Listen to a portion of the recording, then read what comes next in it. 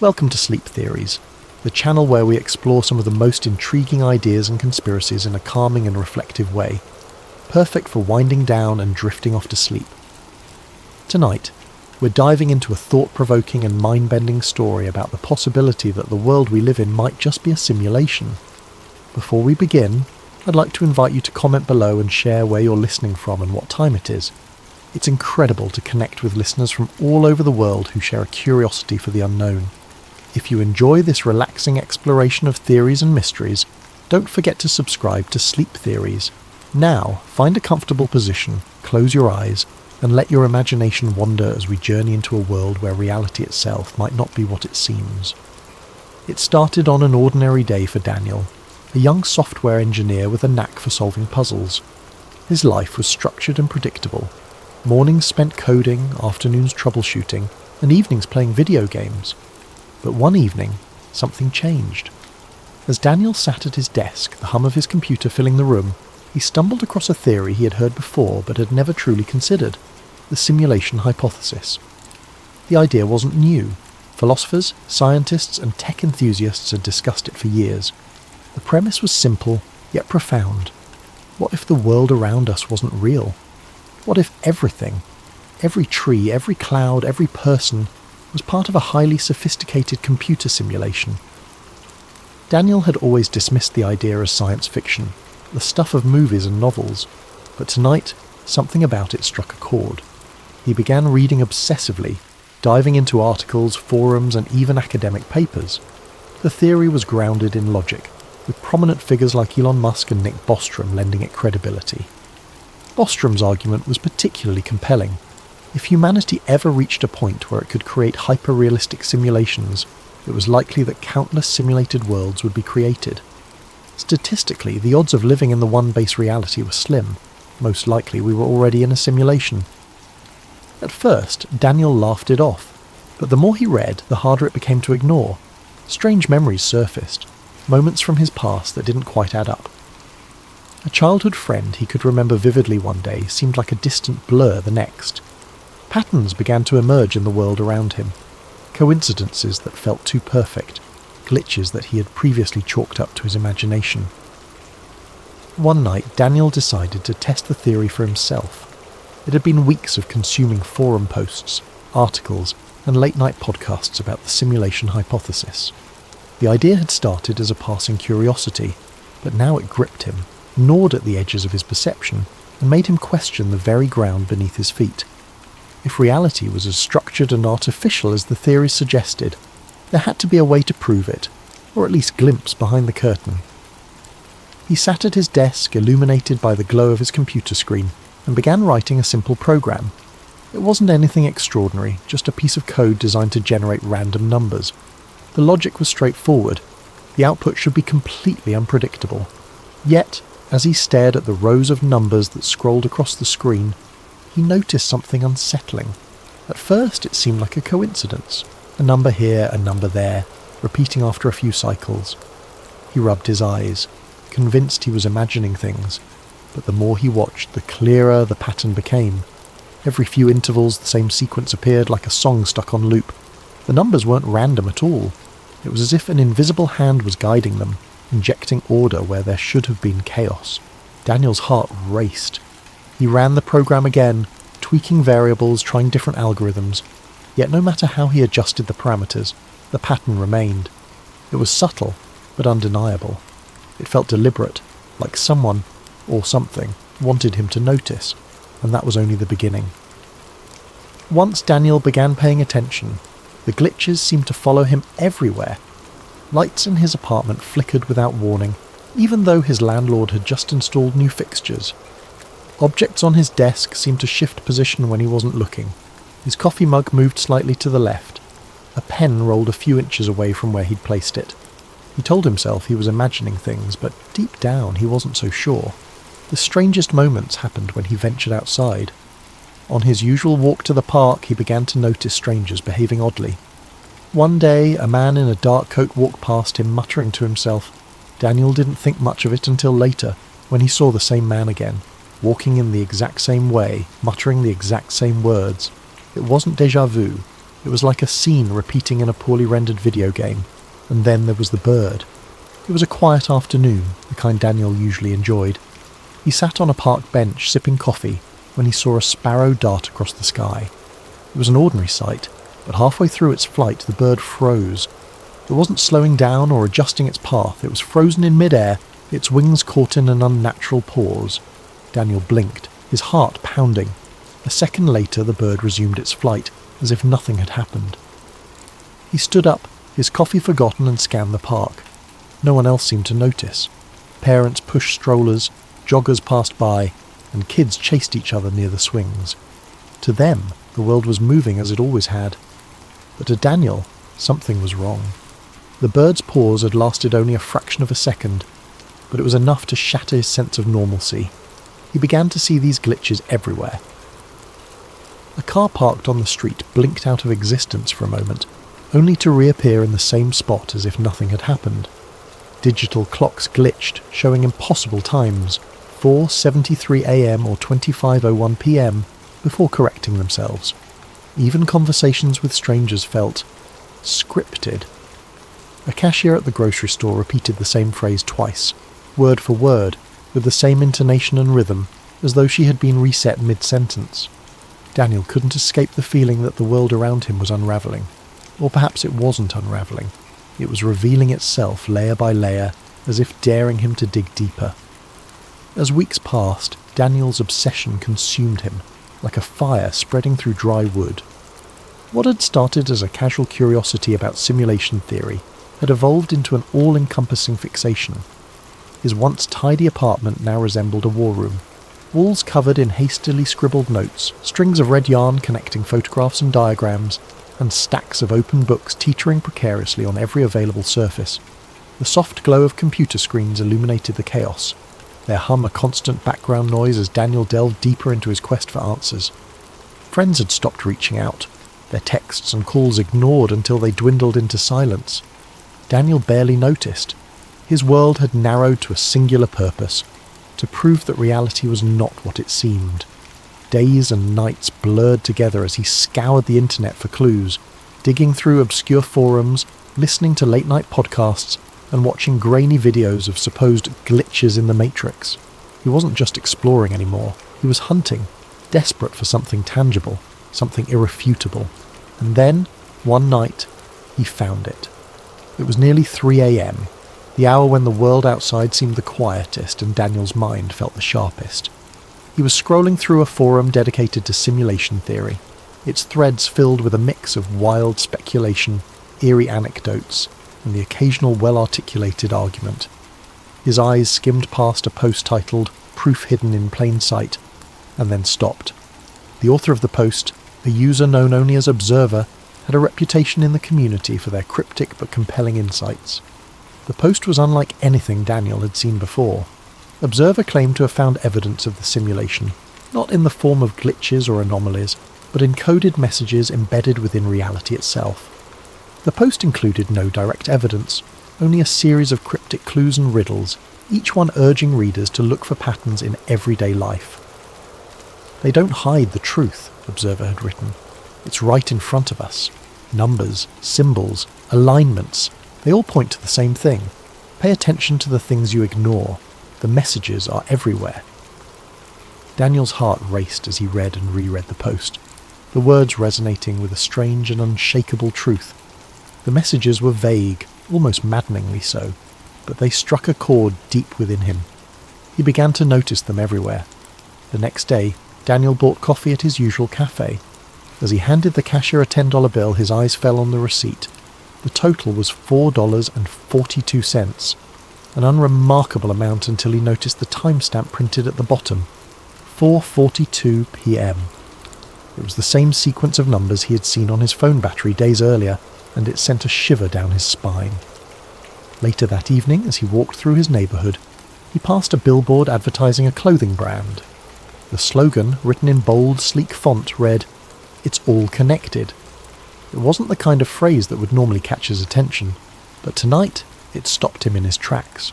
The words seemed directed at him, as though they were a private message hidden in plain sight. And then there were the stars. Daniel had always been fascinated by the night sky, often spending hours gazing at the constellations from his balcony. But now even the stars seemed to hold secrets. One clear night, as he studied the sky, he noticed an unusual alignment. 3 stars, brighter than the others, formed a perfect triangle. It wasn't a recognised constellation. He'd checked his star charts, and yet it felt deliberate, like a signature left behind by the architects of his reality. The more Daniel looked, the more he found. Random numbers on receipts began to repeat with eerie precision. Phrases and advertisements seemed to echo his own thoughts. Even snippets of conversations overheard on the subway felt too perfectly timed, too meaningful to be mere coincidence. The world around him was starting to resemble a puzzle, one that begged to be solved. But for every clue Daniel uncovered, a new question arose. Were these patterns real, or was his mind playing tricks on him? If the messages were intentional, who or what was leaving them? And most importantly, why? The answers, Daniel felt, were tantalizingly close. Yet the more he searched, the more the lines between reality and illusion began to blur. His once firm grasp on the world around him was slipping, replaced by a growing sense of unease. Somewhere, buried within the fabric of existence, he was certain the truth awaited him. All he had to do was find it. Daniel couldn't shake the feeling that someone, or something, was watching him. At first it was subtle, a twinge of unease when he sat in front of his computer for too long, or the sense that shadows shifted slightly in his peripheral vision. But as days passed, the signs became impossible to ignore. His computer began behaving in ways that defied explanation. Files he hadn't touched would open on their own, random error messages would flash across his screen, and his webcam light flickered on for a few seconds at a time, though he had never enabled it. Each new glitch sent a shiver down his spine. He tried to rationalize it. Perhaps it was a software bug or malware. He ran scans, reinstalled programs, even replaced his webcam entirely. But the anomalies persisted, and with each one, the sensation of being observed grew stronger, like an invisible presence was scrutinizing his every move. Then came the night everything changed. It was late, well past midnight. The quiet hum of the city outside was barely audible over the faint whir of Daniel's computer fan. He had been sifting through yet another obscure forum thread, his tired eyes scanning lines of cryptic text, when the screen suddenly went black. His fingers froze mid-typing, the room plunged into an unnatural silence. Even the gentle buzz of his desk lamp seemed to fade away. Before he could react, white text flickered onto the dark screen. The words were simple but chilling. "You're getting close." Daniel's breath caught in his throat. His pulse quickened as he leaned forward, his face illuminated by the eerie glow of the message. He stared at the screen, half expecting more text to appear, but none did. He tried to type something, anything, but the keyboard was unresponsive. The message remained for a few more moments before vanishing, leaving the screen blank once again. He sat back in his chair, his heart pounding in his chest. Was this a prank? Had someone hacked into his system? Or more terrifyingly, was this a response to his relentless digging into simulation theory? The thought sent a cold chill down his spine. The message felt deliberate, as though whoever, or whatever, had sent it was watching him in that very moment. In the days that followed, Daniel's world began to feel more surreal. Conversations with people took on an uncanny quality. Friends and strangers alike spoke in clipped, almost mechanical tones, repeating phrases with eerie precision. The cashier at the grocery store said, "Have a nice day," in the exact same cadence on 3 separate visits. It was as though the people around him were following a script, their responses pre-programmed and devoid of spontaneity. Even the sky seemed unnatural. Daniel noticed that the clouds rarely moved, hanging in place like props on a painted backdrop. The colours at sunset were too vivid, too perfect, as if rendered by an artist with an overactive imagination. The air itself felt heavier, charged with an invisible tension that made his every breath feel laboured. And then, one fateful night, it happened. Daniel was sitting at his desk, staring at the blinking cursor on his screen. He had been trying to write down his thoughts, to make sense of the strange events that had been unfolding.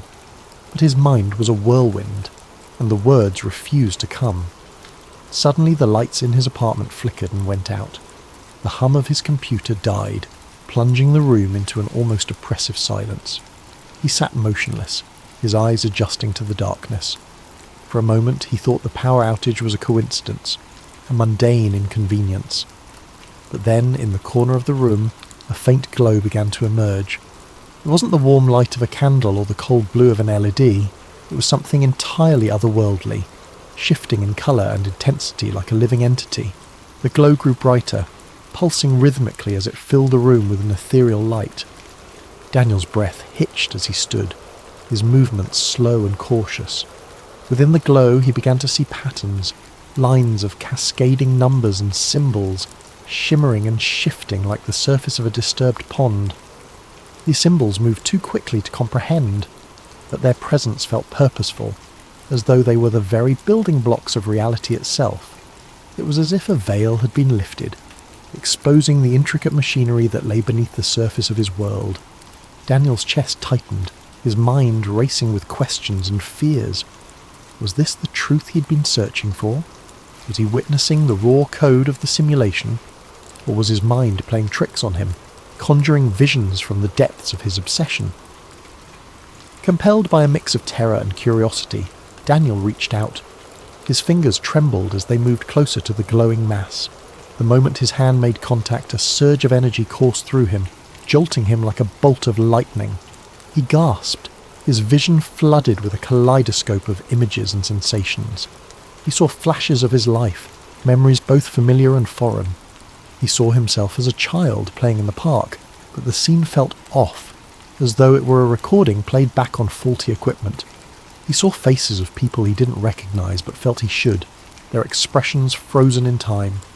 Most disturbingly, he saw himself from a distance, not as a human being but as a sequence of data, lines of ones and zeros stretching infinitely into the void. The experience lasted only a few seconds, but it left Daniel reeling. As the glow faded and the room plunged back into darkness, he collapsed into his chair, his body trembling with exhaustion and fear. His mind raced to make sense of what he had seen. Was it a glimpse of the truth, or had his obsession driven him to the brink of madness? In the silence that followed, one thought echoed through Daniel's mind. The world he knew would never feel the same again. In the days that followed, Daniel struggled to make sense of what had happened. He replayed the events over and over in his mind. The glowing code, the surge of energy, the kaleidoscope of images that had flashed before his eyes. Was it possible that he had truly glimpsed the underlying fabric of reality, or had his mind, pushed to the brink by his obsession, simply conjured it in a moment of exhaustion? No matter how many times he turned the question over, the answer remained elusive. He began to move through life with a strange sense of detachment. Every moment, every interaction, every sensation carried with it the faint echo of artificiality. The world around him, once vibrant and full of life, now felt like a carefully constructed facade. Conversations felt scripted, as though the people around him were reading from lines they didn't fully understand. The sound of traffic outside his apartment seemed monotonous, like a looped recording playing on repeat. Even the city lights that twinkled in the distance felt calculated, their brightness too perfect, their arrangement too deliberate. Daniel spent hours staring out the window of his apartment, watching the world unfold below. He noticed details he had never paid attention to before. The way pedestrians seemed to walk in synchronized patterns, the way the wind rustled the trees as though following an unseen rhythm. It was as if the simulation, if that's what it was trying harder than ever to convince him of its authenticity. But the harder it tried, the more artificial it felt.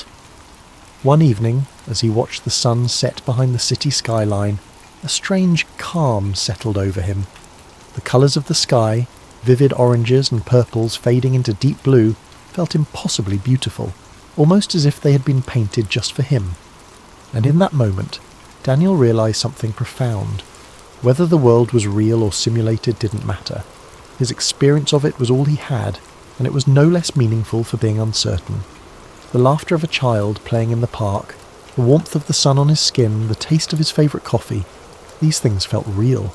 They brought him joy, comfort and connection, and perhaps that was enough. Daniel didn't stop wondering about the nature of reality.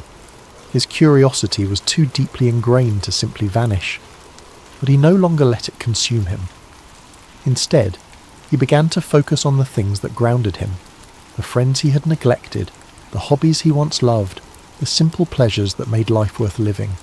If the world was a simulation, then it was a beautiful one, and he would cherish it for what it was. As he sat by his window that evening, the city lights twinkling in the distance, Daniel felt a sense of peace he hadn't known in months. The question of whether his world was real or fabricated faded into the background, replaced by a quiet acceptance of the mystery. Some truths, he realised, didn't need answers. Sometimes the beauty of the question was enough. Thank you for joining us tonight on Sleep Theories. May this story of reality and illusion inspire you to reflect, to wonder, and to find comfort in the unknown. Sleep well, and let your dreams carry you to a place of endless possibility. Sweet dreams.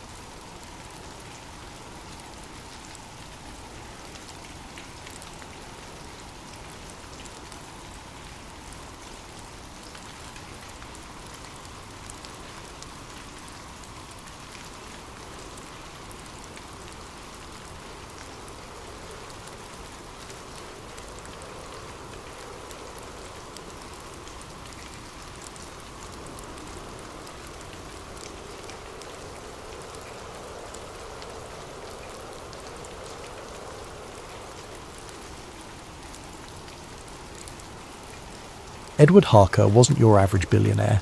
He wasn't interested in flashy cars, towering skyscrapers, or jet-setting to exotic locales. No, Harker's obsession was rooted in something far more unusual. From the outside, he was a tech magnate, a man who'd built an empire of innovations that transformed industries and amassed him unimaginable wealth. But behind closed doors, he harboured a secret fascination, an unshakable belief that the earth was flat. This wasn't just a passing curiosity or the idle musings of a man with too much time on his hands. For Harker, it was a conviction that had taken root in the deepest recesses of his mind, growing steadily over the years.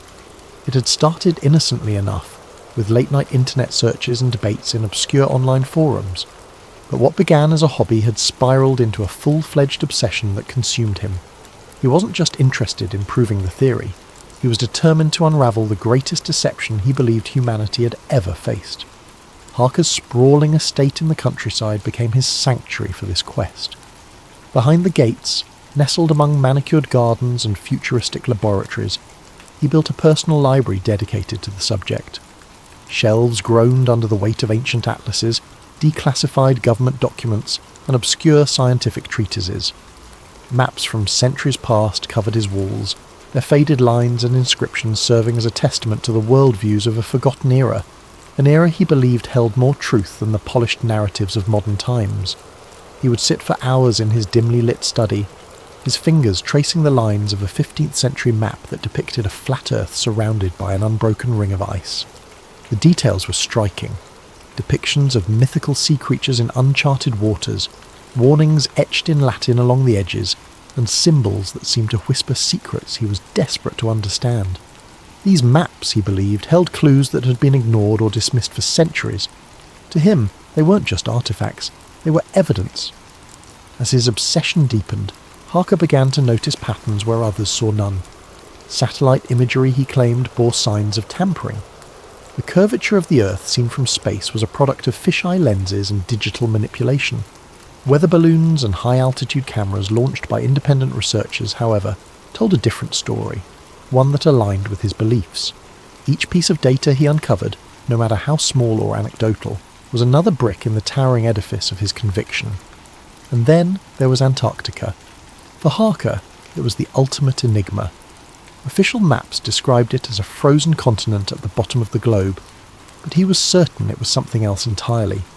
Historical accounts, from ancient sailors to early explorers, spoke of impassable ice walls and mysterious phenomena near the southern reaches of the world. These stories fed his imagination, painting a picture of a boundary so vast and formidable that no one dared cross it.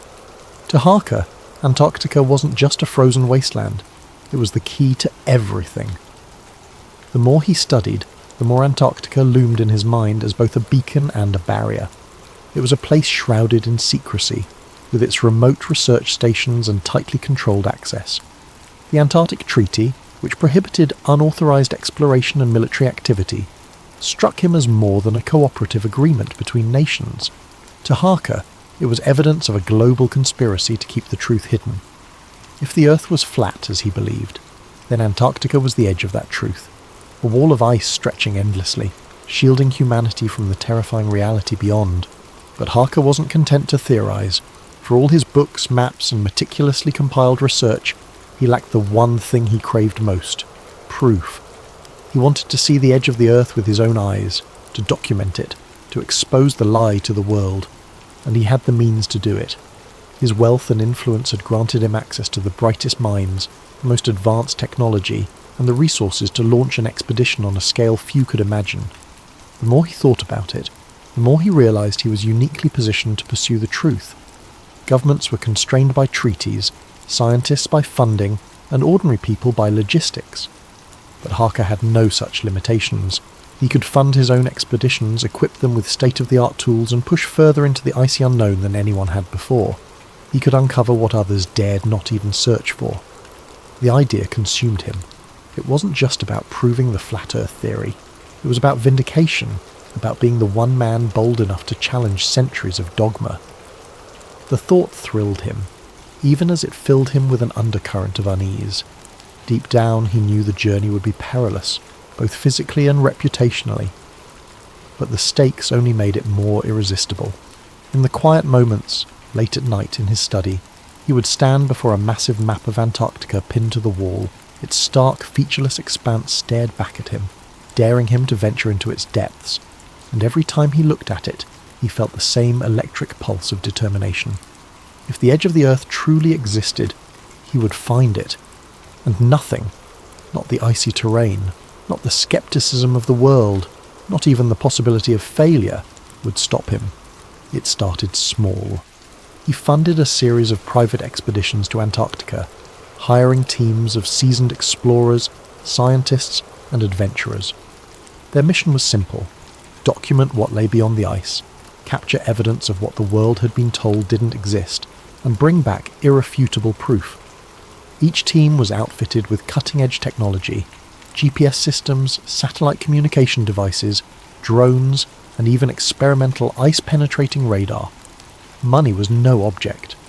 Harker spared no expense, convinced that if he gave these expeditions every possible advantage, success was inevitable.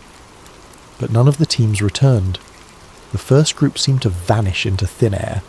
For weeks they sent regular transmissions filled with data and updates, their voices crackling with excitement as they described the surreal beauty of the icy landscape and their progress deeper into the frozen expanse. And then, without warning, the signal stopped. Search efforts were launched, but the desolation of Antarctica made the task nearly impossible. The rescue teams found no sign of the explorers, no abandoned camps, no wreckage, not even a single piece of discarded equipment. It was as if the ice had swallowed them whole. Harker was shaken but undeterred. He doubled down, convinced that the first team had fallen victim to the harsh, unpredictable conditions.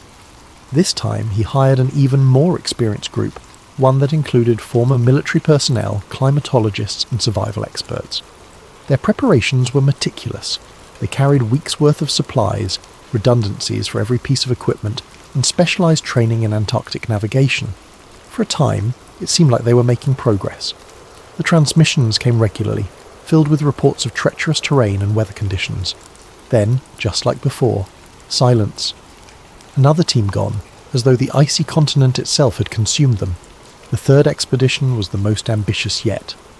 Harker personally oversaw every detail, from the selection of the team to the design of their equipment. He incorporated lessons learned from the previous failures, adding more robust communication systems, heavier vehicles, and even aerial reconnaissance drones. He was determined to leave nothing to chance. This time, they were going to make it. This time, they were going to succeed. But the third team also disappeared. Their last transmission was garbled, frantic, and cut short mid-sentence. The rescue operation that followed was exhaustive, involving some of the most advanced technologies available, but the result was the same. Nothing. No bodies, no wreckage, no answers. The losses were staggering. Dozens of lives, millions of dollars in equipment, and months of planning, all gone without explanation.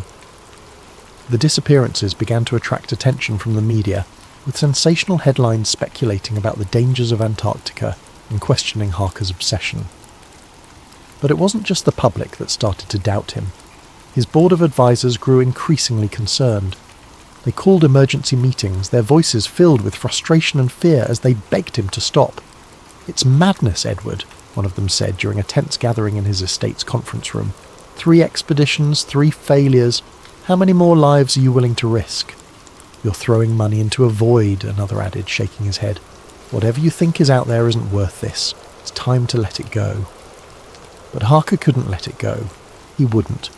To him, the disappearances weren't just tragedies, they were proof. Proof that something was out there, something the world wasn't supposed to see. He became convinced that the expeditions hadn't failed because of the conditions or human error. They had been stopped. By what or by whom, he didn't yet know. But the pattern was too deliberate, too precise to be coincidence. Someone, or something, was working to ensure that no one uncovered what lay beyond the ice.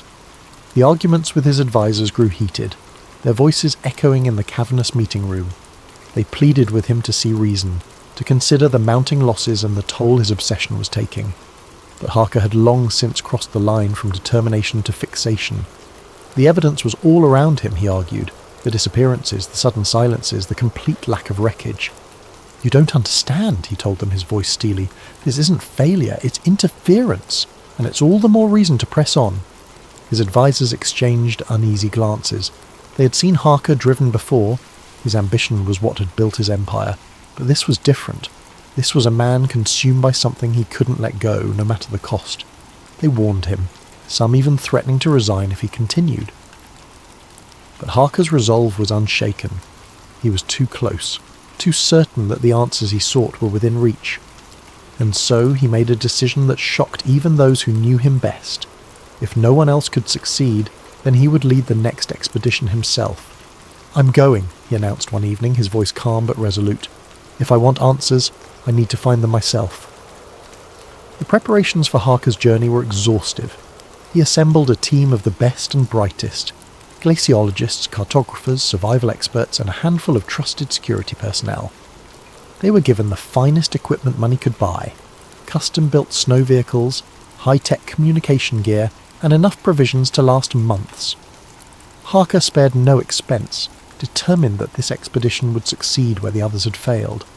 Their departure was shrouded in secrecy, a cloak of anonymity drawn tightly around every detail of the mission. No announcements were made, no social media posts leaked. The group boarded a private jet in the dead of night, their destination listed as a vague research operation. Even the crew piloting the aircraft had been sworn to silence, signing ironclad non-disclosure agreements. Harker had made it clear to everyone involved. If word of their mission got out, they would likely never make it past the runway. The team's journey began at a remote and rarely used base on the edge of Antarctica, far from the bustling hubs of international research stations. The facility was little more than a cluster of prefabricated buildings and a small airstrip, barely visible against the backdrop of endless white. It had been chosen for its isolation, ensuring that no curious eyes would be watching. Supplies were unloaded quickly, their crates marked only with cryptic codes to obscure their true contents. Harker moved among the team, his presence both inspiring and intimidating, a mix of quiet determination and restless energy. He didn't trust anyone outside their circle, not the media, not the international coalitions that regulated Antarctic expeditions, not even the scientists who claimed to champion transparency and discovery. To Harker, they were all potential agents of the conspiracy, complicit in maintaining the illusion of a spherical Earth. His paranoia, once a quiet undercurrent, had become an undeniable force driving every aspect of the operation. The team's morale was an uneasy blend of excitement and trepidation. Many of them were drawn to the mission for reasons beyond Harker's flat Earth obsession.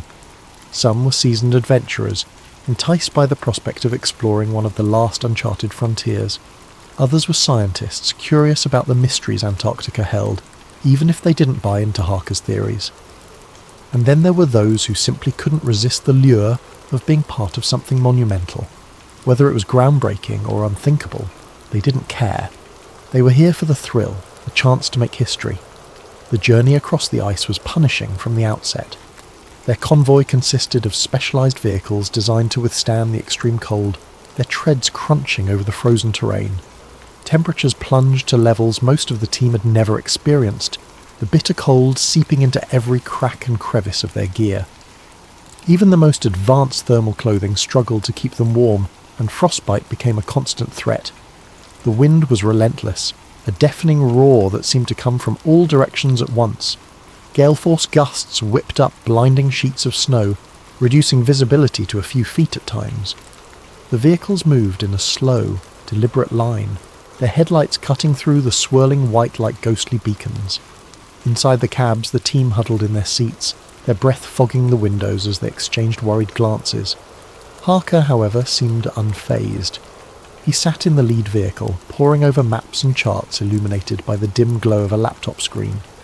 The coordinates he had spent years calculating were burned into his mind, a sequence of numbers he believed would lead them to the truth. He spoke sparingly, his focus unyielding, his intensity filling the small space like a palpable force. Whenever doubt crept into the minds of the team, they only had to glance at him to remember why they were there. His belief was a fire that refused to be extinguished, no matter how harsh the conditions. The landscape was both breathtaking and oppressive. Vast fields of snow stretched endlessly in every direction, broken only by jagged ridges of ice and the occasional towering glacier. The sky above was a pale grey expanse, blending almost seamlessly with the ground below, creating a disorienting sense of endlessness. It was beautiful in a way that defied description, but it was also utterly inhospitable, a reminder of the unforgiving nature of the continent they had dared to challenge. Days blurred into nights, though the sun never truly set this far south.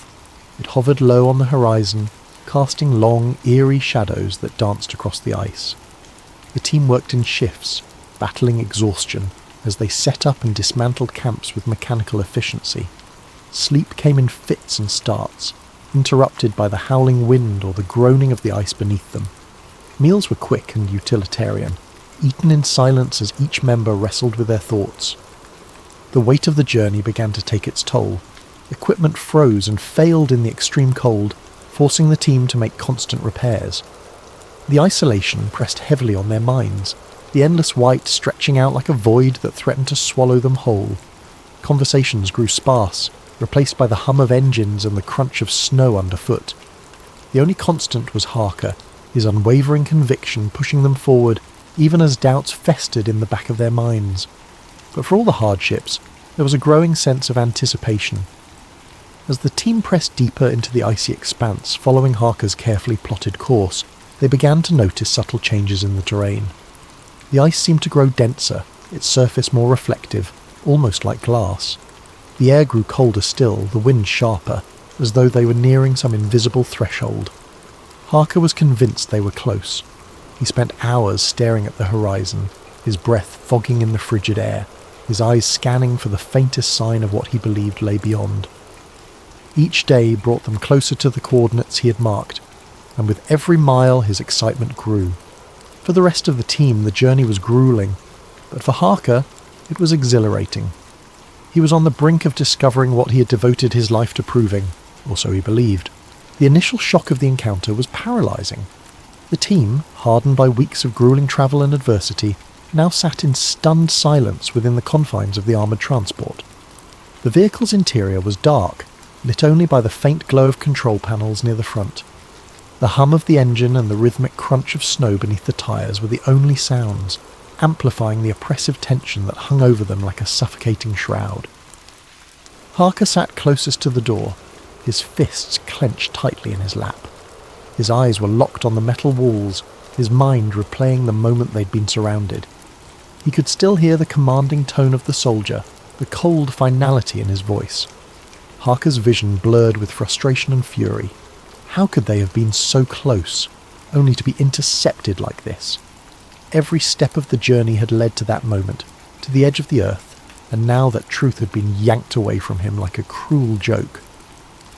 The rest of the team exchanged nervous glances, their faces pale and drawn. Some of them whispered in hushed tones, their words too faint to catch. Others stared at the floor, their expressions a mix of fear and disbelief. The moments of strange sightings, the malfunctions, and the eerie silence of the ice, everything now seemed to point to an orchestrated effort to keep them away. But why? The questions loomed larger than ever, filling the cramped space of the transport like a tangible weight. "Do you think they're taking us to a base?" one of the team members finally whispered, breaking the silence. "Maybe," another replied, his voice shaky. "Or worse." Harker turned toward them sharply, his voice cutting through the tension. "They won't stop us," he said, his tone resolute. "Whatever they're trying to hide, they know we're close. That's why they're doing this."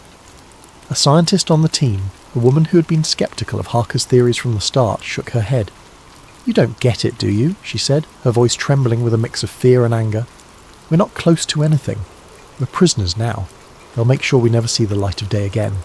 "Enough," Harker snapped, his eyes blazing. "They're trying to scare us, to make us doubt what we've seen. But we've seen it.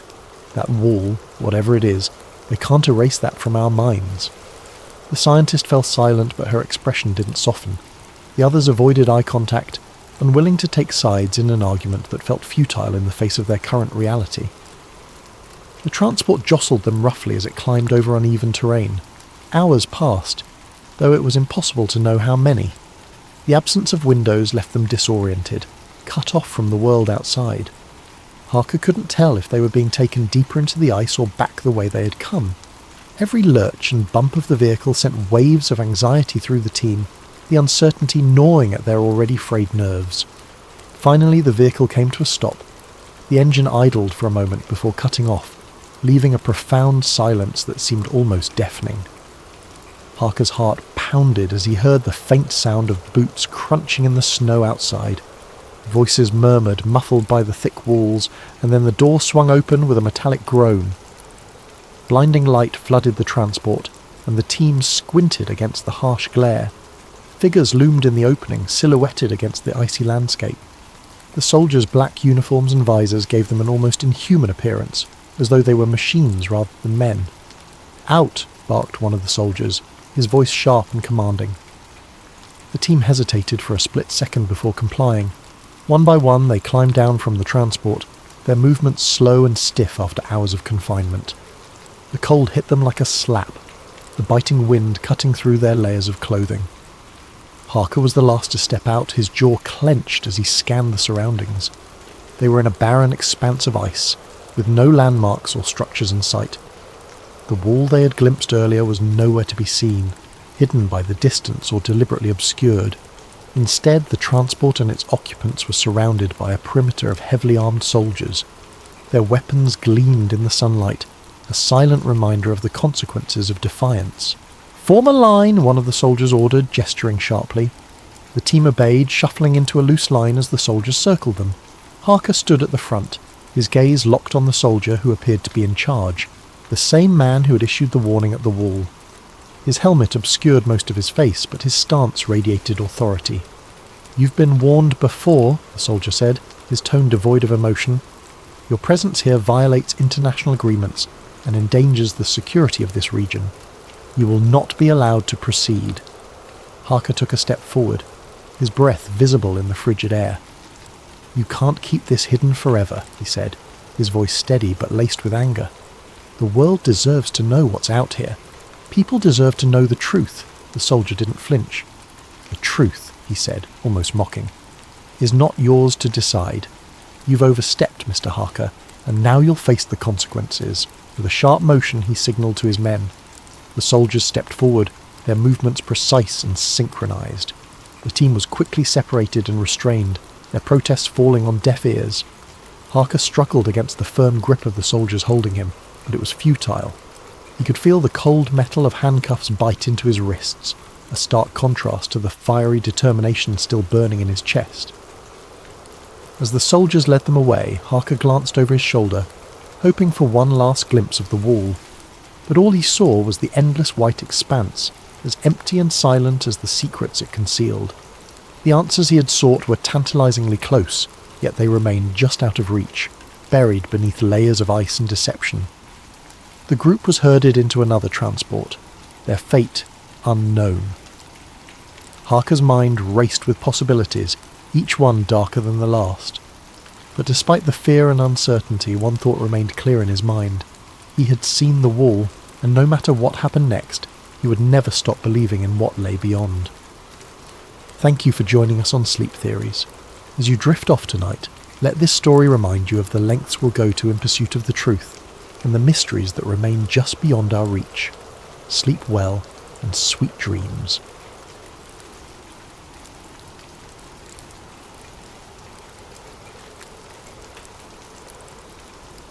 I sat back in my chair, the weight of the revelation pressing against my chest like a physical force. The folder's contents spilled out across my desk, a chaotic mess of paper and mystery, but my mind kept circling back to the photographs. They were haunting. The figures in the images wore expressions of guarded focus, their postures rigid, as if they knew their work was being watched, or worse, judged. I found myself drawn to the machinery in the background. It wasn't the clunky, rugged equipment I'd come to associate with early space exploration. No, this was sleek, sophisticated, almost futuristic, like something plucked from a science fiction novel. I picked up one of the photos and held it closer to the light. The scientist stood in front of a massive cylindrical object, its surface smooth and unmarked except for a faint emblem that looked like a fusion of the NASA logo and a Cyrillic design. My breath caught in my throat. If this was real, it meant something extraordinary, something the world had never been told. I set the photo down and turned to the memos. My fingers shook as I flipped through them, each one offering pieces of a puzzle I wasn't sure I wanted to solve. Phrases leapt off the pages: coordinated asset exchange, joint lunar initiative, narrative alignment essential for national security. These weren't just routine communications, they were agreements, contracts, written in the language of covert diplomacy. The words felt clinical, stripped of emotion, but the implications were anything but. What struck me most were the names. Many were redacted, replaced with black bars that ran across the memos like a visual silence, but a few escaped the sensor's pen. One name in particular kept appearing: Dr. Anatoly Makarov. I didn't recognize it, but it was always accompanied by another, Dr. Robert Langston, a Soviet scientist and an American engineer, mentioned together in multiple documents. They were clearly key players in whatever this cooperative project had been. But why? And how had their collaboration escaped notice for so long? The cassette tape sat untouched on my desk, a silent witness to my mounting unease. I wasn't ready to listen to it yet, not until I'd exhausted the written records. I needed to anchor myself in what I could see and read before subjecting myself to whatever was waiting on that tape. I forced myself to examine the details in the memos more closely. One referenced a meeting in Geneva, labelled simply as Summit Directive 17. Another spoke of an unregistered launch site in Central Asia. But it was the final memo in the stack that truly unnerved me. It was dated July 1969, the same month as the Apollo 11 moon landing.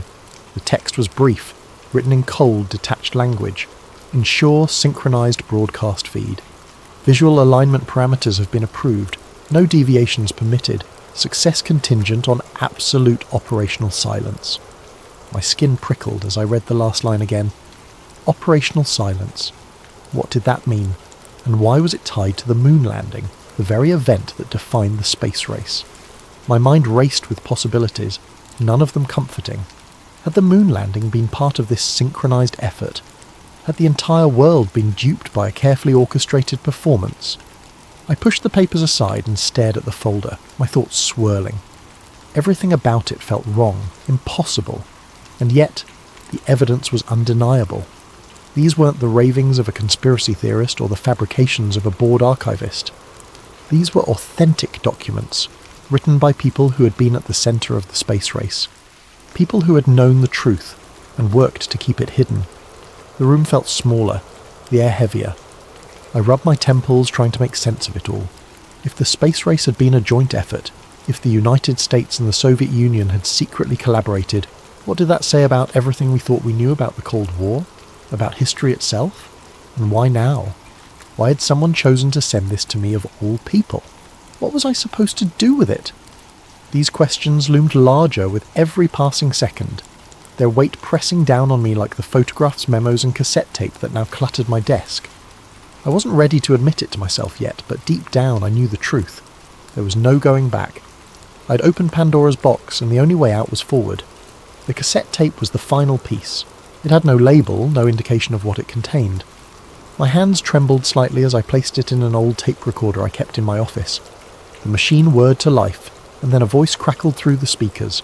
It was faint, distorted, but I could make out fragments of a conversation in Russian, followed by a reply in English. Progress on the propulsion system. Mutual benefits. Ensure neither side is exposed. The tape ended abruptly, leaving only static in its wake. I sat back in my chair, my mind racing. I knew I was holding something explosive, something that could shake the foundations of what people believed about one of the most celebrated eras in history. But what was I supposed to do with it? Who could I trust? The days blurred together as I sank deeper into the research, my life narrowing to the glow of my computer screen, the shuffle of papers on my desk, and the whispers of the secrets I was chasing. Every spare moment I had was consumed by the documents, the photographs, and the cryptic phrases that had been plaguing my thoughts since the folder arrived. The room around me became a fortress of evidence. Printouts tacked to the walls, note cards filled with scrawled connections pinned together with red string, and stacks of books and files teetering precariously on the edge of my desk. Sleep became an afterthought. At night, I'd lie in bed staring at the ceiling, my mind racing with fragments of information I couldn't piece together. The same names and dates would loop in my head, like a song I couldn't shake. Makarov, Langston, Geneva, July 1969. The words were meaningless on their own, but together they felt like keys to a door I couldn't yet find. My editor's concern grew sharper with each passing day. She would stop by my desk, casting wary glances at the chaos surrounding me. "Are you sure you're okay?" she asked more than once. "You don't look like you've slept in days." "I'm fine," I'd reply, brushing her off with a quick smile, and a promise to deliver something soon. But even as I said it, I knew she could see through me. My face had grown pale, my eyes ringed with dark circles, and my usual confidence was replaced by a jittery energy I couldn't contain. Every so often, I'd catch my reflection in the window of the office, and the person staring back didn't look like me anymore. There was a wildness in my eyes, a desperation that hadn't been there before. But I couldn't stop. I didn't want to. The more I uncovered, the more convinced I became that I was onto something monumental. The phone calls started coming late at night. Unknown numbers, no one on the other end, just silence or faint static. At first I dismissed them as a coincidence, the product of a paranoid mind, but they kept coming, sometimes once a night, sometimes 3 or 4 times in a row. I stopped answering them, but even the sight of my phone lighting up sent a chill down my spine. I told myself I was imagining things, that I was just sleep-deprived and overthinking everything. But I couldn't shake the feeling that someone was watching me, monitoring my movements, waiting for me to make a mistake. I started double-checking my locks, peeking out my blinds at odd hours, and keeping my laptop password protected even when I was alone. It was ridiculous, I knew, but the unease was like a shadow that clung to me, growing darker with each passing day. One evening, as I stared at a grainy photograph of what looked like a joint US-Soviet meeting in some desolate facility, I found myself muttering under my breath. "What am I missing?" I asked the empty room. The silence felt heavier than usual, as if the walls themselves were listening. I leaned back in my chair, running a hand through my unwashed hair, and closed my eyes. The exhaustion was catching up to me, but every time I thought about stepping away, that same thought pulled me back. What if I'm right? It wasn't just about proving the theory anymore. It was about the magnitude of it all. If the space race had been choreographed, if the 2 greatest enemies of the 20th century had secretly worked together, then everything I thought I knew about history was a lie. It was bigger than a story. It was a reckoning. I opened my eyes, the photograph still in my hand. In the corner of the frame, barely visible, was a calendar hanging on the wall. The date was circled in red, December 14th, 1962. My pulse quickened as I jotted it down, another fragment to add to the growing pile. It didn't mean anything yet, but it felt significant. Everything did. The walls of my apartment were closing in. The air felt thick, suffocating, and I realised I hadn't eaten all day. My stomach growled, but the idea of food felt foreign, like a task for someone who still lived in the real world. I shoved the photograph into the folder and stood, pacing the room in restless circles. "You're losing it," I said aloud, my voice sharp in the quiet. But even as I said it, I knew I wouldn't stop. I couldn't. This was bigger than me now. The tipping point came when I received a second package. This one was smaller, just a single envelope with no return address. It arrived early in the morning, slipped through the mail slot while the city was still waking up. The envelope was unremarkable, plain and beige, but the weight of it in my hands was enough to send a jolt of adrenaline through me. My fingers trembled as I opened it, sliding out a single photograph. The image was clearer than the grainy black and white photos from the first package. This one was in colour, crisp and recent. It showed a man in his 60s sitting at a small table outside a cafe. He was dressed in a simple grey coat, a scarf draped loosely around his neck. A newspaper lay folded in front of him, next to a cup of coffee. He looked ordinary, almost forgettable, just another face in the crowd. But his posture, the way his eyes seemed to dart slightly off camera, suggested he was anything but. I flipped the photo over and saw the caption scrawled on the back in uneven handwriting. "The architect. Meet him and you'll have your answers." My pulse quickened. The architect. The word felt loaded, heavy with meaning. Was this the person behind the alleged collaboration? The one who had orchestrated the carefully choreographed dance between the United States and the Soviet Union? My mind raced with possibilities. This man could be the key to unravelling the entire conspiracy, or he could be a wild goose chase. I stared at the photograph for what felt like hours, analysing every detail. The cobblestones under the table, the faint shadow of the cafe sign just visible in the upper corner, the blurred figures walking past in the background. A part of me wanted to dismiss it as a prank, some elaborate hoax to throw me off, but the other part, the part that had been consumed by this obsession, knew better. This was real. It had to be. The caption didn't include a name, but it was clear enough where the photograph had been taken, somewhere in Eastern Europe, likely Prague. The cafe's sign, though partially obscured, was written in Czech, and the architecture of the surrounding buildings matched the city's distinct style. My instincts told me that whoever sent this wanted me to follow the trail. They wanted me to find this man. It was reckless. I knew that even as I reached for my phone to book a flight. My editor would kill me if she found out I'd left without notice. But I didn't care. The story was too big, the stakes too high. If this man truly held the answers, then I couldn't afford to wait. The next morning, I was on a plane, staring out at the endless expanse of clouds and questioning everything. What if this was a trap? What if the photograph was bait, meant to lure me into a situation I couldn't control? I tried to silence the doubts, focusing instead on the possibility of finally finding the answers I'd been chasing. The truth was out there, and I was closer than ever. When the plane landed in Prague, the reality of what I was doing hit me like a wave. The city greeted me with its timeless beauty, sprawling Gothic cathedrals, narrow cobblestone streets, and the unmistakable hum of history woven into every corner. But I wasn't here as a tourist. The photograph in my pocket felt heavier than ever, a constant reminder of my purpose. I checked into a small hotel near the city centre, my room overlooking a quiet courtyard. As I unpacked, I spread the photograph out on the desk and studied it again. The cafe sign, now clearer under the bright lamp, read, Kavana Nadeje, Hope Cafe. A quick search on my phone confirmed it was a real place, tucked away on a side street not far from the old town. My stomach tightened. This was it. That evening I made my way to the cafe, the photograph clutched tightly in my hand. The streets were alive with the soft glow of streetlights, the chatter of locals and tourists blending into a soothing hum. But for me, the atmosphere was electric, every step bringing me closer to what felt like the edge of a cliff. When I arrived, the cafe looked almost exactly as it did in the photo. Small tables spilled onto the cobblestone street, their surfaces illuminated by dim lanterns. Inside, the warm glow of hanging lights reflected off the polished wooden walls. I hesitated at the entrance, scanning the tables for the man in the photograph.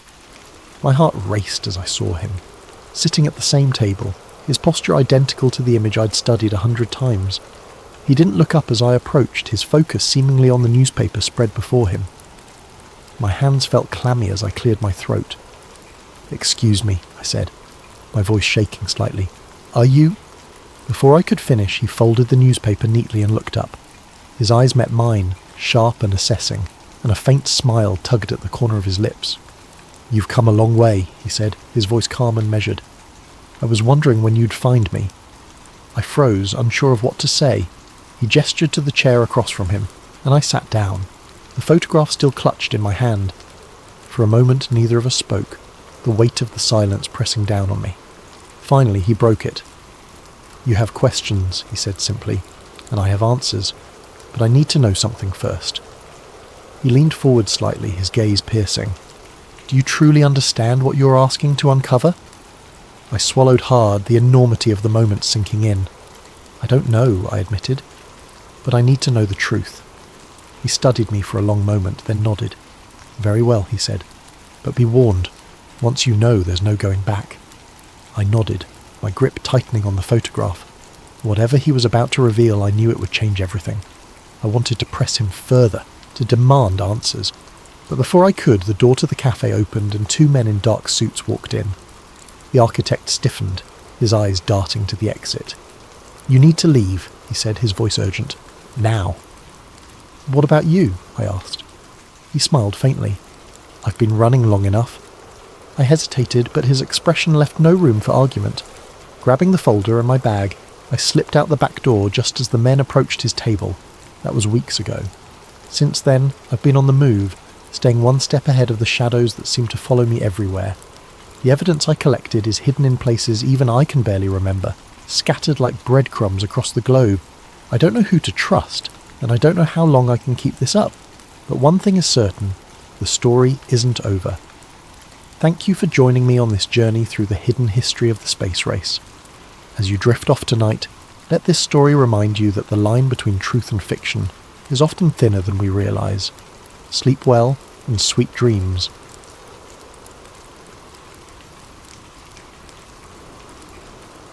Jake Wilder wasn't a man you'd peg as the curious type. He lived a quiet, unassuming life in the suburbs, working as a freelance videographer. His days were a mix of editing wedding videos, filming promotional content for small businesses, and the occasional passion project. It wasn't glamorous, but it paid the bills, and Jake liked the freedom that came with it. He didn't need excitement or intrigue. His life was simple, predictable, and most importantly, safe. Jake's routine was one of steady monotony, and he preferred it that way.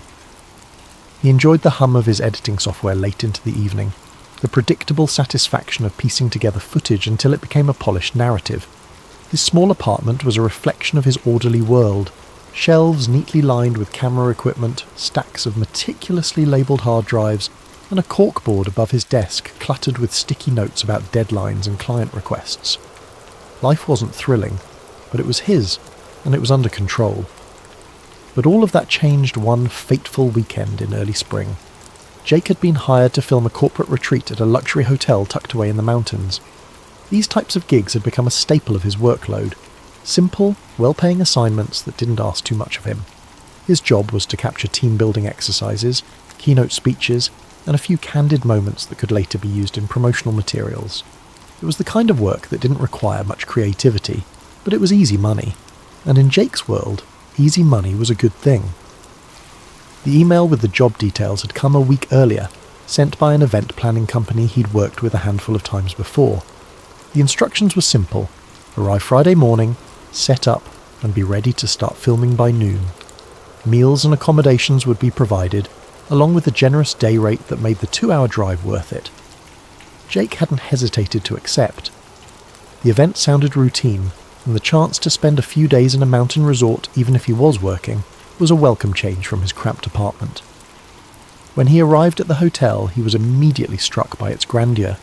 The building was a sprawling, opulent estate, its architecture reminiscent of an old-world European castle, with towering spires and ivy-covered stone walls. The driveway was lined with neatly trimmed hedges, and the valet attendants moved swiftly between the luxury cars pulling in and out of the circular drive. It was the kind of place that radiated exclusivity, and Jake couldn't help but feel a little out of place in his beat-up sedan. Still, he was used to navigating high-end events, and he approached the assignment with his usual professionalism.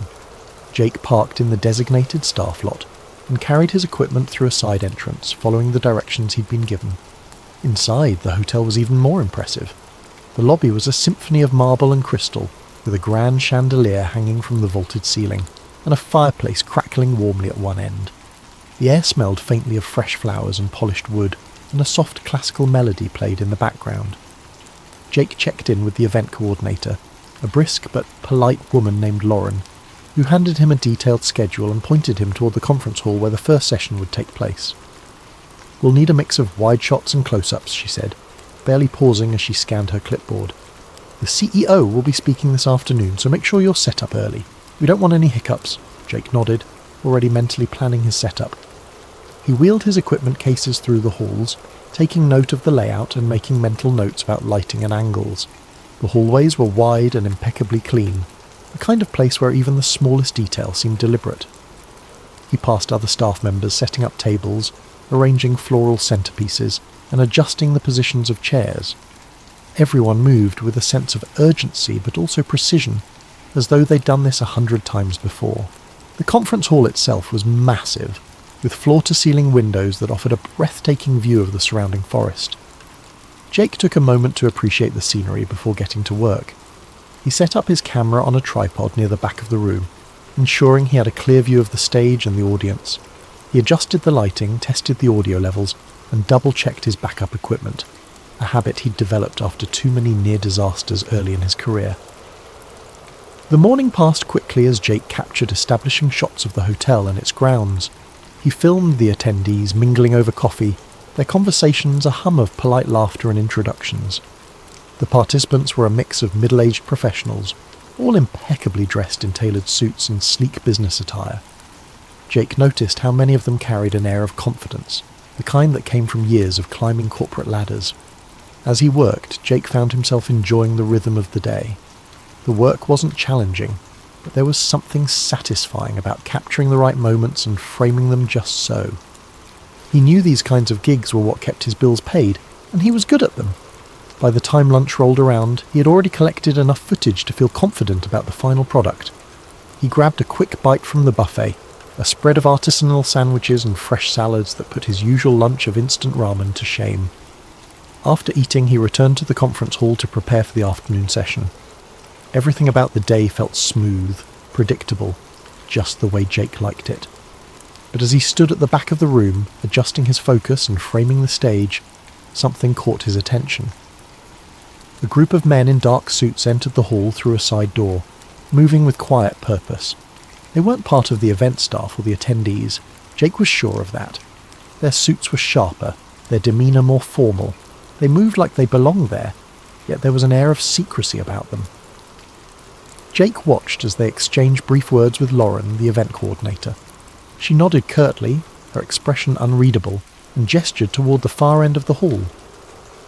The men walked in that direction, disappearing behind a set of heavy double doors. Jake's curiosity flickered, but he shook it off. It wasn't his business, and he had work to do. Still, the image of those men lingered in his mind as he went about his tasks. Something about the way they moved, the way Lauren had reacted to them, it was different. Not alarming exactly, but different. Jake told himself to focus on his job, reminding himself that corporate retreats often attracted VIPs. He'd seen his share of high-level executives and private security over the years. This was probably nothing out of the ordinary, or so he thought. What had started as an ordinary day, a simple job in a beautiful location, was beginning to feel like something more. Jake didn't know it yet, but the events of that weekend would unravel everything he thought he knew about the world, and his life, once so predictable, was about to take a turn he never could have imagined. The first oddity came on his second day at the hotel. Jake was heading back to his room after a long day of shooting, his camera bag slung over one shoulder, and his mind already on the edits he planned to tackle later that night. As he passed through the lobby, he noticed a group of men in dark suits clustered near the side entrance. They weren't staff, Jake could tell immediately. They lacked the friendly demeanour and polished smiles of the hotel employees. Instead, these men moved with a quiet but unmistakable sense of authority, their presence commanding attention without a word. Their voices were low, their conversations clipped as they murmured into discreet earpieces. Jake couldn't make out what they were saying, but their body language told a story of urgency and precision. Each man stood straight, their eyes scanning the room with practiced subtlety. Jake slowed his steps, feigning a casual stretch as he observed them. His gaze drifted toward the side entrance, where several black SUVs were parked in a neat row. The vehicles were unmarked, their windows tinted so dark they reflected the towering pine trees outside like polished obsidian. Jake's curiosity flickered to life. He had seen his share of private security over the years, bodyguards for wealthy clients or high-ranking executives, but this felt different. There was a weight to the atmosphere, an intensity that he couldn't quite put his finger on. He lingered in the lobby for a moment longer, pretending to check his phone while he watched the group out of the corner of his eye. They were speaking too quietly for him to catch any words, but their clipped tones and the way they occasionally glanced toward the SUVs hinted at something serious. He told himself it wasn't his business, and continued toward the elevator, his footsteps echoing faintly against the marble floor. But even as the doors closed behind him, the scene in the lobby lingered in his mind. Who were those men? And what kind of event required such heavy-handed security? The following day, Jake's suspicions grew. It began subtly, with the arrival of a new group of guests in the late morning. He was setting up his equipment in one of the conference rooms when he noticed them entering through a side hallway. There were about a dozen of them, men and women alike, each impeccably dressed in tailored suits and designer shoes. They walked in pairs, their movements purposeful, their voices hushed. Jake couldn't hear what they were saying, but the tension in their interactions was palpable. They weren't laughing or making small talk like the other attendees. Instead, they exchanged glances that seemed loaded with unspoken meaning. Jake stepped behind his tripod, using it as a cover to watch them more closely. He noticed small details that made his pulse quicken. The way some of them carried slim, leather-bound portfolios, their hands clutching them tightly as though they contained something invaluable. Others had briefcases or messenger bags, their edges worn but meticulously clean. They moved as a unit, their pace synchronized, as if they had done this 100 times before. His gaze followed them as they disappeared through a set of heavy double doors near the back of the conference wing. The doors bore no signs or markings, just a keypad and a small circular camera mounted above. Jake hadn't noticed that section of the building before, and the sight of it sent a faint ripple of unease through him. What kind of meeting required such secrecy? And why weren't these people listed on the event schedule? As the day went on, more arrivals trickled in. Jake noticed the same patterns. Muted conversations, guarded expressions, and an almost palpable air of importance. He spotted a woman in her early 40s, her hair perfectly styled, wearing a navy suit that screamed custom tailoring. She clutched a small tablet to her chest as she spoke in low tones to a man who looked to be in his 60s, his silver hair combed neatly back.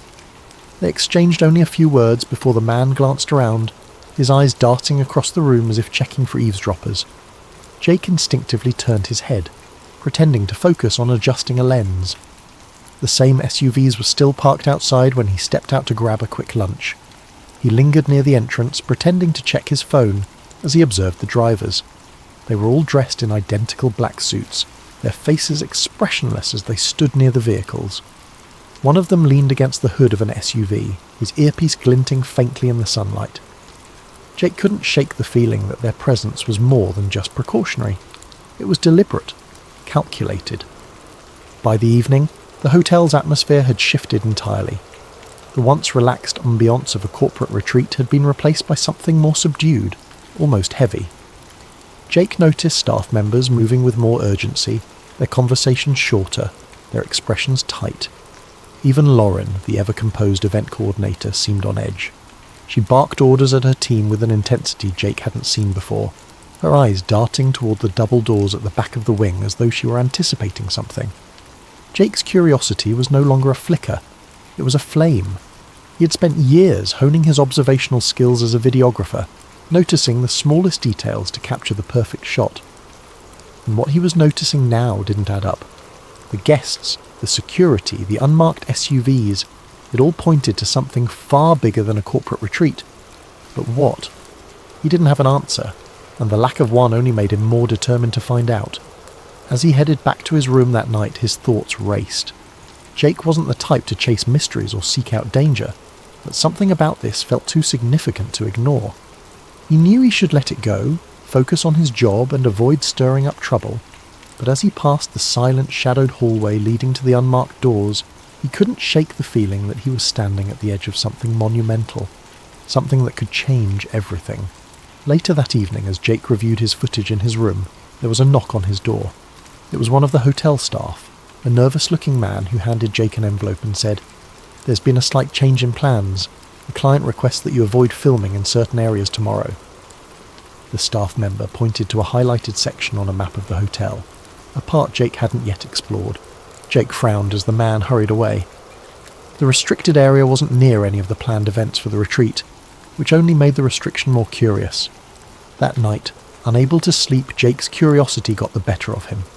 He grabbed his camera and decided to take a walk. The hotel was quiet, its grand hallways illuminated by soft golden light. He wandered toward the restricted area, telling himself he just wanted to see what all the fuss was about. He wasn't planning to film, just a quick look and then back to bed. When he reached the cordoned-off wing, he noticed 2 security guards stationed at a set of double doors. They were chatting in low voices, their posture relaxed. Jake lingered in the shadows, debating whether to turn back, when one of the guards got a call on his radio. The other followed him down the hall, leaving the entrance momentarily unguarded. Jake's pulse quickened. This was his chance. He slipped through the doors, moving as quietly as he could. The corridor beyond was dimly lit, the air cooler, almost sterile. He passed several empty conference rooms before he heard it, a low hum of voices coming from a room at the end of the hall. He crept closer, pressing himself against the wall as he approached the partially open door. What he saw made his breath catch. Inside was a large conference room, its walls lined with ornate wood panelling. Around a massive oval table sat dozens of people, their faces illuminated by the glow of a projector. Jake didn't recognize most of them, but a few were unmistakable. CEOs of major corporations, politicians, and even a royal figure he'd only seen on the news. They were deep in discussion, their voices too low for Jake to make out individual words. On the screen behind them, a slide displayed a title that made Jake's stomach turn. Global Economic Transition Strategy, Phase 3. Jake's hands shook as he lifted his camera, adjusting the focus to capture the scene. He panned across the room, zooming in on faces, documents spread across the table, and the titles of other slides: Media Consolidation Plan, Energy Resource Redistribution, and Population Control Measures. It felt surreal, like stepping into the plot of a dystopian novel, but this was no fiction. This was happening right in front of him. He was so engrossed in filming that he didn't hear the footsteps behind him. A hand clamped down on his shoulder, making him jump. He turned to see one of the security guards glaring at him, a walkie-talkie in hand. "What are you doing here?" the guard demanded. Jake stammered, trying to come up with an excuse, but it was no use. The guard yanked the camera from his hands, pulling him away from the doorway. Jake caught one last glimpse of the room, the projector screen now displaying a list of future meeting dates and locations, before the door was slammed shut. "Come with me," the guard said, his grip firm. Jake's mind raced. He was in trouble, serious trouble. But more than that, he was terrified of what he'd just uncovered. The guards took Jake to a small windowless room and left him there, alone, for what felt like hours. His thoughts spiraled as he sat in the hard plastic chair, staring at the blank walls. Would they call the police? Or worse, would they make him disappear? The men and women in that room weren't just powerful, they were untouchable. Finally the door opened, and a man in a tailored suit stepped inside. He closed the door quietly, his expression unreadable as he took a seat across from Jake. "Mr. Wilder," he said, his voice calm but firm, "you've stumbled into something you shouldn't have." Jake didn't respond, his throat dry. The man placed Jake's camera on the table between them. "This footage never leaves this room," he said. "Do you understand?" Jake hesitated, then nodded. He didn't have much choice. The man leaned forward, his tone softening just slightly. "You seem like a smart guy. Let me give you some advice. Walk away. Forget what you saw. This isn't your fight." Before Jake could reply, the door opened again, and 2 guards entered. They escorted him out of the room, down a series of hallways, and out of the hotel. They returned his camera, minus the memory card, and told him in no uncertain terms to leave and never come back. But Jake couldn't walk away. The memory of what he'd seen burned in his mind, the fragments of conversation he'd overheard replaying in his head. He knew he was in danger, but he also knew the world needed to know the truth. Over the following weeks, Jake began piecing together the breadcrumbs. He researched the Bilderberg Group, an annual meeting of elites shrouded in secrecy, and matched the faces he'd seen to public figures. He found mentions of other meetings, hidden in plain sight, and began documenting their locations and agendas. It became an obsession. Jake worked in secret, uploading encrypted videos and files to anonymous forums. He knew the risks, but the pull to expose the truth was stronger than his fear. Then, one night, as Jake sat hunched over his laptop in his darkened apartment, he heard a knock at the door. His blood ran cold. He hadn't told anyone where he lived, not since he'd started digging deeper. He closed his laptop, his heart pounding as the knock came again, louder this time. He never answered the door. Thank you for joining us tonight on Sleep Theories. Let this story remind us of the hidden forces at play in our world, and the courage it takes to seek the truth. May your dreams be filled with curiosity and wonder, and may you sleep soundly knowing that even the darkest mysteries can be brought to light. Sweet dreams, and good night.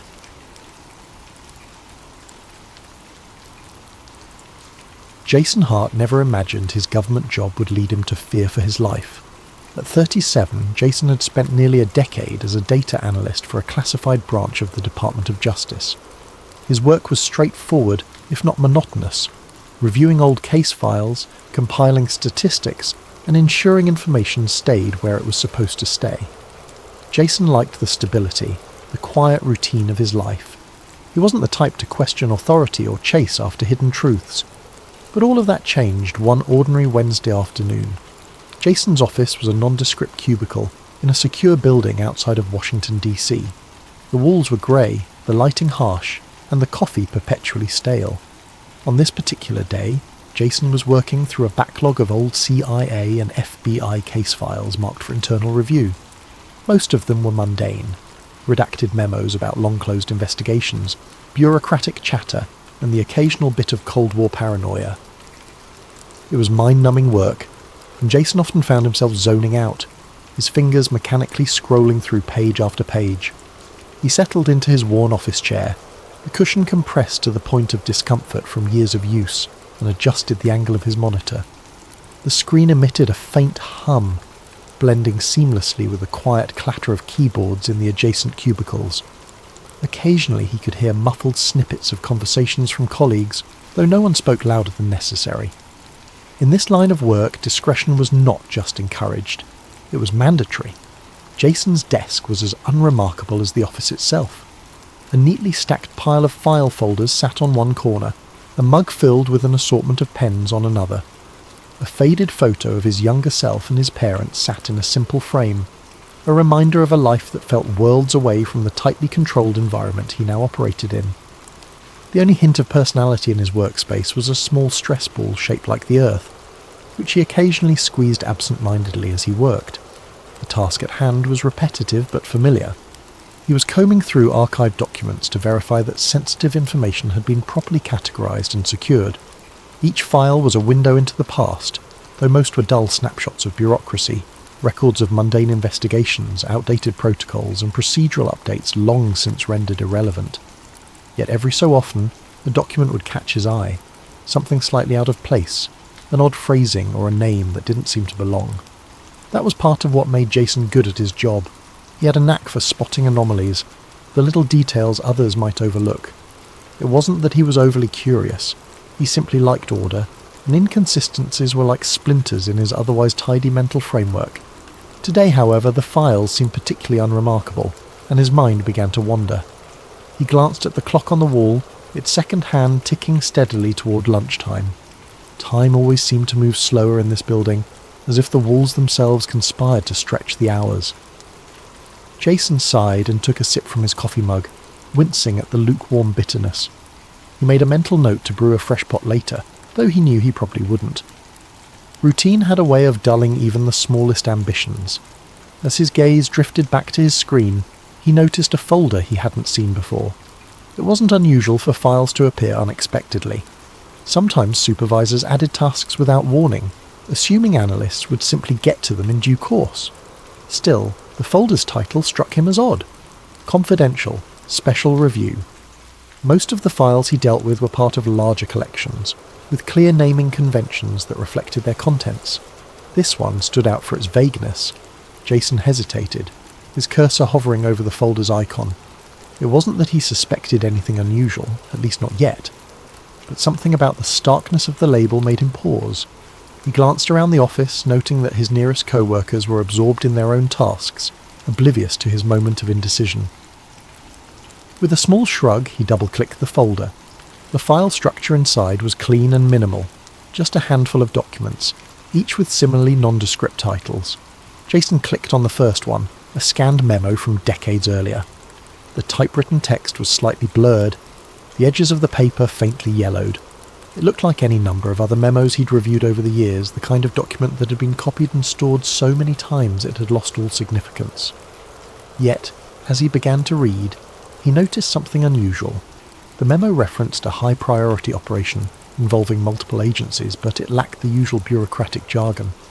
The language was blunt, almost conversational, which was rare in official communications. Jason leaned closer to the screen, his brow furrowing as he scanned the rest of the document. It was vague, but there were mentions of directives from the highest level, and sensitive outcomes requiring absolute discretion. Jason's instincts kicked in, a flicker of unease sparking in the back of his mind. He couldn't quite put his finger on it, but something about the tone felt wrong. He reached for his stress ball, squeezing it absent-mindedly as he reread the memo. A nagging thought formed in his mind. Maybe this was more than just an old, unimportant file. He moved on to the next document, his curiosity now fully engaged. As the page loaded, Jason adjusted his glasses and prepared for another round of bureaucratic monotony. But the more he read, the more a strange sensation began to creep over him, a sense that he was venturing into territory he wasn't meant to see. But one file caught his attention. The folder was marked Top Secret, Operation Patriot. The name meant nothing to him, but the subheading grabbed his curiosity. Dallas Contingency Planning, November 1963. Jason felt a chill creep up his spine as he opened the file. He'd always been fascinated by the JFK assassination, though he'd never believed the wilder conspiracy theories. But this file, buried deep in the system, seemed to suggest there was more to the story. The first few pages were innocuous. Logistics, travel plans, and memos about security protocols. But as he scrolled further, the tone shifted. Jason's eyes widened as he read a memo from a high-ranking official detailing the need for absolute control over the narrative in the event of a Dallas incident. The document referenced individuals with code names and included phrases like plausible deniability and coordinated disinformation efforts. Jason leaned closer to his screen, his heart pounding. The language was vague enough to avoid outright accusations, but the implications were clear. This wasn't about protecting the president. It was about preparing for the fallout from his death. He hesitated for a moment, his fingers hovering over the keyboard. He knew he shouldn't dig any deeper. His clearance allowed him access to these files, but reading them and understanding them was another matter entirely. But his curiosity burned too brightly to ignore. He opened the next document. This one was worse. It was a transcript of a conversation between two officials, one of whom was labelled Director. The dialogue was chilling in its frankness. Are the assets in place? Yes, Dallas is secured. The fall guy is ready. Good. This has to look clean. No loose ends. Jason's stomach churned. The fall guy? They were talking about Lee Harvey Oswald, weren't they? He read further, finding references to altered ballistics reports, instructions to remove inconvenient witnesses, and even plans to intimidate local law enforcement into silence. The more he read, the clearer it became. This wasn't speculation or theory. This was a roadmap for covering up a murder. Jason pushed his chair back, his heart racing. He glanced around the office, half expecting someone to appear and yank him away from his desk. But the room was quiet, the hum of computers and faint rustle of papers the only sounds. He took a deep breath, trying to steady himself. This couldn't be real, could it? It had to be some kind of elaborate prank or disinformation campaign. But the official seals, the timestamps, the signatures, they all looked legitimate.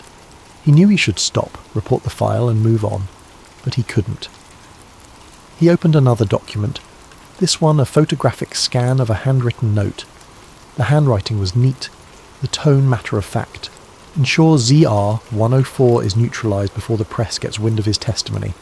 The autopsy report is to remain classified indefinitely. Jason froze. ZR-104. He'd heard whispers of that code name before in conspiracy circles. It was rumoured to be connected to a key witness who had died under mysterious circumstances. His hands trembled as he saved the files to a secure flash drive, telling himself it was just for review later. But deep down, he knew he was crossing a line. That night, Jason barely slept. He lay awake in his small apartment, the flash drive tucked under his pillow like a lifeline. Every sound, the creak of the floorboards, the hum of the refrigerator, felt amplified, sinister. His mind raced with questions. What did he do with this information? Could he trust anyone with it? Would anyone even believe him? The pale glow of a street lamp filtered through the slats of his blinds, casting uneven shadows across the room. Jason stared at the ceiling, his chest tight with unease. He felt like he was teetering on the edge of something vast and dangerous, an invisible precipice that threatened to swallow him whole. The weight of the flash drive beneath his pillow seemed to press into his skull, a constant reminder of the choice he'd made to take it. His rational mind told him he should never have taken the files. He'd crossed a line, one he couldn't uncross, and now there was no telling what the repercussions would be. Yet despite the fear clawing at his insides, he couldn't shake the feeling that he'd done the right thing. The documents he'd seen were too significant, too damning, to be left buried in some forgotten digital archive. People deserved to know the truth, didn't they? But the truth came with risks. Jason knew enough about the system he worked within to understand how deeply it could bury things and people when necessary. He'd heard stories over the years, whispered rumours of individuals who'd asked too many questions or dug too deeply into classified matters. They were reassigned, silenced, or simply disappeared from the bureaucratic machine without a trace. Jason had always dismissed those stories as paranoia, but now they didn't seem so far-fetched. His pulse quickened as a thought occurred to him. What if someone already knew what he'd done? His heart pounded in his chest as he sat up, throwing the blanket off. He walked to the window, parting the blinds just enough to peer outside. The street below was quiet, the occasional car passing by on its way to nowhere important. But there! A black sedan parked across the street, its engine off, the silhouette of someone inside barely visible against the faint interior glow. Jason's stomach dropped. He told himself it could be anyone, a neighbour, a passerby taking a break. But his instincts screamed otherwise. He released the blinds and backed away from the window, his breathing shallow. The apartment, once a sanctuary, now felt like a trap, its walls too thin, its spaces too exposed. He returned to the bed, sitting on the edge with his head in his hands. He couldn't keep living like this, jumping at every shadow and second-guessing every sound. But what were his options? Turning the flash drive over to the authorities seemed impossible now. If the documents he'd seen implicated people at the highest levels of government, who could he even trust? And if he went public, he'd be painting a target on his back. The minutes stretched into hours, the glow of dawn beginning to seep through the blinds. Jason's body ached with exhaustion, but his mind refused to let him rest. Every creak of the building felt like footsteps, every faint sound like a whisper of danger.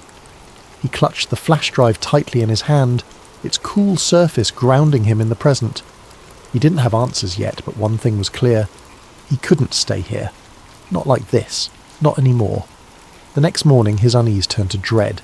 As he approached his office building, he noticed a black SUV parked near the entrance. It was unmarked, its windows tinted to an almost mirror-like sheen. Two men in suits stood nearby, their postures rigid and military, their eyes scanning the area like hawks. Jason hesitated mid-step, his pulse quickening in his chest. He told himself it had to be a coincidence. Maybe they were from another agency, handling unrelated business.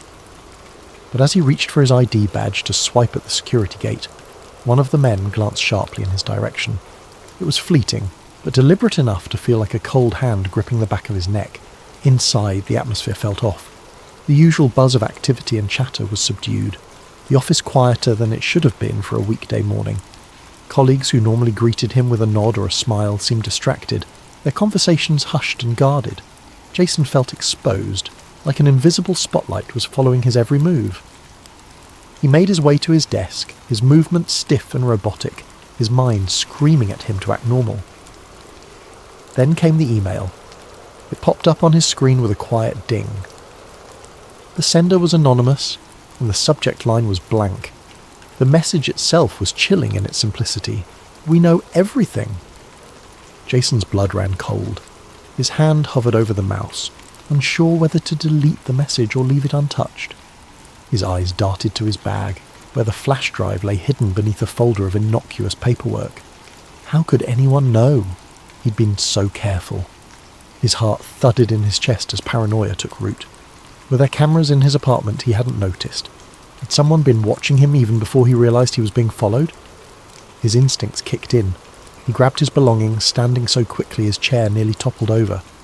With a deep breath, he tried to compose himself, striding toward the exit as calmly as he could manage.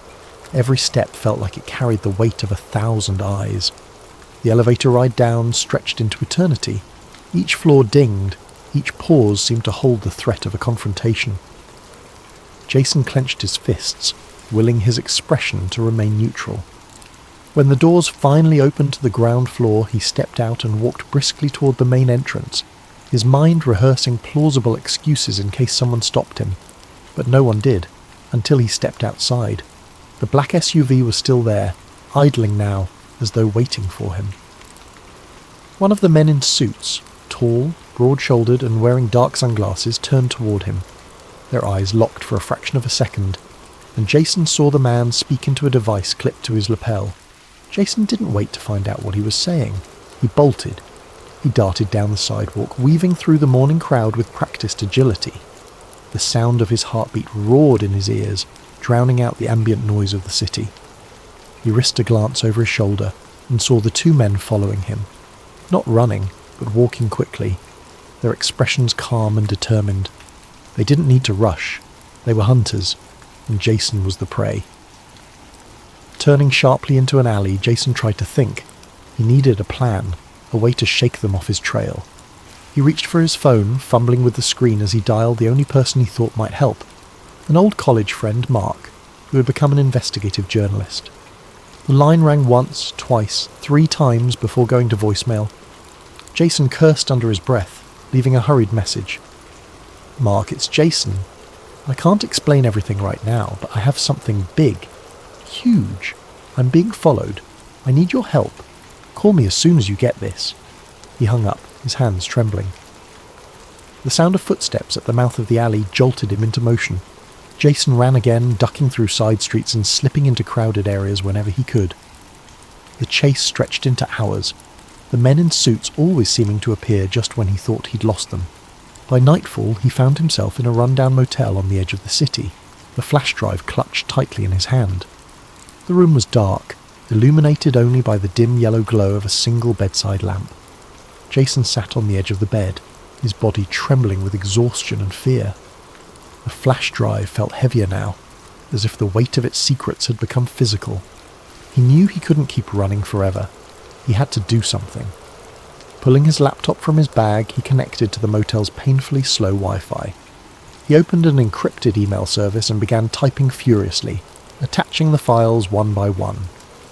He sent them to every journalist, whistleblower organization, and trusted contact he could think of. Each email felt like a small victory, but also a step closer to an inevitable reckoning. As the last email sent, Jason leaned back, exhaling shakily.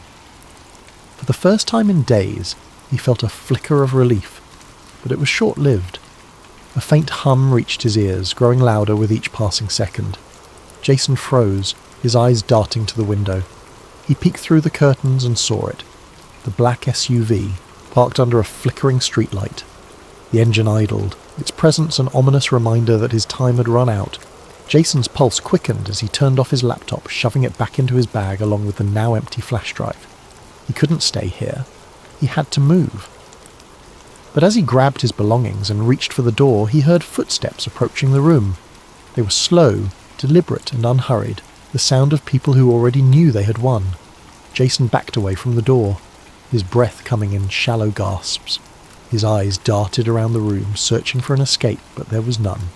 The faint knock on the door was almost polite, but it carried a weight that made Jason's knees weak. "Mr. Hart," a voice called from the other side. It was calm, even friendly, but Jason could hear the edge beneath it. We just want to talk." Jason didn't answer. His mind raced, torn between surrendering and whatever slim chance he might have at escape. The knock came again, firmer this time. "Open the door, Mr. Hart. You've made things very complicated for yourself." Jason swallowed hard, his back pressed against the far wall of the room. He didn't move, didn't breathe. The silence stretched, the tension in the air thick enough to choke on. And then, with a crash, the door splintered open. The last thing Jason saw was the silhouette of a man stepping through the doorway, a glint of something metallic in his hand. And then, the world went dark. Thank you for joining us on Sleep Theories. As you drift off tonight, let Jason's story remind you that the pursuit of truth often comes at a price, and sometimes the greatest stories are hidden in the places we least expect. Sleep well and sweet dreams. Evelyn Harper never considered herself special. She lived in a small, quiet town on the edge of the Midwest, where the stars felt closer than the ground beneath her feet. A schoolteacher by day, Evelyn spent her nights in solitude, enjoying the tranquility her life offered. She often joked that her only companions were her books and the humming crickets outside her window. She liked it that way. It was simple, predictable. Evelyn's days were measured by the comforting rhythms of small-town life. She woke at dawn to the sound of birds chirping outside her modest farmhouse, their melodies blending with the faint rustle of wind through the trees. Her mornings were always the same: coffee in her favourite mug, the one with a chip on the rim from years of use, and the daily crossword puzzle from the town's only newspaper. By the time she'd finished her second cup, the sun would have risen fully, casting its golden light over the rolling fields that stretched out to meet the horizon. She loved her job, even though it wasn't always easy. Her third-grade classroom was a mix of chatter and laughter, with moments of quiet focus as her students worked through spelling tests or art projects. Evelyn had a way of making the lessons come alive, weaving stories and songs into her teaching that left her students eager to learn. She found joy in their curiosity, their boundless energy, and the way they reminded her to see the world through fresh eyes. After school, Evelyn would linger in her classroom, tidying up the day's messes and preparing for the next. She liked the quiet moments when the hallways were empty, and the only sound was the creak of the old wooden floors beneath her footsteps. It was a chance to reflect, to breathe, and to remind herself why she loved what she did. Her evenings were her own, a sanctuary of peace and stillness. She'd return home to her cosy house at the edge of the town, where the fields seemed to stretch forever and the world felt impossibly wide. She would cook simple meals, often from the vegetables she grew in her small garden, and eat by the light of a single lamp in her kitchen. Afterward, she'd settle into her favourite armchair by the window, a well-worn novel or a journal in her lap. Evelyn's favourite time of day was dusk, when the sky turned shades of lavender and peach, and the first stars began to appear. She would step out onto her porch, mug in hand, and watch as the heavens came alive with pinpricks of light. The crickets would begin their nightly serenade, their steady rhythm a backdrop to the gentle rustle of the breeze. It was a time for reflection, for dreaming, for feeling at one with the universe. To anyone else, her life might have seemed lonely, even dull. But to Evelyn, it was perfect. She had carved out a little piece of the world that was entirely her own, free from the noise and chaos that seemed to dominate everyone else's lives. She didn't need much, just the stars, the stillness, and the knowledge that tomorrow would bring more of the same. But as comforting as her routine was, there was always a faint undercurrent of restlessness, a whisper of something unspoken that tugged at the edges of her contentment. On certain nights, when the moon hung low and the world felt especially quiet, Evelyn would catch herself staring at the sky a little too long, wondering if there was something more. It wasn't a longing for adventure or change. She loved her life exactly as it was. But there was a sense of curiosity, a quiet yearning to understand the vastness above her. She never imagined that her life would change, not in any dramatic way at least. Evelyn Harper was a woman who believed in the beauty of small things, the laughter of her students, the warmth of the sun on her face, the way the stars seemed to wink at her from the dark expanse of the night sky. Her world was small, and she liked it that way, but the universe has a way of surprising us when we least expect it. And for Evelyn Harper, the stars she loved so dearly were about to draw her into a mystery far greater than anything she had ever dreamed. It began on an unremarkable Tuesday evening. The air was warm, thick with the scent of blooming wildflowers, and Evelyn had just settled onto her porch with a cup of tea. Her home sat at the edge of a sprawling field, with nothing but open land and endless sky stretching toward the horizon. She found peace in the stillness, in the way the wind whispered through the grass, its gentle rustling a lullaby for her thoughts. But that night, the quiet felt different. There was an unease in the air, a stillness too deep, like the world was holding its breath, waiting for something to happen. Evelyn shifted in her chair, her gaze lifting to the sky as she tried to brush off the odd sensation creeping over her. The stars were unusually bright that night, scattered across the velvety darkness like shards of diamond. The moon hung low, casting a pale glow over the fields, and for a moment Evelyn allowed herself to relax, letting the familiar beauty of the night wash over her. She sipped her tea, savouring the warmth as it spread through her chest, and listened to the crickets' steady song, their chirping a constant companion in her otherwise solitary evenings. But then the crickets stopped. It wasn't gradual. One moment, their symphony filled the air, and the next, there was nothing but silence. A deep, unnerving silence that seemed to press down on her, wrapping around her like a heavy blanket. Evelyn froze, her cup poised halfway to her lips. Her heart quickened as her eyes darted to the edge of the field, searching for the source of the disruption. It wasn't uncommon for the crickets to pause momentarily when a predator passed nearby, a fox perhaps, or a stray cat. But this felt different. The silence stretched on, growing heavier with each passing second. Setting her tea down with trembling hands, Evelyn leaned forward, her fingers gripping the armrests of her chair. She squinted into the darkness, her eyes scanning the horizon for any sign of movement. The wind had stilled, the grass no longer swaying in its gentle rhythm, as if the entire world had been frozen in place. A chill ran down her spine, and she pulled her shawl tighter around her shoulders, suddenly acutely aware of how exposed she was in the open air. And then she saw it. A faint light, hovering just above the field, no bigger than a lantern at first glance. Evelyn blinked, unsure if her tired eyes were playing tricks on her. But the light remained, unwavering and steady, casting a soft glow that danced like fireflies in the night. At first she thought it might be a plane, but the way it moved dispelled that idea almost instantly. It didn't glide smoothly across the sky. Instead, it darted back and forth, moving with an unnatural precision that defied logic. Its glow shifted between hues of blue, green and white, as if it were alive, pulsating with its own heartbeat. Evelyn's breath caught in her throat as she rose slowly to her feet, her hands gripping the porch railing for support. She couldn't tear her eyes away from the light, her body frozen between awe and fear. It was like nothing she had ever seen before, and the longer she watched, the more a strange sense of unease crept over her. Her mind raced, trying to rationalize what she was seeing. Could it be a drone, some kind of experimental aircraft? But deep down she knew, whatever it wasn't man-made. The light grew brighter, its glow spilling across the field and illuminating the tall grass in an otherworldly radiance. Evelyn took an involuntary step back, her heartbeat pounding in her ears. The silence around her was absolute, broken only by the faint hum that seemed to emanate from the light itself, a sound so low and resonant it seemed to vibrate in her chest. She could feel the air shift around her, charged with an energy she couldn't describe.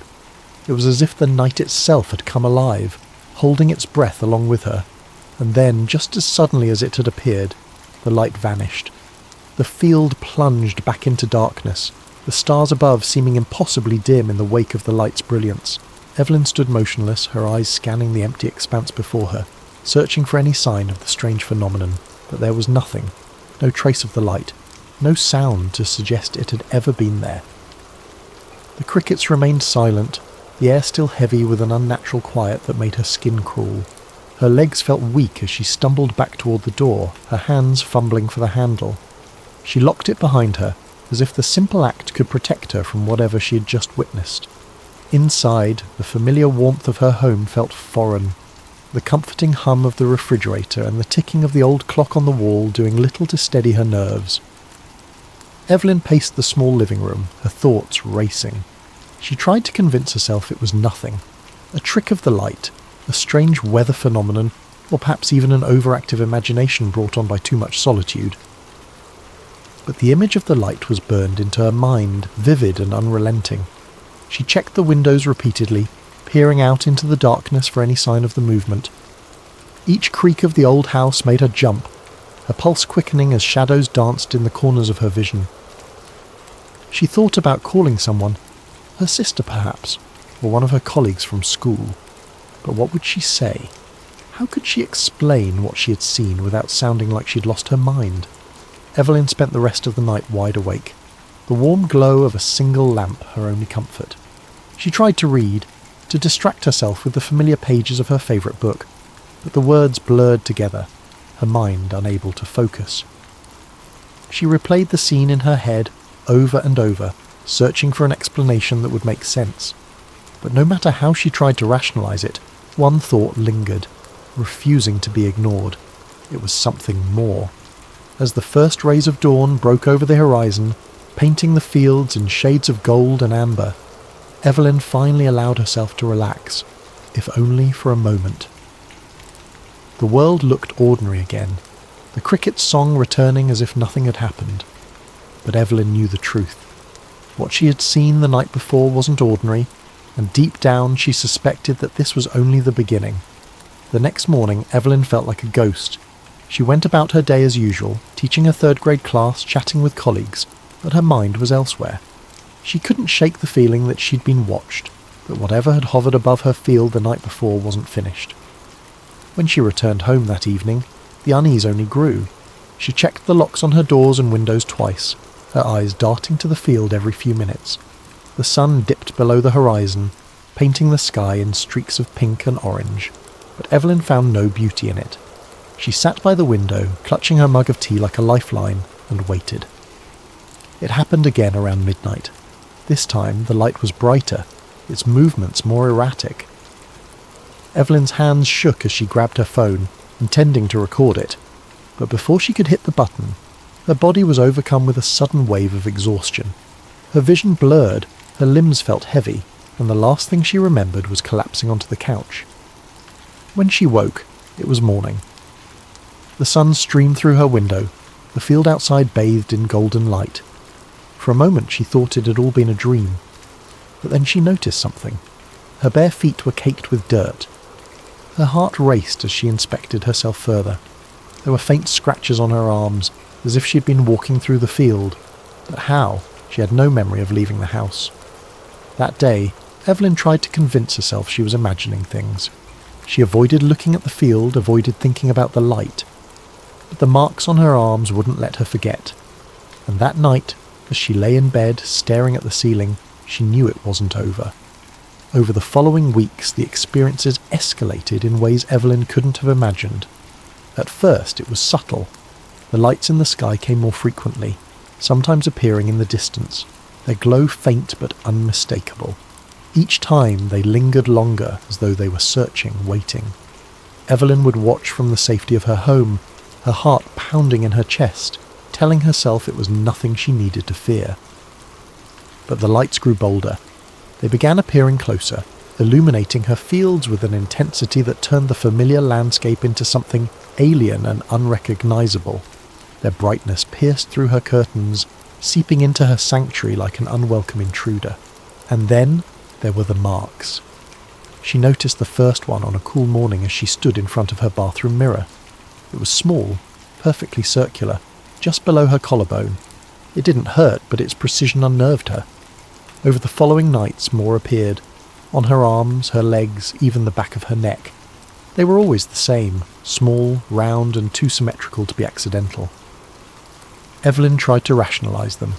Perhaps she'd bumped into something, or maybe it was a strange reaction to a bug bite. But deep down she knew these explanations didn't hold up. The marks were too deliberate, too uniform. Then there was the humming. It began as a faint noise, so soft she thought it was her imagination. But as the nights went on, it grew louder, more insistent. It wasn't coming from outside, nor was it a sound her house should make. It seemed to emanate from nowhere and everywhere all at once, resonating through the walls, the floor, and even her own body. It wasn't just a noise, it was a feeling, a vibration that settled deep in her chest and made her stomach churn. She tried to ignore it, burying her head under her pillow, but the sound seemed to follow her, pressing against her senses until it was impossible to pretend it wasn't there.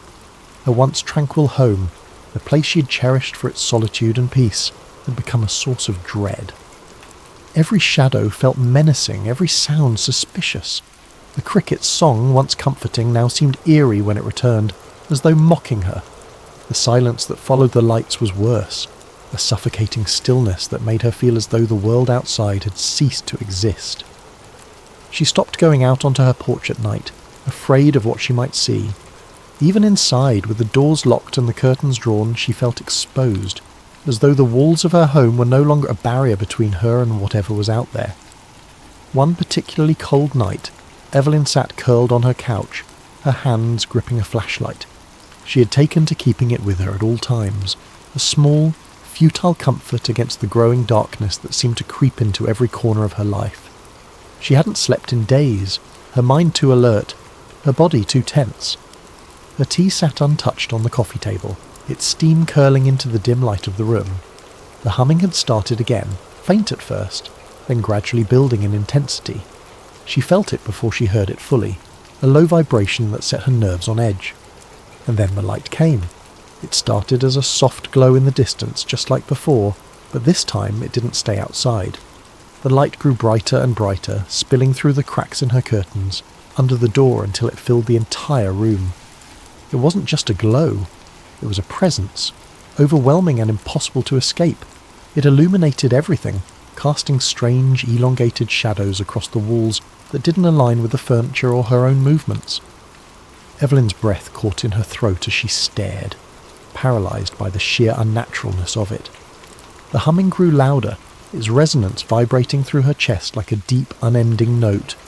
She gripped the flashlight tighter, her knuckles white as her eyes darted around the room, and that's when she saw them. Figures, faint and shadowy, emerged at the edges of her vision, as though they had always been there, waiting for the right moment to reveal themselves. They were tall, unnervingly slender, their limbs elongated in ways that seemed both graceful and otherworldly. Their movements were slow but deliberate, each step fluid and calculated. Evelyn tried to focus on their faces, but they were indistinct, shrouded in the glow that surrounded them. She couldn't tell if they were looking at her, but she felt their gaze, a heavy, suffocating pressure that made her heart race. Her instinct was to run, to scream, to do anything to break free of the terror that held her in place, but her body wouldn't obey.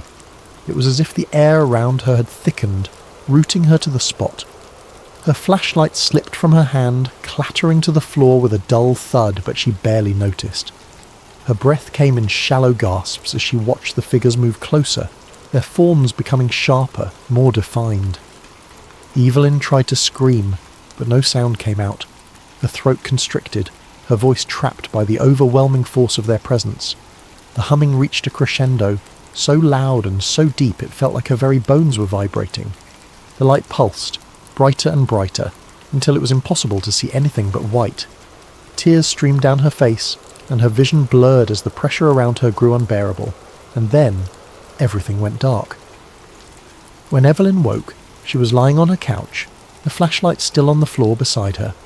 The light was gone, the humming a distant memory. The room was eerily still. The only sound, the faint ticking of the clock on the wall. Her body ached, her limbs heavy as though she had been running for miles. She touched her neck and felt a new mark, cold and smooth, as if etched into her skin.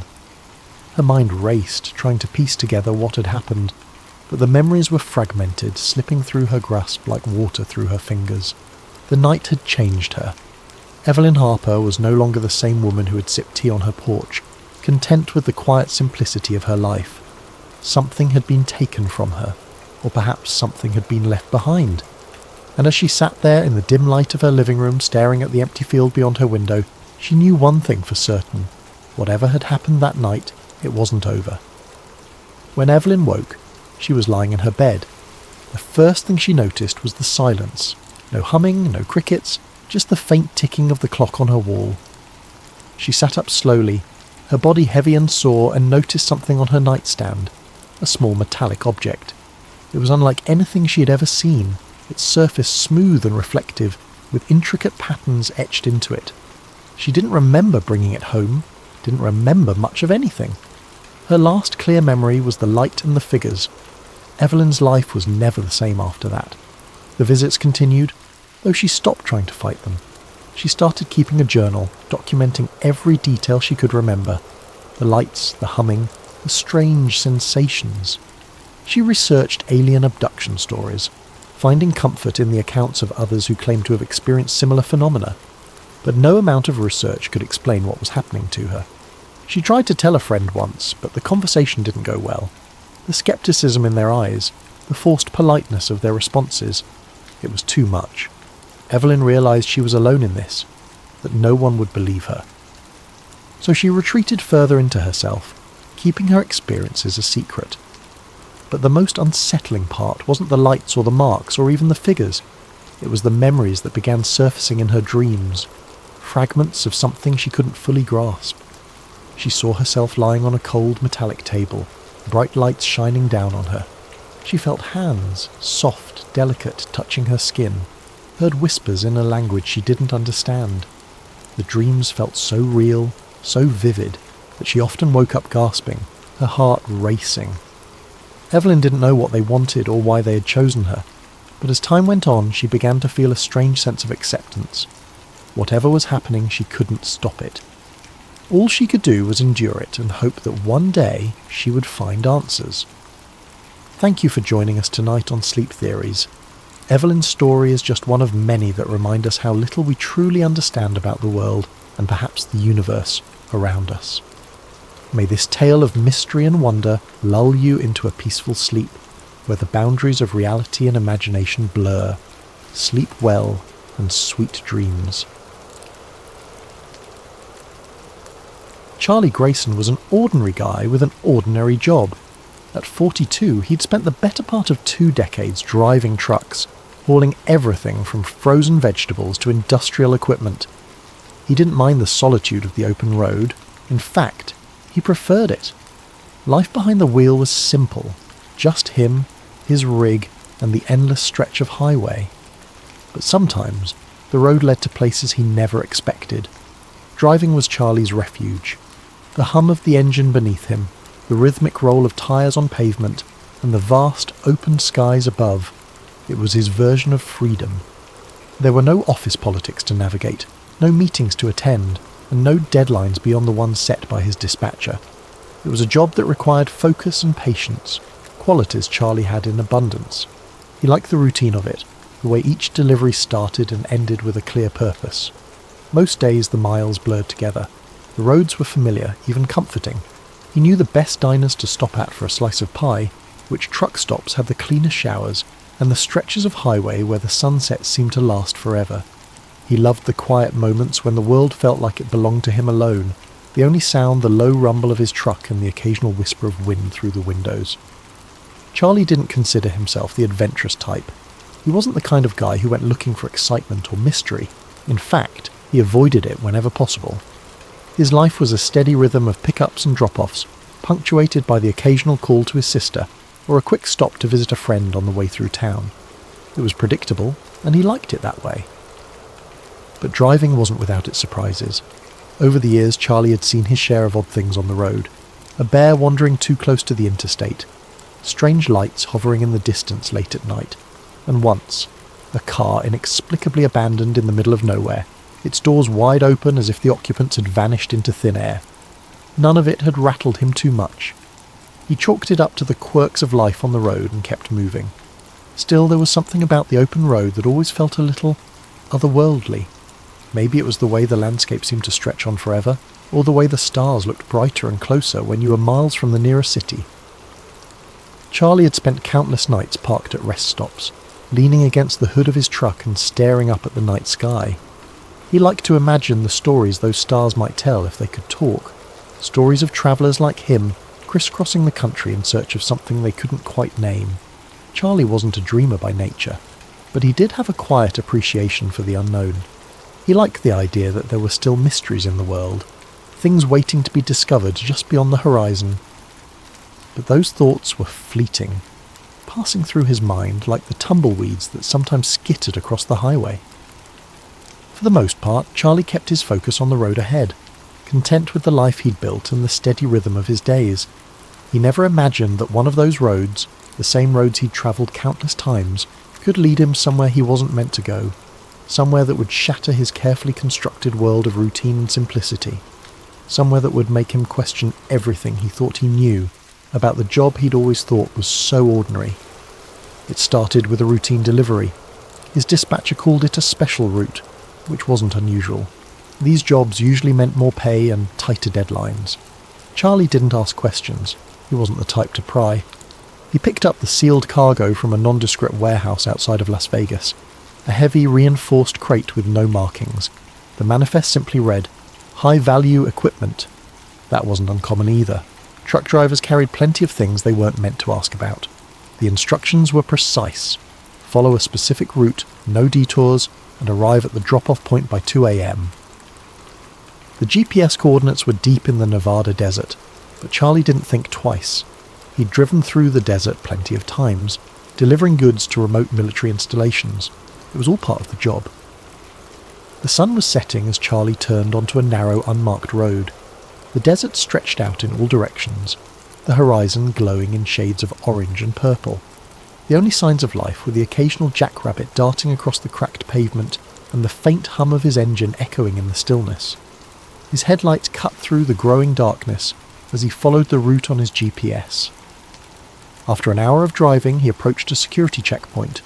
The road was blocked by a high chain-link fence topped with razor wire.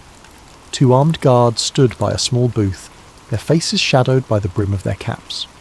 The insignia on their uniforms was unfamiliar, but their presence made it clear. This was no ordinary delivery. Charlie rolled down his window as one of the guards approached. The man didn't speak, just motioned for Charlie's paperwork. Charlie handed it over, his heart beating a little faster. The guard studied the documents, then nodded and waved him through. The gate creaked open and Charlie drove on, his curiosity gnawing at him. The road ahead was smooth, eerily pristine compared to the cracked pavement outside the fence. As he drove, the landscape changed. Large, hangar-like buildings loomed in the distance, their shapes barely visible in the moonlight. The air felt heavy, charged with an unexplainable energy that made Charlie's skin prickle. He couldn't shake the feeling that he was being watched. His GPS pinged again as he double-checked the coordinates, signalling that he had arrived at the drop-off point. The area wasn't what Charlie had expected. It wasn't the usual industrial depot or a warehouse tucked away in a quiet corner of town. Instead, it was a desolate stretch of concrete leading to a massive hangar, its steel doors looming like the entrance to a fortress. A single overhead light flickered, casting erratic, shifting shadows that danced across the asphalt. The air felt heavier here, as though the weight of the place itself pressed down on him. He cut the engine, the silence that followed feeling almost unnatural, broken only by the faint rhythmic hum of distant machinery. Charlie climbed down from the cab, his boots crunching against the ground as he stretched his legs. He glanced around, half expecting someone to appear immediately, but the area was eerily empty. The light above buzzed faintly, adding to the tension. For a moment he considered honking the horn to announce his presence, but something about the atmosphere made him think better of it. After a few minutes, a figure emerged from the shadows. It was a man in a crisp white lab coat, his expression blank and his gait purposeful. Behind him were 2 guards, each wearing dark uniforms and carrying weapons holstered at their hips. Their presence wasn't casual. They moved with precision, their eyes scanning the area as if they expected trouble. The man in the lab coat stopped in front of Charlie, his gaze sharp but devoid of any warmth or friendliness. He held out a clipboard without introducing himself, his movements mechanical. Charlie hesitated, then took the clipboard, scanning the document briefly. It was the standard delivery confirmation, but the strange location and the armed guards made him feel like he was signing away more than just a shipment. "You'll unload the crate and bring it inside," the man said, his tone clipped and efficient. He didn't offer a name, an explanation, or even a hint of small talk. Charlie simply nodded, sensing this wasn't the kind of place where questions were welcomed. As he moved to the back of his truck, the guards followed closely, their boots echoing against the concrete. He could feel their eyes on him, scrutinizing every move he made. The crate was large, heavy, and reinforced with thick steel edges. It was unmarked, save for a series of stenciled numbers on its side, nothing that gave away its contents. Charlie had hauled plenty of odd cargo over the years, but something about this crate set his nerves on edge. Using the pallet jack, he carefully wheeled the crate down the truck's ramp, the metal clanking softly as it touched the ground. He manoeuvred it toward the hangar doors, where the man in the lab coat was waiting. The guards stayed close, their presence more oppressive than helpful. The hangar's interior was unlike anything Charlie had ever seen. The air was cooler, carrying a faint metallic tang, and the overhead lights bathed everything in a harsh, sterile glow. Rows of equipment lined the walls, machines with sleek, futuristic designs that looked more at home in a science fiction movie than a government facility. Some hummed faintly, their lights blinking in patterns Charlie couldn't decipher. Others were silent but ominous, their purposes entirely alien to him. As he wheeled the crate into place, Charlie's eyes darted around the room.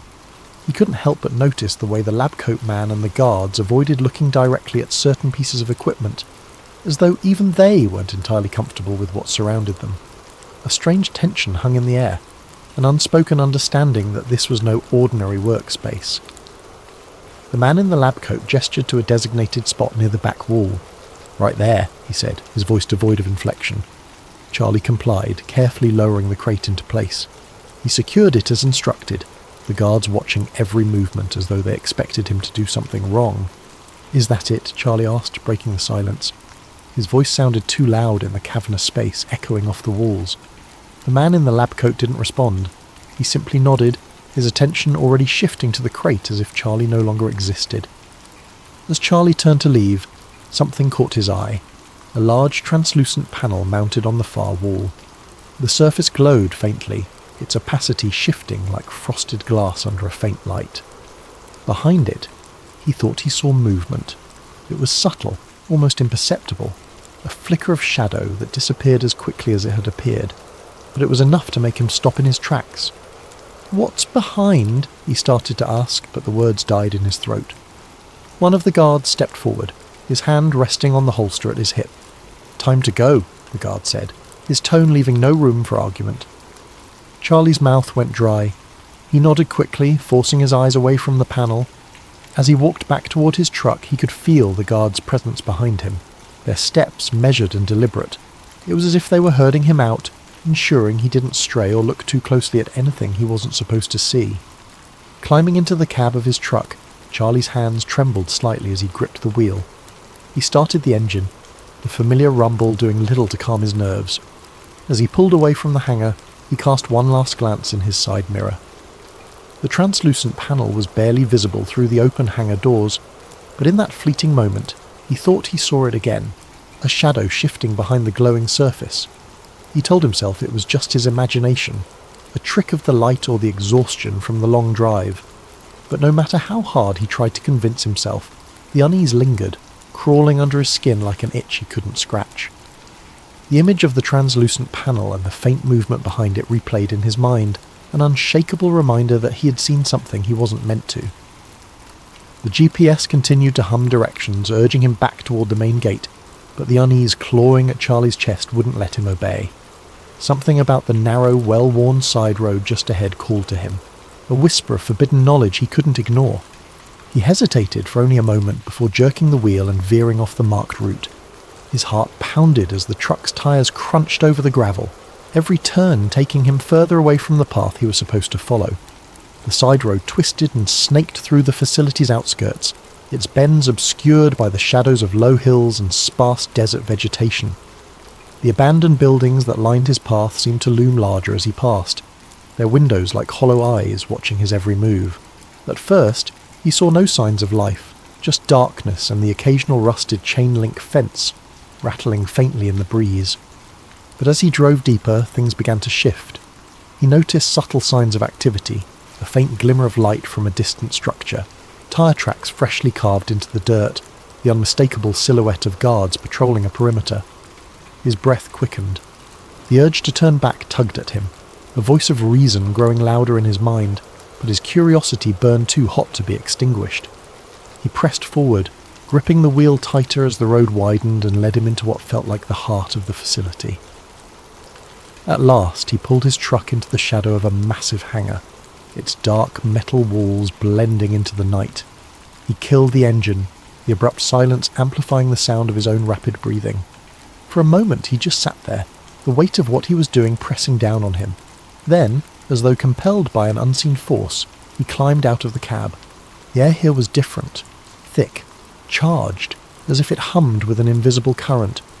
Every step Charlie took felt deliberate, his boots crunching softly on the gravel as he crept closer to the hangar. A faint glow seeped through a crack in the enormous doors, and he found himself drawn to it like a moth to a flame. He crouched low, the cool metal of the hangar's sidewall brushing against his hand as he leaned in to peer through the gap. The interior of the hangar was breathtakingly vast, stretching farther than his eyes could follow. The air inside was cold, a stark contrast to the desert night beyond. Rows of futuristic workstations lined the walls, each manned by technicians clad in pristine white lab coats. They moved with quiet precision, their faces illuminated by the pale blue light of glowing monitors. Charlie's eyes scanned the room, drinking in details that felt like something out of a dream or a nightmare. And then he saw it. At the centre of the hangar, suspended impossibly above the ground, was a craft like nothing he'd ever imagined. Its shape was sleek, almost organic, with smooth metallic curves that shimmered like liquid under the harsh overhead lights. The hull was etched with strange, glowing symbols that pulsed faintly, as though alive. The air around the craft seemed to ripple subtly, distorting the light in a way that made it difficult to focus on its form for too long. Charlie's breath caught in his throat. This wasn't any kind of military tech he'd ever seen. This was something else, something not of this world. The realization sent a chill down his spine, and for a moment he couldn't move. His mind raced, struggling to process what he was seeing. His hands gripped the edge of the doorframe so tightly his knuckles turned white. The technicians moved around the craft like surgeons in an operating room, their movements synchronized and deliberate. It was clear they were conducting tests, but on what or why, Charlie couldn't begin to guess. A soft mechanical hum filled the air, barely audible but somehow felt deep in his chest. It was coming from the craft, a rhythmic vibration that seemed to resonate with the very walls of the hangar. He stared at it, transfixed, until a faint sound behind him shattered the spell. "Step away from the door," a voice commanded, sharp and unyielding. Charlie whipped around, his heart lurching into his throat. 2 guards were approaching, their weapons drawn and pointed squarely at him. The beams of their flashlights cut through the darkness, illuminating his frozen form. Panic surged through his veins, and before he could think, his instincts took over. He bolted. The shouts of the guards rang out behind him, their voices sharp and urgent. Charlie's boots pounded against the gravel as he sprinted back toward his truck, his mind a blur of fear and adrenaline. He could hear their heavy footsteps gaining on him, the clatter of their gear echoing in the night. Every breath burned in his lungs, but he didn't dare slow down. He reached the truck and yanked open the door, his hands trembling as he fumbled with the keys. The guards were closing in, their shouts growing louder, but finally the engine roared to life. He slammed the door shut and threw the truck into gear, his foot pressing hard on the gas pedal. The tyres spun for a moment before gripping the gravel, sending up a cloud of dust as he sped down the road. In his rearview mirror he could see the guards giving chase, their figures silhouetted against the distant lights of the hangar. But as he rounded a bend, the facility began to fade into the background. For a fleeting moment, relief washed over him. He thought he might have escaped, but his hope was short-lived.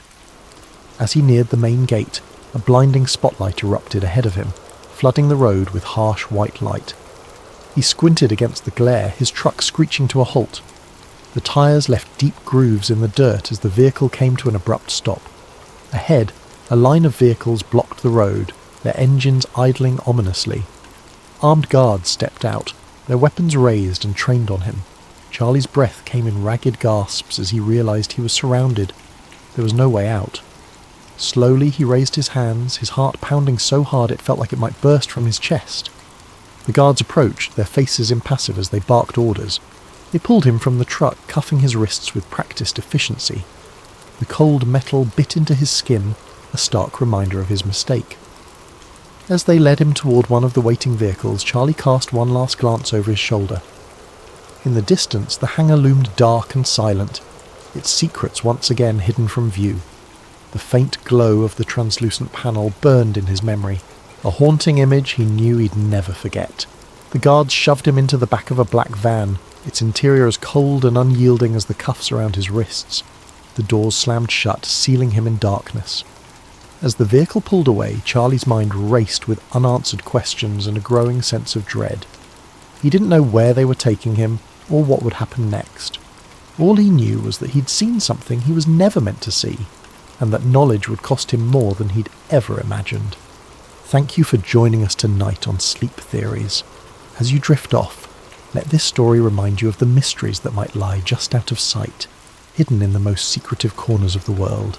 Sleep well and sweet dreams. Ethan didn't remember a time in his life when he didn't feel out of place. Growing up, he was the quiet kid, the one who sat in the corner of the classroom with his nose buried in a book or staring out the window, wondering if there was something more beyond the confines of the world he knew. While his friends grew excited about parties, clubs, and futures mapped out in clean, predictable lines, Ethan felt only a creeping dread, an unshakable feeling that something was missing. He'd often felt like he was standing at the edge of something vast, a place beyond his understanding, and he'd wondered if he might accidentally stumble into it one day. His life had been ordinary, perhaps too ordinary, and sometimes he thought that was the scariest thing of all. He spent most of his free time chasing stories and curiosities, unexplained mysteries, urban legends, and tales of things that couldn't be. The Backrooms was one of his favourites. He first read about it on a forum late one night, an innocuous post titled, "If you're not careful, you might slip between the cracks in the water into the Backrooms." The premise was simple, terrifying. The Backrooms were a hidden dimension, an endless maze of empty, yellowed rooms, a place you could fall into if you weren't careful, disappearing from the world as you knew it. The idea left him with a chill that lingered long after he'd closed his laptop.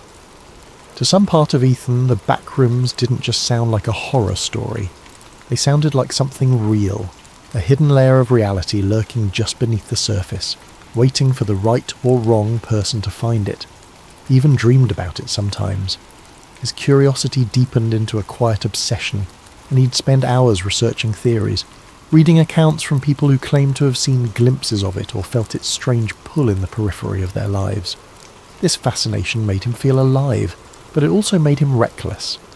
He began to wonder what it would feel like to slip between the cracks himself, to see if a place like the Backrooms could really exist. He'd explore abandoned buildings on weekends, walk the quiet, empty halls of his university late at night, always searching for something just out of reach. It became his ritual, a strange comfort that filled the gap he couldn't explain, that constant need to find something beyond the mundane. It was a normal Thursday afternoon, and Ethan was on his way home from a late night of studying in the library. He was tired, his head aching from hours of staring at his laptop screen. His thoughts were muddled as he waited for the elevator to take him down to the parking lot. When the doors finally slid open, he stepped inside, pressed the button for the ground floor and closed his eyes, leaning against the wall for a moment. That was when it happened. With a sharp jolt, the elevator stopped, sending a shock through Ethan's body and jolting him upright.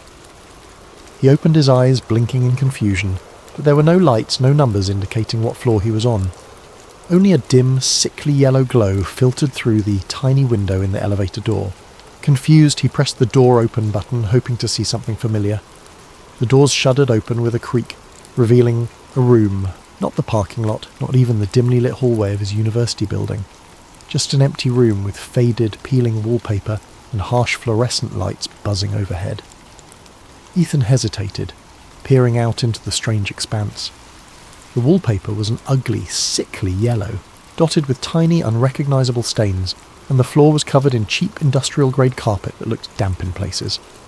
The hum of the lights seemed louder out here, a grating drone that wormed its way into his skull. He felt his stomach churn, a deep primal unease settling over him. Taking a deep breath, he stepped out of the elevator. The doors closed behind him with a loud clang, but when he turned around, the elevator was gone. Nothing but an empty wall stood where it had been. Panic started to creep in as he took a step back, then another. This can't be real, he whispered to himself. His voice sounded strange, swallowed by the space around him.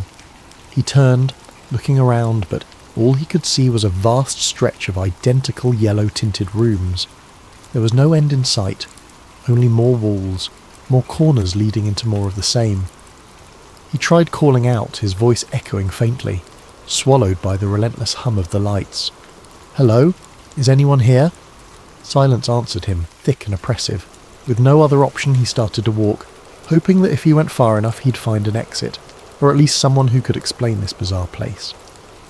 His footsteps were muffled by the carpet, and the further he walked, the more the rooms seemed to blend together.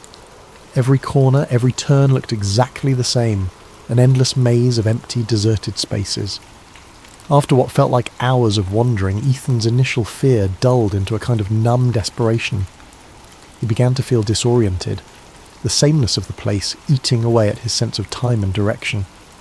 His throat felt dry, and he realized he hadn't seen any signs of water, food, or even another living soul. Just endless rooms and the nauseating stench of stale air. Then he saw it. A shadow, flickering just beyond the edge of his vision, barely noticeable against the yellow walls. He froze, his heart pounding. The shadow was moving. "Hello," he called out again, his voice cracking. "Is someone there?" The shadow darted out of view, slipping around a corner before he could get a good look at it. His instinct was to run, to get as far away from that shadow as possible, but something compelled him forward. A morbid curiosity mingled with the faint hope of finding another human being in this nightmare. He crept forward, rounding the corner, but the shadow was gone. He continued down the hallway, the humming lights above creating a strange hypnotic rhythm that made his thoughts feel hazy and slow. Just as he was about to turn back, he heard a sound. It was faint, almost like a soft shuffling, as if something was dragging across the carpet. He held his breath, his heart hammering as he strained to hear. The sound grew louder, closer, until he could make out a strange, uneven rhythm, as though whatever was moving didn't have the same number of limbs as he did. He turned to face the direction of the noise, his eyes wide with terror. Emerging from around a corner was a figure, tall and impossibly thin, with limbs that seemed too long, too stretched, as though they'd been pulled like taffy. Its skin was pale, almost translucent, and its eyes were wide and empty, two hollow sockets that seemed to drink in the dim light around them. Its mouth stretched into a grotesque, gaping grin, filled with rows of needle-like teeth. Ethan stumbled back, his hand flying to his mouth to stifle a scream. The creature tilted its head, studying him with an unnervingly calm curiosity, as if it were examining a particularly interesting bug. Then, slowly, it began to move forward, each step deliberate and unnatural, its joints bending at impossible angles. Paralysed by fear, Ethan's mind screamed at him to run, but his legs felt like lead. The creature was only a few feet away now, its twisted form looming over him, filling the space with an overwhelming sense of dread. Finally, his survival instincts kicked in, and he spun on his heel, sprinting back the way he'd come. He could hear it behind him, that terrible shuffling sound as it followed, closing in with an eerie persistence. His breath came in ragged gasps, his heart pounding so loudly it nearly drowned out the hum of the lights. He took random turns, ducking through rooms and around corners, hoping to throw it off his trail, but no matter how far he ran, he could still feel its presence lurking just out of sight. As he rounded another corner, he stumbled into a different room. This one was larger than the others, with a ceiling that seemed to stretch up impossibly high, vanishing into darkness. In the centre of the room was a single decrepit armchair, facing away from him. He was too tired to question it, his legs shaking as he collapsed against the wall, breathing heavily. For a moment he allowed himself to hope that he had finally lost the creature. But then a voice, a low, raspy whisper, filled the room, coming from somewhere near the armchair. "Why? Did you come here?" Ethan's heart skipped a beat. The voice was quiet, almost gentle, but there was something sinister lurking beneath it, a malevolent edge that made his skin crawl. I don't know how I got here," he managed to stammer, his voice barely a whisper. The armchair creaked, as if someone was shifting in it, though he still couldn't see who or what was sitting there. "No one comes here by accident," the voice replied, a hint of amusement in its tone. "You wanted to be here. You're one of us now." Ethan shook his head, panic rising in his throat. "I don't belong here. I didn't mean to come here." The chair creaked again, and Ethan could feel the thing in it watching him, though he couldn't see its face. The oppressive silence seemed to press in on him, as if the walls themselves were leaning closer, eager to hear what he had to say. "You belong here now," the voice continued, a strange warmth in its tone, like a parent soothing the frightened child. "The Backrooms have chosen you. There's no way out." As the words sank in, Ethan felt a cold, hollow emptiness fill his chest. He wanted to scream, to run, but he was too exhausted, too drained by the endless maze of rooms and the oppressive hum of the lights. He sank to his knees, his mind racing, searching for some semblance of hope, some way to escape this nightmare. But deep down, he knew the truth. There was no way out. The Backrooms were endless, a labyrinth of yellow walls and flickering lights, stretching on forever, trapping him in their suffocating embrace. The thing in the armchair chuckled softly, a sound that echoed off the walls, filling the room with a dark, mocking joy. "Welcome home, Ethan," it whispered. And as the lights flickered above him, casting long shadows that seemed to close in from every corner, Ethan felt himself slipping away, the last fragments of his sanity dissolving into the hum of the fluorescent lights. He was home. After his harrowing escape from the Backrooms, Ethan struggled to return to his normal life.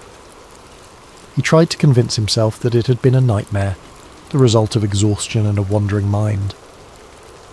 But deep down, he knew the truth.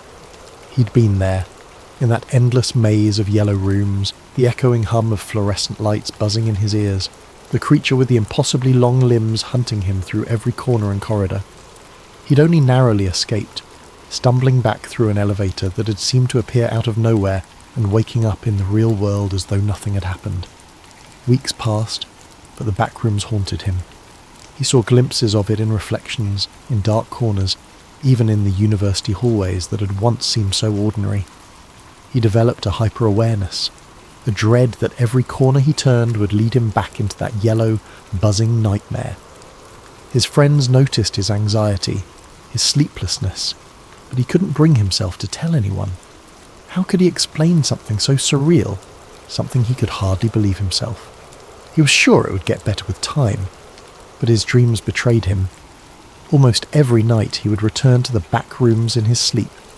He would wander through its endless corridors, its stale, musty air thickening with every breath. No matter how he tried to direct his dream, no matter how aware he became, he was always drawn deeper into the maze. And in every dream the creature was there, lurking in the shadows, watching him with those empty eyes, that horrible grin. One night Ethan jolted awake, sweat pouring down his face, the hum of the fluorescent lights still ringing in his ears. His pulse pounded as he sat in the darkness of his room, clutching his bedsheets. It was a nightmare, just a nightmare, he told himself over and over. But the line between waking and sleeping was blurring, and he began to feel as though the Backrooms were calling to him, beckoning him back. Despite his growing fear, something within him stirred, a curiosity, or perhaps a sick obsession. The fear of returning to the Backrooms was tempered by an undeniable pull, a whisper that told him he hadn't yet seen everything there. He was certain it would swallow him whole if he went back, but some part of him felt he had to know the truth of what lay beyond those endless yellow rooms. The uncertainty gnawed at him, tugging at the back of his mind until he could think of little else. One Friday night, after another sleepless week, he gave in. It was as though he were possessed, acting on some deep unspoken impulse. He found himself back in the library, a little past midnight, with nothing but the quiet hum of the building to keep him company. He rode the same elevator he'd taken the last time, pressing the ground floor button, feeling the jolt as the elevator began its descent. But this time, there was no jolt to stop him. The elevator smoothly reached the ground floor, and the doors slid open to reveal the quiet university lobby. Disappointed and relieved in equal measure, he let out a shaky laugh. He'd been foolish, he thought, to believe the Backrooms could be summoned by something so simple. As he stepped out of the elevator, he froze. The lobby looked different. The lights were dimmer, the walls slightly yellowed, and an odd damp smell hung in the air. Slowly, his heart sinking, he turned to look behind him. The elevator doors were still open, but there was no lobby beyond them. Only the familiar yellow-tinted wallpaper, the buzz of the fluorescent lights, and that endless carpeted expanse stretching into oblivion. Ethan felt a wave of nausea wash over him. He was back.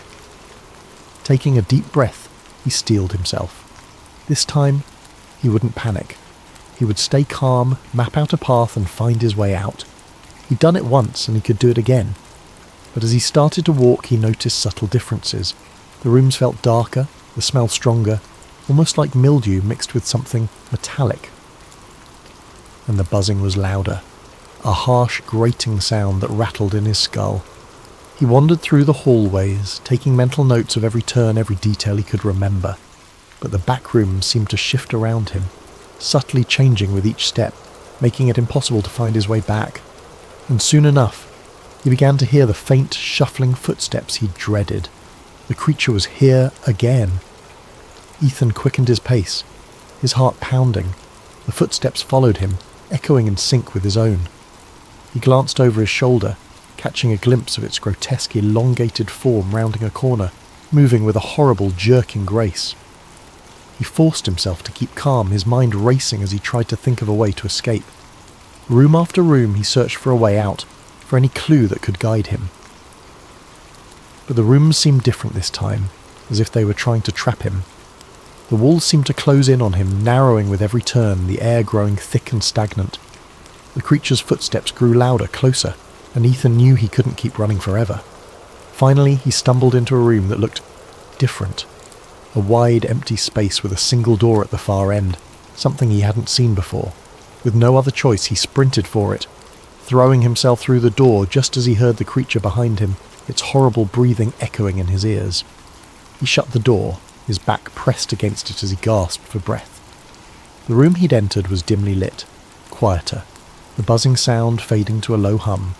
The wallpaper was still that sickly yellow, but the atmosphere felt different, almost like a forgotten place, untouched even by the back rooms. In the centre of the room was a large rusted metal door, unlike anything he'd seen in his previous visits. With a surge of hope, he moved towards it, gripping the cold handle. He pulled and the door swung open, revealing a dark, narrow passage. He didn't hesitate. He stepped inside, the door closing with a heavy thud behind him. The passage stretched on, the air growing colder, the walls narrowing until he could barely fit through. He squeezed his way down the hallway, his hands brushing against rough, uneven walls, and as he moved he noticed something strange. The buzzing of the fluorescent lights was gone, replaced by an eerie silence, broken only by the faint drip of water echoing somewhere in the distance. He kept moving forward, the passage twisting and turning in unpredictable ways. The deeper he went, the darker it became, until he was stumbling blindly, feeling his way along the walls. His sense of direction was gone. He was deep within the back rooms, deeper than he'd ever been before, in a place that felt hidden, even from the horrors he'd already encountered.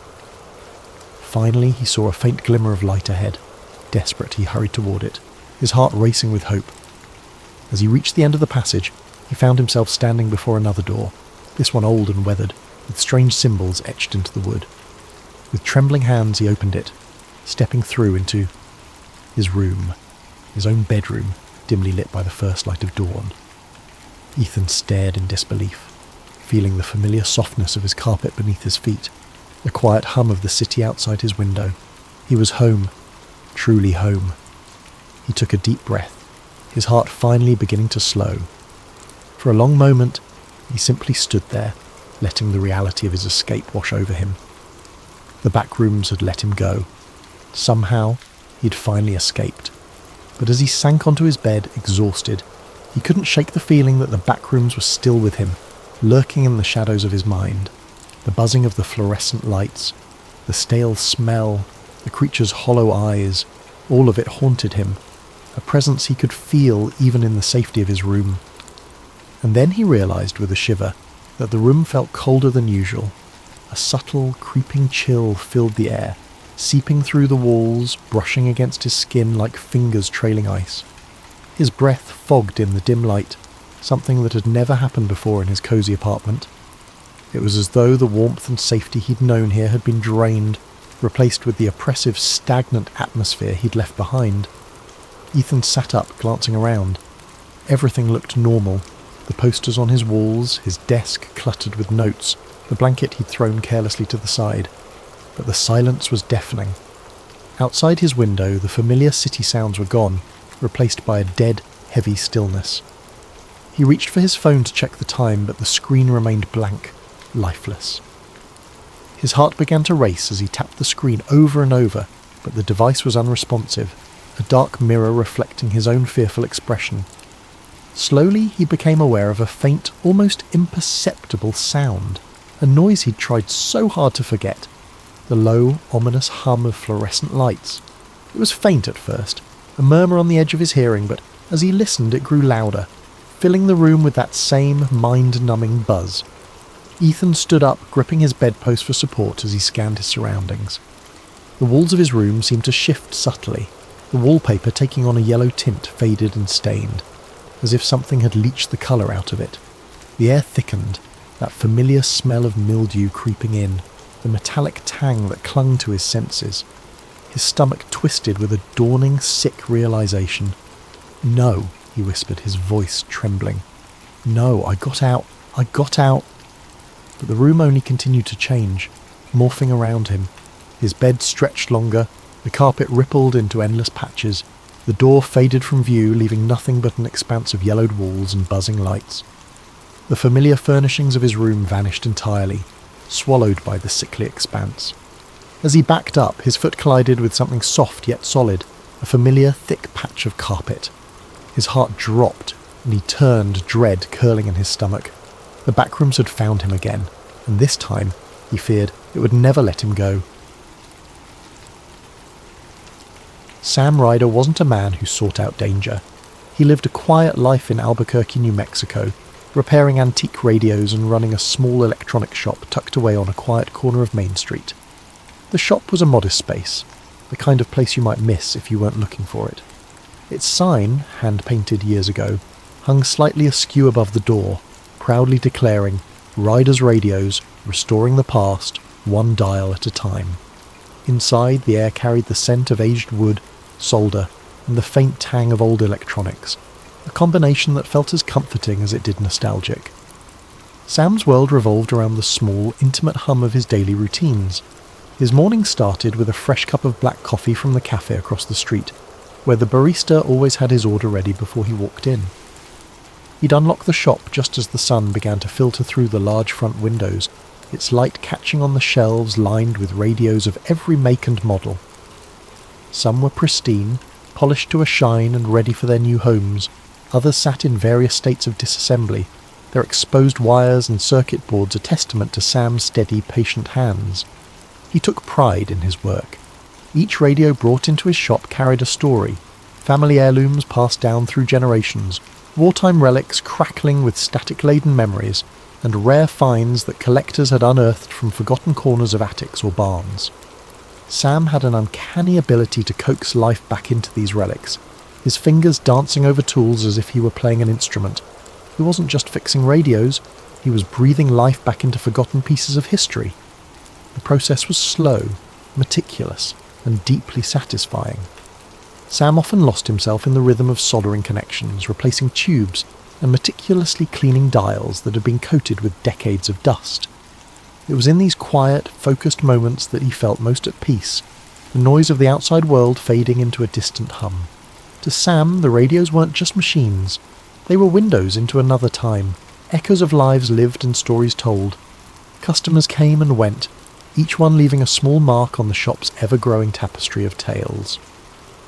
There was the elderly man who brought in his father's military radio, desperate to hear it crackle to life one more time. The young couple who stumbled upon an Art Deco model at a flea market, dreaming of filling their first apartment with its warm sound, and the local historian who occasionally brought in pieces for restoration, always eager to share a story about the significance of each artifact. Sam listened to these stories with genuine interest, his quiet demeanour putting people at ease. He wasn't much of a talker, but when he spoke, his words carried weight. He'd learned long ago that sometimes people just wanted to be heard, to know that their memories mattered to someone else. And in his own small way, Sam was helping preserve those memories, ensuring they wouldn't be lost to the static of time. The world outside might have been speeding up with new technologies and distractions, but Sam had always preferred the simplicity of things with knobs, dials and wires. He didn't own a smartphone, didn't bother with social media, and had never been one to chase the latest trends. His evenings were spent reading books from the second-hand shop down the street, or listening to the soothing crackle of an old jazz station on one of his favourite restored radios. His life wasn't exciting by most people's standards, but it was his, and he wouldn't have had it any other way. It was a life built on routine, on the comfort of the familiar. And for years, that was enough. He liked to say his job wasn't just fixing radios, it was restoring voices from the past. Each crackle, each tune that burst from an old speaker was a bridge between now and then, a reminder that even in a world that never seemed to stop moving, some things could remain timeless. But the past had a way of finding you, even when you weren't looking. And for Sam Ryder, that quiet life he'd built was about to be upended in a way he could never have imagined. It started with an old chest, brought into his shop by a woman in her late 60s. She introduced herself as Martha Green, and explained that the chest had belonged to her late father, a former military officer stationed in Roswell during the 1940s. The chest was battered, its leather straps worn from years of use, and the brass latches tarnished. Martha had found it while cleaning out her attic, and thought it might have some sentimental value.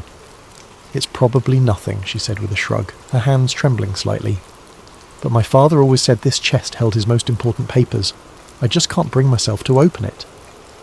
Sam assured her he'd handle it carefully, though he wasn't sure why she thought an electronics repairman was the right person for the job.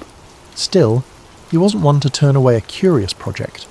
After Martha left, he set the chest on his workbench and examined it under the glow of a desk lamp. The lock was old, a simple mechanism that gave way with a firm twist of a screwdriver. Inside, Sam found an assortment of yellowed documents, photographs, and a small stack of reel-to-reel tapes. The papers were fragile, the edges crumbling as he carefully sifted through them. Most were mundane: personnel files, supply logs, handwritten notes that seemed to outline daily routines at an Air Force base. But then he found the folder. It was labelled Project Aurora Confidential in bold stamped letters. Sam's heart skipped a beat as he opened it, his eyes scanning the contents. There were diagrams of aircraft that didn't look like anything he'd ever seen, with sleek, curved designs that defied conventional engineering. Accompanying the diagrams were technical notes, filled with jargon and equations he didn't understand. And then there were the photos, black and white images, slightly blurred, showing what appeared to be a crash site in the desert. Debris was scattered across the sand, metallic fragments with strange patterns etched into their surfaces. In one photo, soldiers stood around a tarp-covered object, their faces tense and unreadable. Another showed what looked like a silver egg-shaped craft half buried in the ground. Sam's hands trembled as he flipped through the pictures, each one more surreal than the last. The final image stopped him cold. It was a close-up of a small humanoid figure lying on a stretcher. Its skin was pale, almost translucent, and its large almond-shaped eyes stared blankly at the camera. Sam's breath caught in his throat. He set the photo down, his mind racing. He'd heard the stories about Roswell, the crash, the rumours of a government cover-up, but he'd always dismissed them as urban legends. Yet here it was, tangible evidence that seemed to confirm the unthinkable. Sam leaned back in his chair, his pulse pounding in his ears. He glanced at the reel-to-reel tapes, their labels cryptic. Crash Recovery Debrief, Field Report 1947, and Subject Examination. A surge of curiosity mixed with dread coursed through him. If the tapes held audio evidence of what the photos suggested, then this wasn't just a piece of history, it was a bombshell. He decided to listen. After rigging up one of his refurbished players, he threaded the first tape and pressed play. The machine hummed to life, the reels spinning as a crackling voice filled the room. It was a man speaking in measured, clipped tones, clearly reading from a report. July 8th, 1947. Recovery operations have been completed. Debris secured and transported to Hangar 18. Biological specimen recovered from the site is currently undergoing examination. Preliminary findings indicate non-terrestrial origin. The voice trailed off into static and Sam sat frozen, the weight of the words sinking in. Non-terrestrial origin. He rewound the tape and listened again, his mind struggling to process the implications. This wasn't some grainy video or a blurry photo easily dismissed as a hoax. It was a first-hand account from someone who had been there, someone who had seen things no one was ever supposed to know about. Sam knew he couldn't keep this to himself, but the moment he made that decision, a sense of dread settled over him. If this chest had been hidden for decades, there had to be a reason. And if he exposed its contents, there was no telling what might happen. The first sign of trouble came the next morning. Sam arrived at his shop, coffee in hand, to find the front door slightly ajar, the lock broken. His heart sank instantly, the unease hitting him like a punch to the gut. The door creaked as he pushed it open, revealing the interior of his once cosy sanctuary in shambles. The air felt thick, the kind of oppressive stillness that lingers after an uninvited presence has violated a space. Sam stood in the doorway, frozen, as his mind tried to catch up with what his eyes were seeing. His workbench, usually so meticulously organised, was a chaotic mess. Tools were scattered across the floor, wires and parts strewn about as if someone had ransacked the area in a hurry. The chest where he carefully stowed away the reel-to-reel tapes and the folder of documents was wide open, its contents emptied. Panic clawed at his chest as he stepped inside, his boots crunching on broken glass from a shattered desk lamp. "No, no, no," he muttered under his breath, dropping his coffee onto the floor without even noticing. He knelt by the chest, frantically sifting through the remnants of what had once been neatly arranged. The reel-to-reel tapes, the ones that had unearthed the long-buried whispers of the Roswell incident, were gone. His fingers dug through the scattered papers, desperate for some shred of the hope, but it was useless. The folder containing the photographs and diagrams, the single most damning evidence he'd ever seen, had vanished too. All that remained was an empty chest, a few stray scraps of paper fluttering on the floor, and a faint, acrid scent in the air. Sam froze as he inhaled it more deeply. Cigarette smoke. The smell was distinct, stale, as if whoever had been here had lingered for a while, watching, waiting. He stumbled to his feet, his legs unsteady, and staggered to the door. The world outside looked unchanged, the morning light casting long shadows across the quiet street. But then his eyes landed on it, a black sedan parked across the road. It hadn't been there yesterday.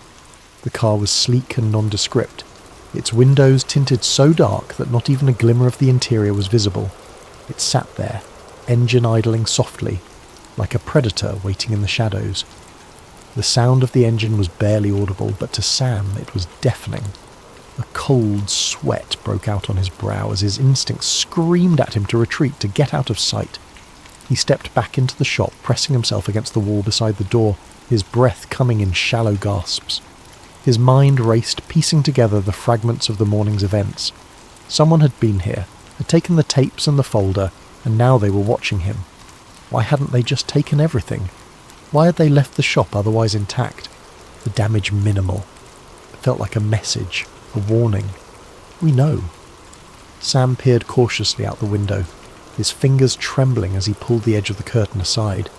The car hadn't moved, its dark presence an anchor for the fear tightening in his chest. He scanned the street for any signs of movement, but saw none. It was too quiet, the kind of quiet that made every creak of the floorboards behind him, and every shuffle of papers sound like thunder in his ears. His eyes darted to the back of the shop, where the emergency exit led to an alley. He could slip out unnoticed, get away before whoever was in that car decided to come in. But where would he go? And what would he do without the evidence that had been stolen? A dozen plans formed and dissolved in his mind, none of them offering the reassurance he craved. The cigarette smoke still lingered faintly in the air, a reminder of how close whoever had been here had gotten. Sam wiped his hands on his jeans, realizing only then how clammy his palms had become. He needed to think, needed to figure out his next move. But the presence of that car, the silent threat it represented, made it impossible to focus. He took a step back, his heel crunching on a loose screw. The noise startled him, his head snapping toward the sound as if expecting someone to emerge from the shadows. His pulse thundered in his ears as he tried to steady his breathing, his eyes flicking back to the car. It hadn't moved, but that didn't make it any less menacing. Sam backed further into the shop, the comforting clutter of his workspace now feeling alien and unsafe. He crouched behind his counter, his mind replaying every decision that had brought him to this moment. He hadn't asked for any of this.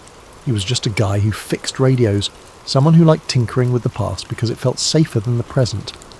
But now the past had reached out with a chilling grip, pulling him into something far larger and far more dangerous than he could have ever anticipated. For a brief moment he considered calling the police. But what would he say? That someone had broken into his shop and stolen evidence of a decades-old government cover-up. He imagined their faces, the disbelief, the dismissive tones as they filed his report and went on with their day. And even if they did believe him, who was to say they wouldn't be part of whatever shadowy force was now watching him? Sam's gaze drifted back to the black sedan, his fingers tightening into fists. He wasn't sure what his next move would be, but one thing was certain. He was no longer just a man repairing radios. He was now a man in the crosshairs of something far bigger and far more dangerous than he had ever imagined. Over the next few days, the paranoia set in. The sedan followed him everywhere, when he went to the grocery store, when he walked to the post office, even when he drove out to the desert to clear his head. It never got too close, but it was always there, a shadow he couldn't shake. The phone calls came next. At first, they were just clicks and static.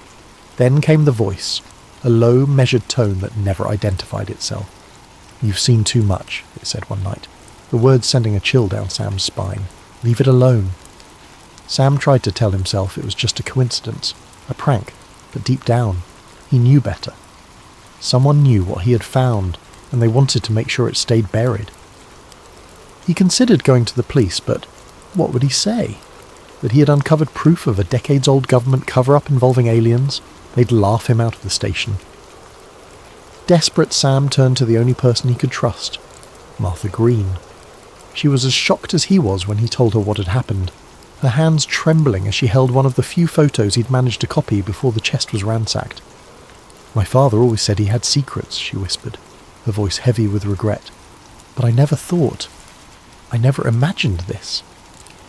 Together they devised a plan. Martha had connections with a journalist in Santa Fe, someone with a reputation for uncovering government scandals. They would pass the evidence along anonymously, let someone else take the risk of exposing the truth. But the closer they got to Santa Fe, the more Sam felt the walls closing in.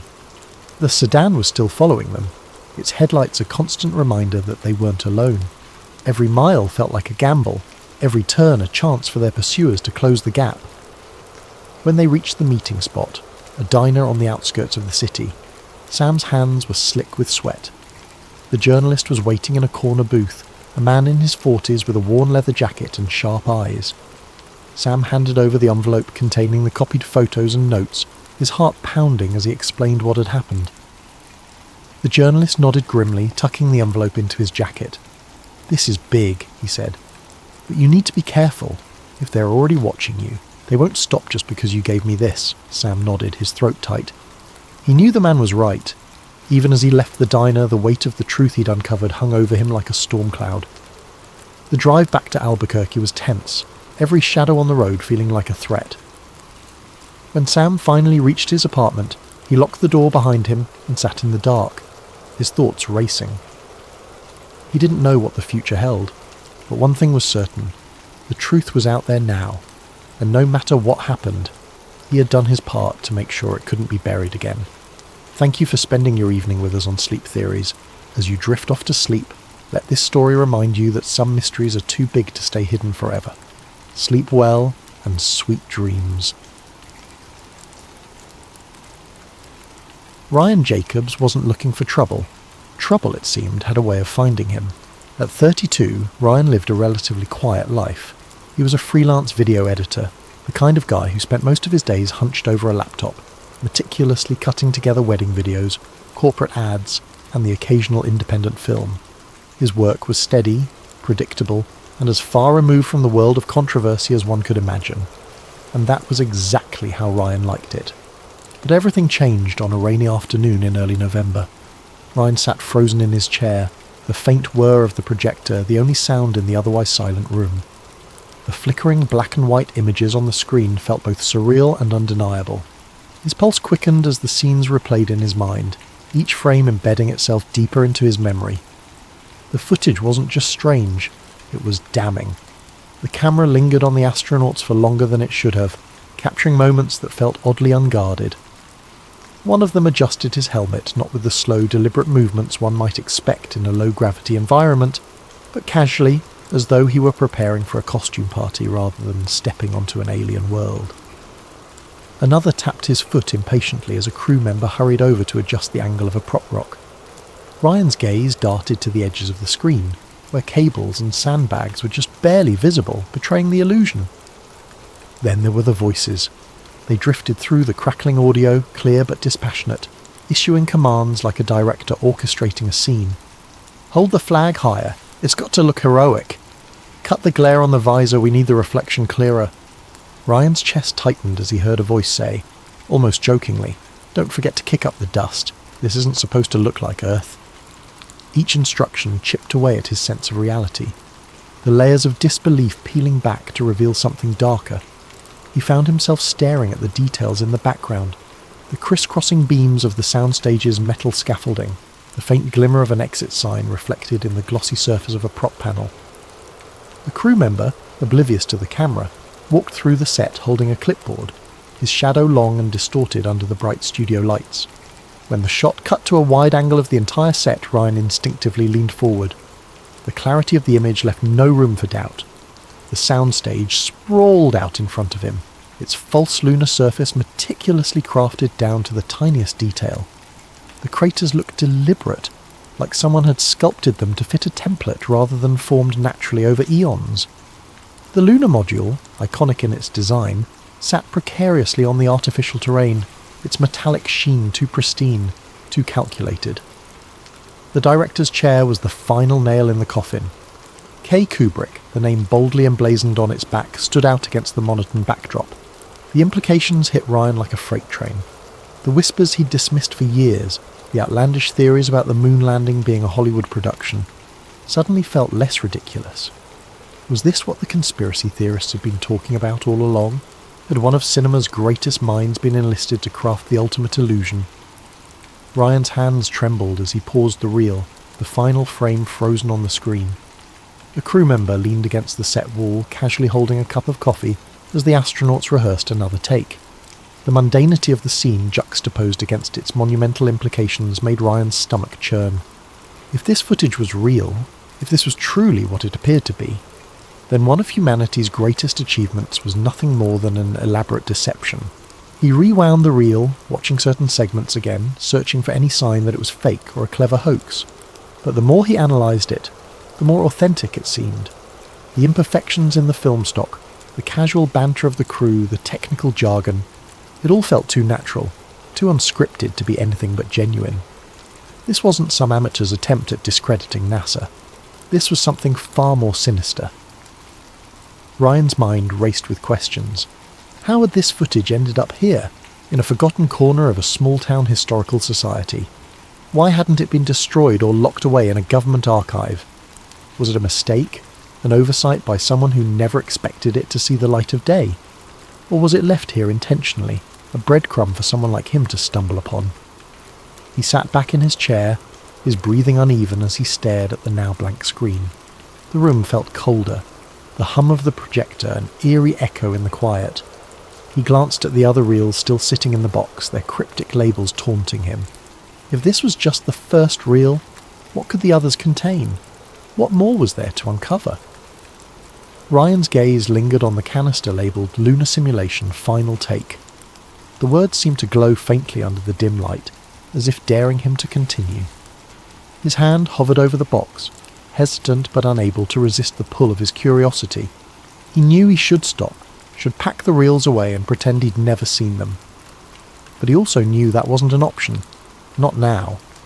Swallowing hard, he reached for the next reel, his fingers brushing against the cool metal surface. As he loaded it into the projector, a single thought repeated in his mind, over and over like a mantra. This changes everything. Ryan leaned back in his chair, the hum of the projector fading into the background as his mind struggled to make sense of what he had just witnessed. His chest felt tight, his breaths shallow, as though the weight of the film reels was pressing down on him. The footage he had seen replayed in his mind like a broken record. The meticulous soundstage, the harsh studio lights casting sharp shadows on the fake lunar surface, the director's chair bearing that unmistakable name. He had always prided himself on being a rational thinker, someone who could separate fact from fiction with ease. The rumours about the moon landing being staged had always been laughable to him, dismissed as the ramblings of those with too much time on their hands. But now, with the undeniable images burned into his memory, the neat lines of his logic blurred, and he felt the unsettling tug of doubt.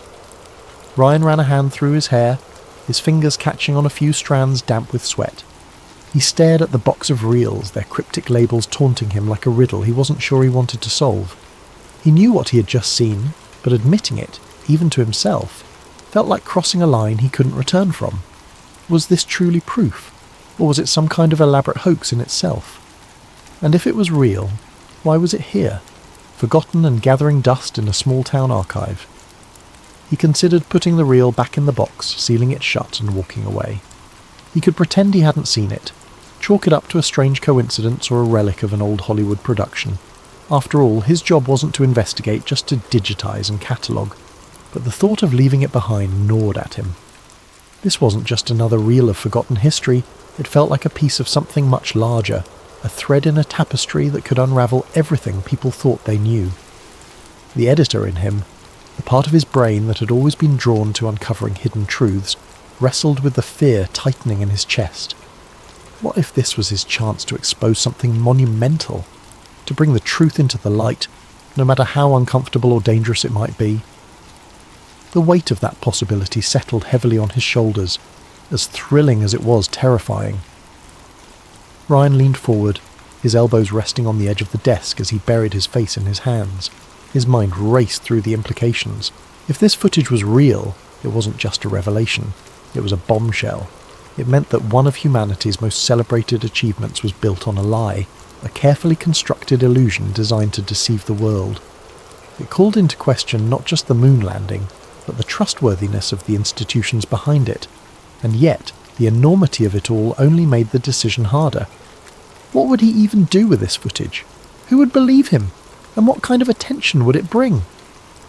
The thought of stepping into the spotlight, of being the one to reveal something so controversial, sent a chill down his spine. He didn't want fame or notoriety, he just wanted answers. He sat there for what felt like hours, the reels of film a silent presence in the room. The faint scent of aged celluloid hung in the air, grounding him in the reality of the moment. His eyes drifted to the projector, where the film still threaded through the machine seemed to glow faintly in the dim light. The temptation to watch it again, to analyse every frame for something he might have missed, was almost overwhelming. But the thought of pressing play again filled him with equal parts curiosity and dread. The more he replayed it in his mind, the more questions it raised, and with each question came a mounting sense of unease.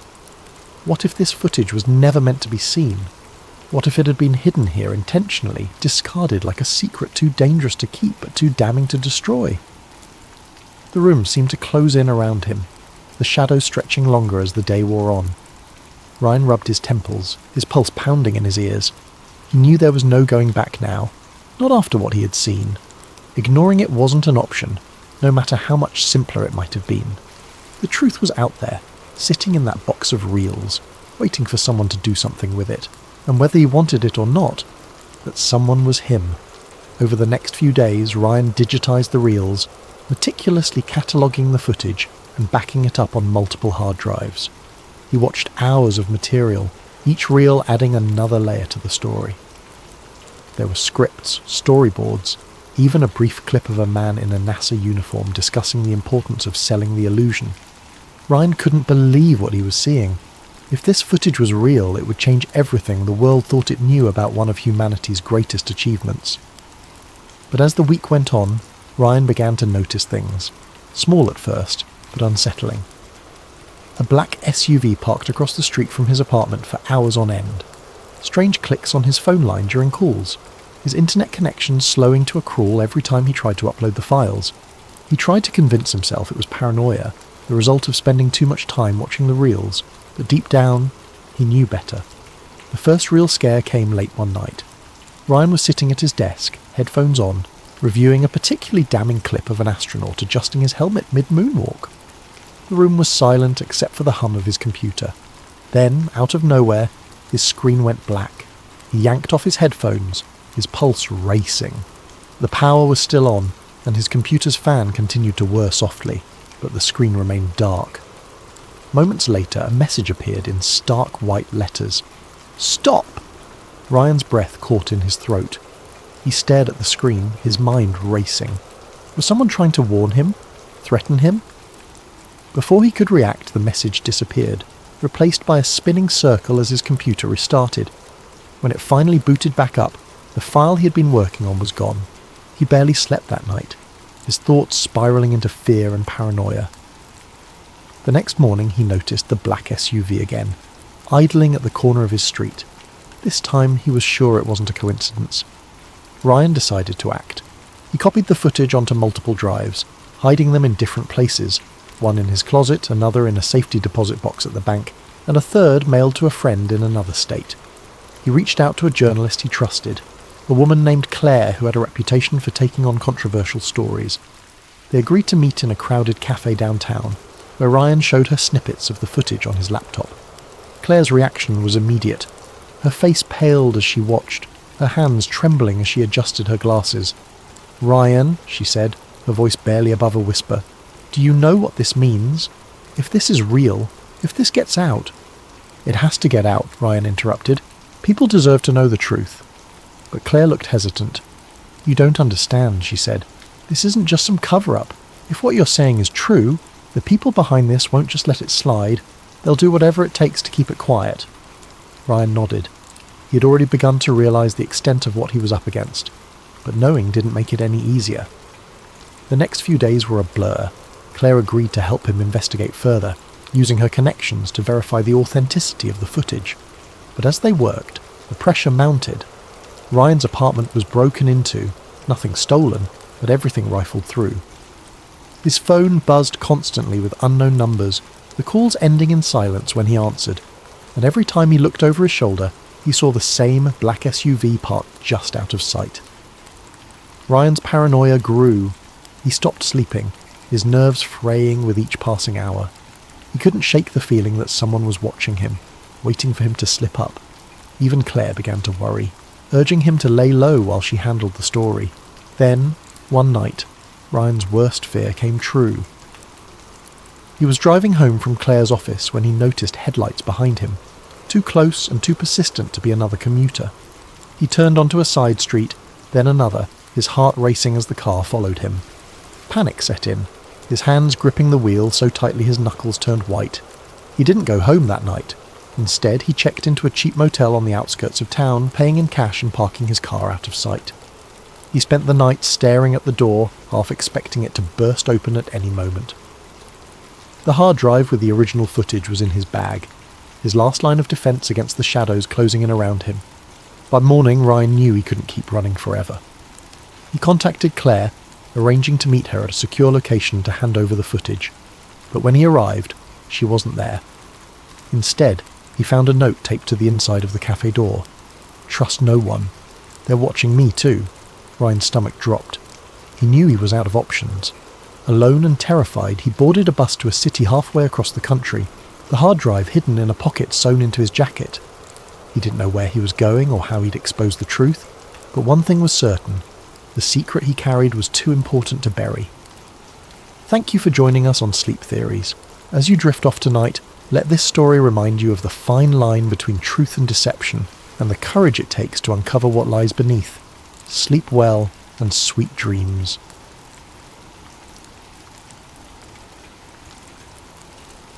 Evan Carter wasn't the kind of person who believed in conspiracies. He'd heard all the talk, people in break rooms, late-night TV shows, even podcasts his friends swore by, but he dismissed most of it as overactive imaginations looking for patterns where there weren't any. Life was messy, random. That's what he believed. so when his flight was unexpectedly rerouted through Denver International Airport, he wasn't expecting anything other than a mundane layover. The airport had always been a source of fascination for conspiracy theorists, but Evan had never paid much attention to the stories. Murals with hidden messages, strange architecture, underground tunnels leading who knows where, it all sounded like something out of a movie. Yet, as his cab pulled up to the massive structure, something about the place gave him pause. The Blue Mustang statue outside the airport was the first thing he noticed. Towering over the entrance, its glowing red eyes pierced through the dusk like a warning. The locals had nicknamed it Blucifer, a fitting moniker considering its menacing appearance. Evan had seen pictures of it before, but standing in its shadow was something else entirely. There was an unsettling energy about it, a heaviness in the air that made him grip his suitcase a little tighter. He shook it off, telling himself he was just tired. After all, it had been a long day of delayed flights and last-minute changes. The airport loomed ahead, its peaked white roof resembling a series of snow-covered mountains, or perhaps the tents of an otherworldly encampment. The design was striking, sure, but also oddly surreal. He couldn't quite put his finger on it, but something about the place felt deliberate. Inside, the airport buzzed with activity. Travellers hurried from gate to gate, their footsteps echoing off the vast walls of the terminal. Evan checked his watch. 2 hours until his next flight. Plenty of time to grab a coffee and stretch his legs. But as he wandered through the expansive halls, his curiosity began to get the better of him. The murals were the first to catch his eye. Bright, sprawling works of art covered entire walls, their vivid colours and chaotic imagery stopping him in his tracks. One depicted scenes of destruction, fires raging, soldiers in gas masks, children crying beneath a dark sky. Yet, just a few feet away, another mural seemed to offer hope. A rainbow arching over smiling faces, hands reaching out in unity. The juxtaposition was jarring. What kind of message was the airport trying to send? Evan approached one of the murals, tilting his head as he studied the details. Amid the chaos of the scene, there were symbols tucked away in the background, patterns in the clouds, shapes carved into the mountains, even the way the figures' shadows fell on the ground. They seemed too precise to be random. It was as if the artist had hidden a code in plain sight, daring someone to unravel its meaning. "Strange, isn't it?" a voice said from behind him. Evan turned to see an older man in a janitor's uniform. The man's face was weathered, his eyes sharp despite the smile he wore. He held a mop in one hand, the other resting casually on the handle of his cart. "What's that?" Evan asked.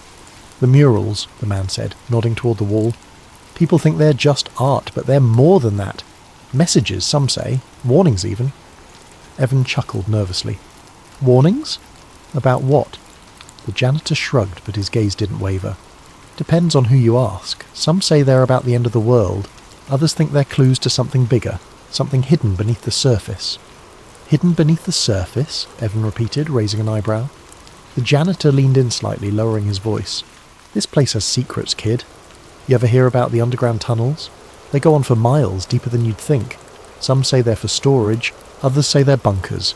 And some think, well, let's just say there's more to this airport than meets the eye."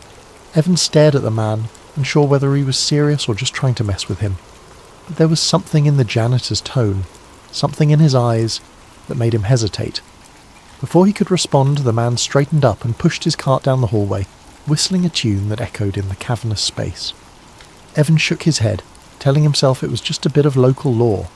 Still, he couldn't shake the feeling the man had left him with. As he continued walking, he noticed other oddities he hadn't picked up on before. The strange gargoyle sculptures perched near the baggage claim, the way certain hallways seemed to curve subtly, almost imperceptibly, as if guiding him somewhere he didn't intend to go. And then there were the symbols. They were everywhere, etched into the floor tiles, carved into the walls, even woven into the patterns of the carpeting. They weren't immediately noticeable, but once he started looking, he couldn't stop seeing them. Some were geometric, others more abstract, but they all seemed to share a common language, one Evan didn't understand but couldn't ignore. With over an hour left before his flight, Evan found himself wandering deeper into the airport, drawn by a mix of curiosity and unease.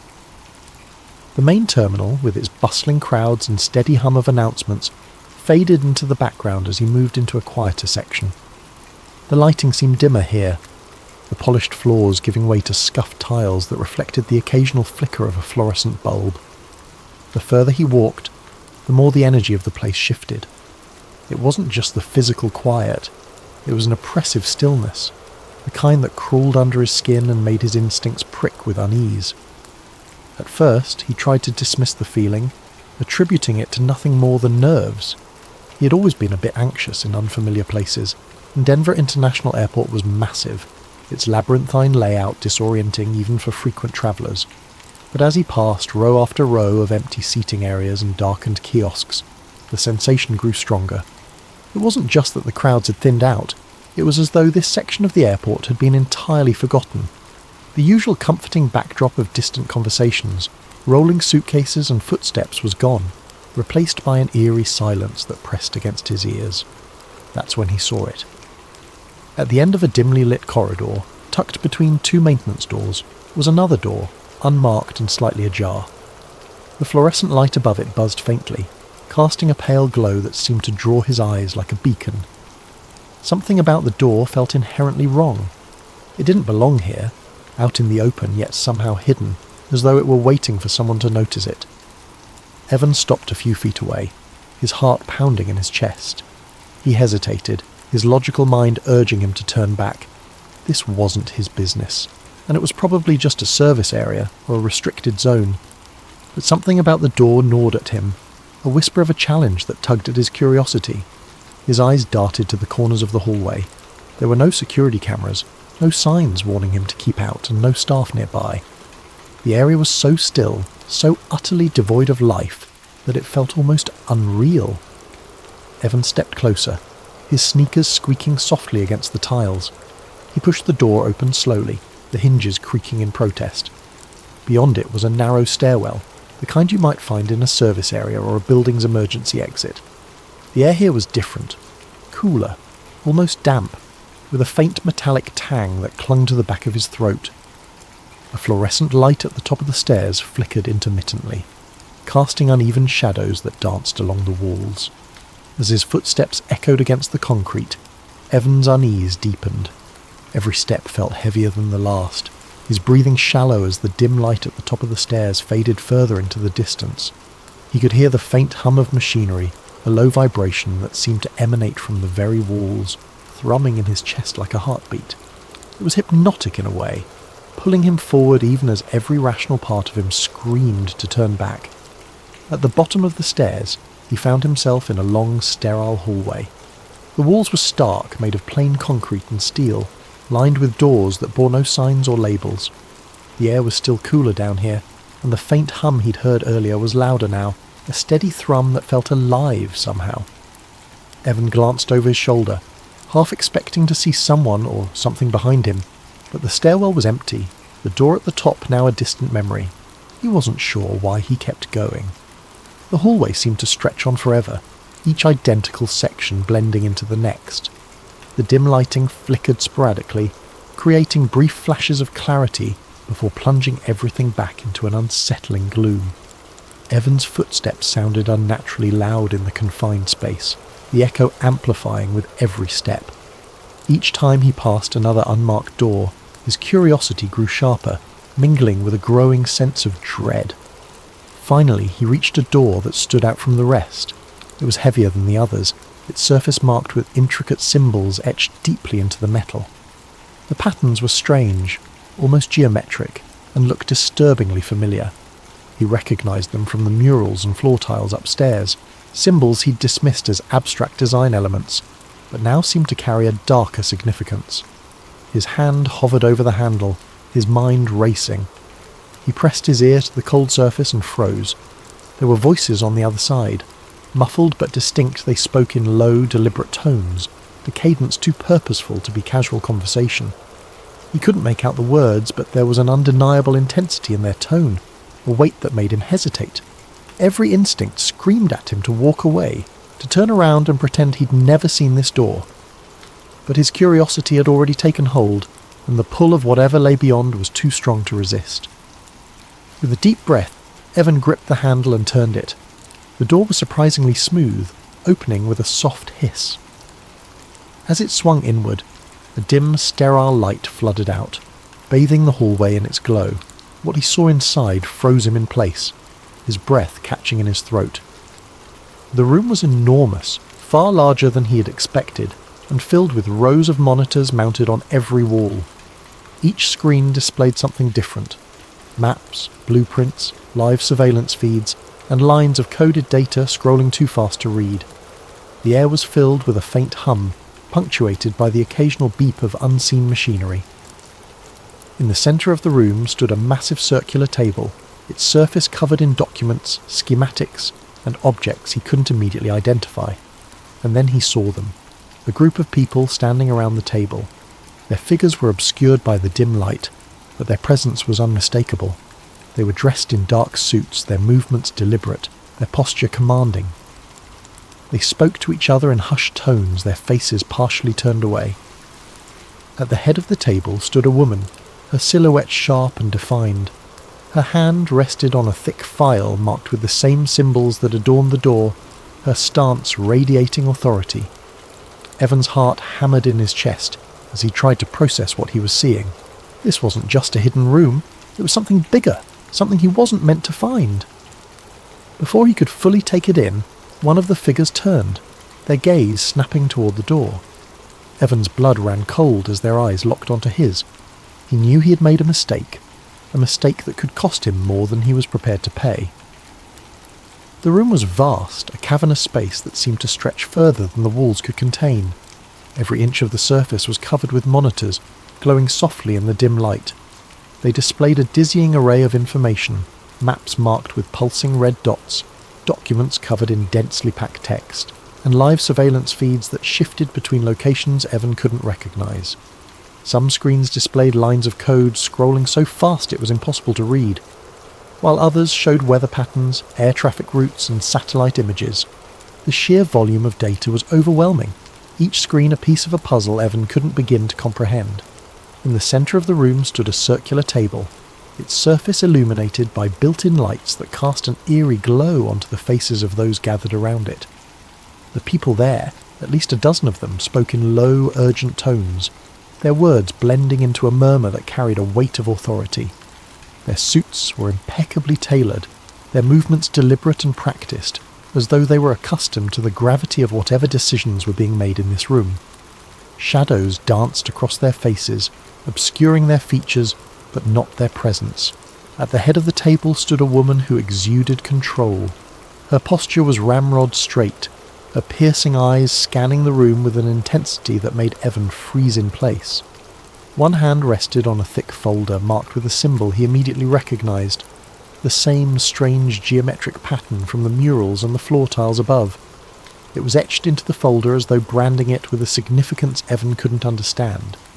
Her other hand occasionally gestured as she spoke, her words too low for him to hear, but commanding nonetheless.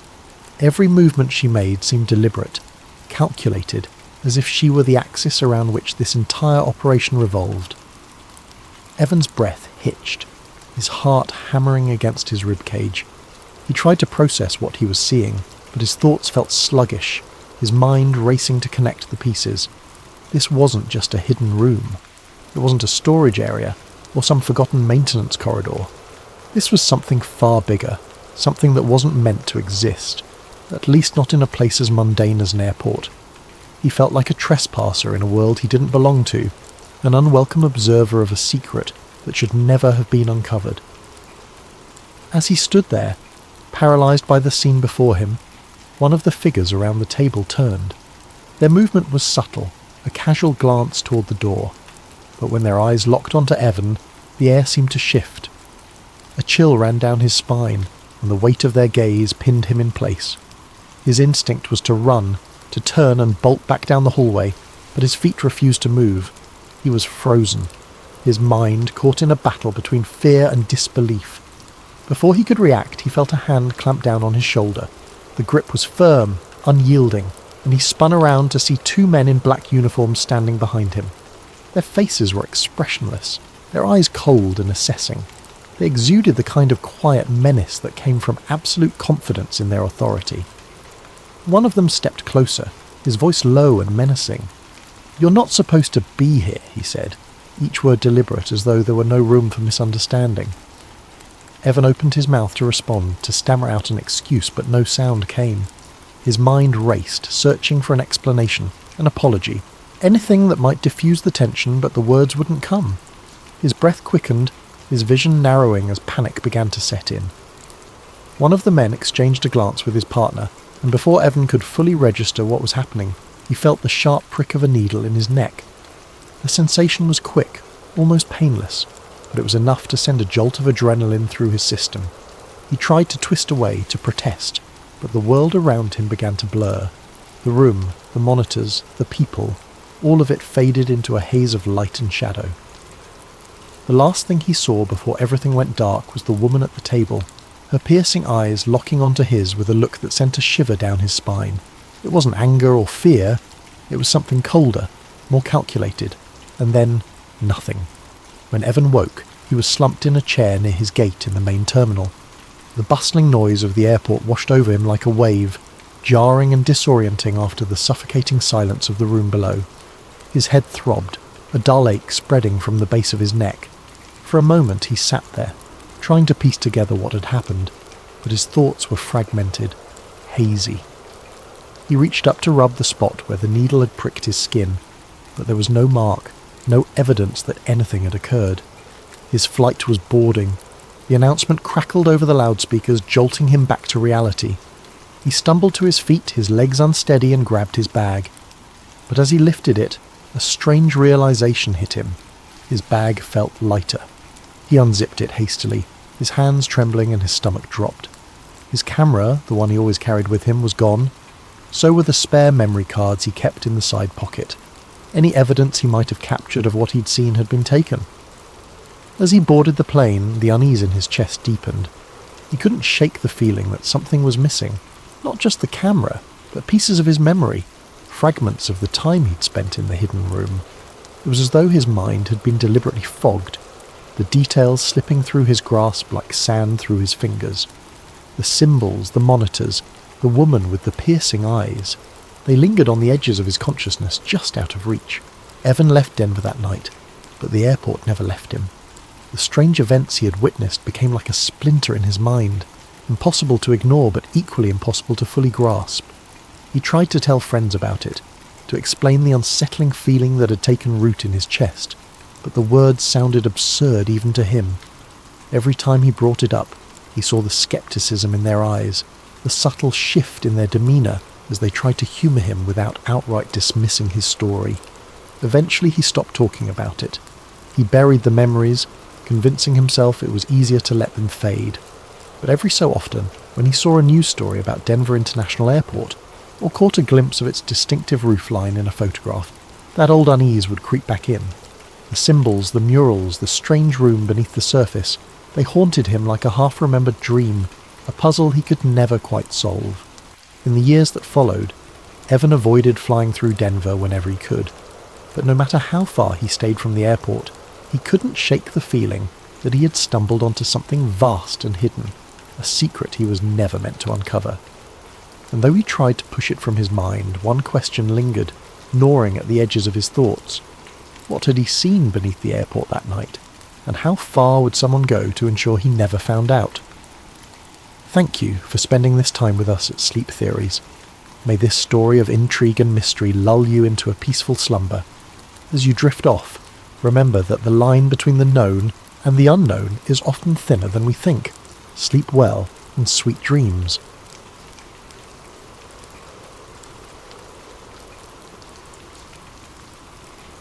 Liam Mercer had always prided himself on being a man of reason. In a world teeming with chaos and half-truths, he found comfort in the certainty of logic. He lived by it, letting it guide his every decision.